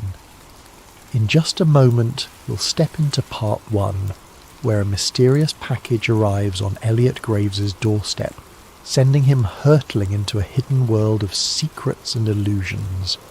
Keep your wits about you, and don't forget to keep the lights on. Welcome to Dark Side of the Truth, a moon landing conspiracy thriller. Elliot Graves had no reason to suspect the night would bring anything unusual. He sat in his small book-lined apartment in downtown Philadelphia, finishing an article on local corruption, a typical piece for his modest but dedicated readership. A coffee mug stood half-empty beside him, thick smudges of ink marking the final edits on his notes. It was the kind of moment he usually relished, quiet, focused, and free of the outside world's chaos. Then came the knock, 3 sharp raps, unannounced and oddly urgent. Elliot glanced at the clock. 10:47 p.m. He wasn't expecting anyone. The hallway light flickered as he opened the door, finding nothing but a single battered cardboard box at his feet. No note, no name, just his address scrawled in black marker. It could have been a source dropping a tip, though most of his informants were digital ghosts, rarely venturing into the physical realm. Curiosity piqued, Elliot brought the box inside. It weighed more than he expected. Taped across the top, a plain sheet of paper read, "Watch immediately." The handwriting was jagged, as if penned in a hurry or under duress. Carefully he cut the tape, half expecting a bomb or a rig device. Instead, inside lay a vintage 16mm film reel in a metal canister, the label partially peeled off. He gently tilted it back and forth, hearing the soft shift of film spooled inside. Elliot felt a jolt of excitement. He'd handled old film reels before, but never one that found him in the dead of night. An archaic machine in his study closet, passed down by his grandfather, might be the only way to view it. He rarely used the projector, but he was determined to see what was on this reel, if only to figure out who had gone to so much trouble to send it. Setting up the projector took nearly half an hour. Dust motes swirled in the beam of a single lamp as he threaded the film carefully. As the flickering images began, Elliot's anticipation turned to pure disbelief. The footage was in black and white, shaky in places, but unmistakably capturing a large, elaborate set. A moon-like surface crafted on what looked to be a soundstage. Stage lights hung overhead, cables snaking across the floor. He squinted, recognizing the shape of a NASA lunar module prop, like something out of a historical documentary. But it wasn't a documentary. He saw men wearing astronaut suits, one of them bearing an uncanny resemblance to Neil Armstrong. Off to the side, a group of technicians hovered, adjusting cameras that weren't from 1969. They looked older, yes, but not quite from the era. A man stepped into view, clapping a film slate. On it was scribbled, Apollo 11, Take 3. The adrenaline spiked through Elliot's veins. This reel showed the moon landing being filmed on a set. His rational mind scrambled for explanations. Could this be a Hollywood recreation or some kind of promotional footage? But the detail was too raw, too disorganized for a typical behind-the-scenes doc. There were sections where the astronauts removed their helmets, revealing sweaty faces. The lander and flag props looked hastily put together. One of the men off-screen shouted, "Watch the reflection, we can't show the lights," as if aware of how a real moon environment should look, no visible reflections of rigging in an astronaut's visor. By the time the reel ended, Elliot's hands trembled. He remembered hearing about the moon landing conspiracy theories, wild claims of stage sets and Kubrick involvement, but he'd always dismissed them. He prided himself on debunking such nonsense. Yet here was tangible evidence, or the best fake he'd ever seen. A single question throbbed in his mind. Who would send this to me, and why now? He reached for his phone, intending to call a trusted colleague, only to find the screen black. No power. He was sure it was charged. Strange. He tried to boot up his computer to search for any reference to lost Apollo footage, but the internet connection was dead. He felt his chest tighten in a wave of paranoia. Was he imagining things, or was this more than a coincidence? Deciding to do a quick external check, Elliot gathered the reel, locked up his apartment, and headed for the elevator. As he stepped out onto the street, a hint of movement caught his eye. A black SUV parked at the curb, lights off. Its windows were tinted, impossible to see in. The hair on his arms rose. Philadelphia had plenty of SUVs, but why did this one feel like it was there for him? He took a breath, telling himself not to jump to conclusions. Still, his heart hammered as he walked 2 blocks to an all-night coffee shop known for its reliable Wi-Fi. Inside, the smell of espresso and donuts steadied him a bit. He found a corner table connected to the cafe's network and tried searching for any references to moon landing staged film reel. Thousands of hits, mostly conspiracy websites. Nothing verifiable. Minutes later, he typed a cautious email to a colleague, attaching a single grainy screenshot from the reel. He pressed send. An error message blinked back. Message undeliverable. He tried again. Same result. He wondered if his phone or laptop had been compromised or if there was a bigger net around him.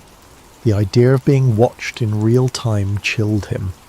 Returning to his apartment would be a risk, but he had nowhere else to analyse this film. As he left the shop, the black SUV was gone.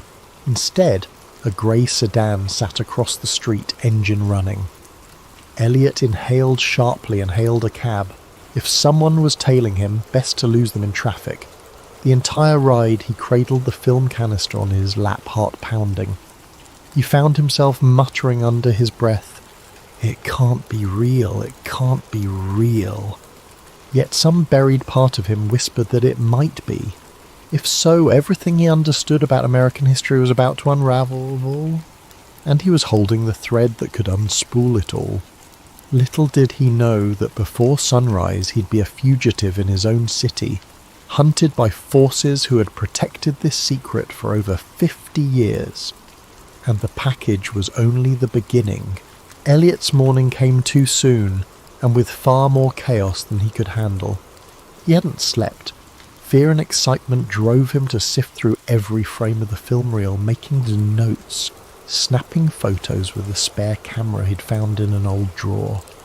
Perhaps he could create a digital copy, but his attempts to digitize the reel via his laptop repeatedly failed. Some hidden glitch kept corrupting the files. He cursed under his breath. Was it sabotage or just outdated hardware?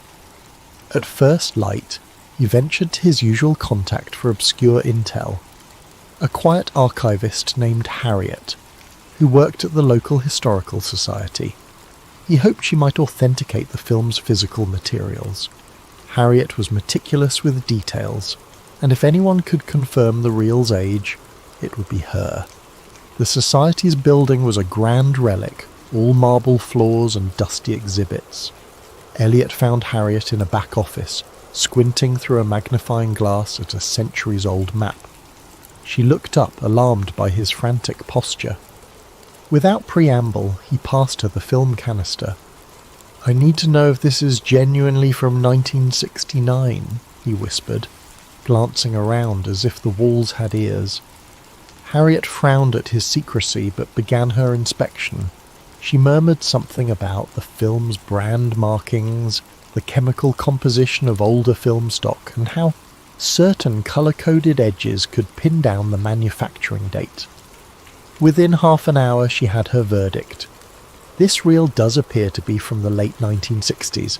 "Where'd you get it?" Elliot let out a breath he hadn't realised he was holding. "Somebody sent it to me last night."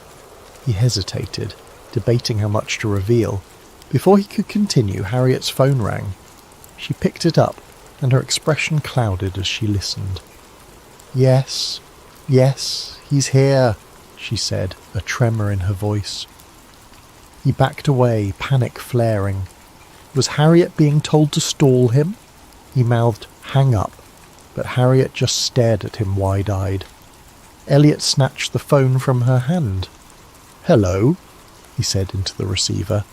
An unfamiliar voice. "Elliot Graves. Step outside, we just want to talk." He froze. A second later the line went dead. "Who was that?" Harriet whispered, her complexion pale. Elliot shook his head, realizing he'd dragged her into danger. "I have to go." He grabbed the film, thanked her in a rush, and bolted out a side entrance. Immediately he spotted two men in dark suits stepping out of a black sedan. They scanned the area, eyes sharp and purposeful. Elliot ducked behind a parked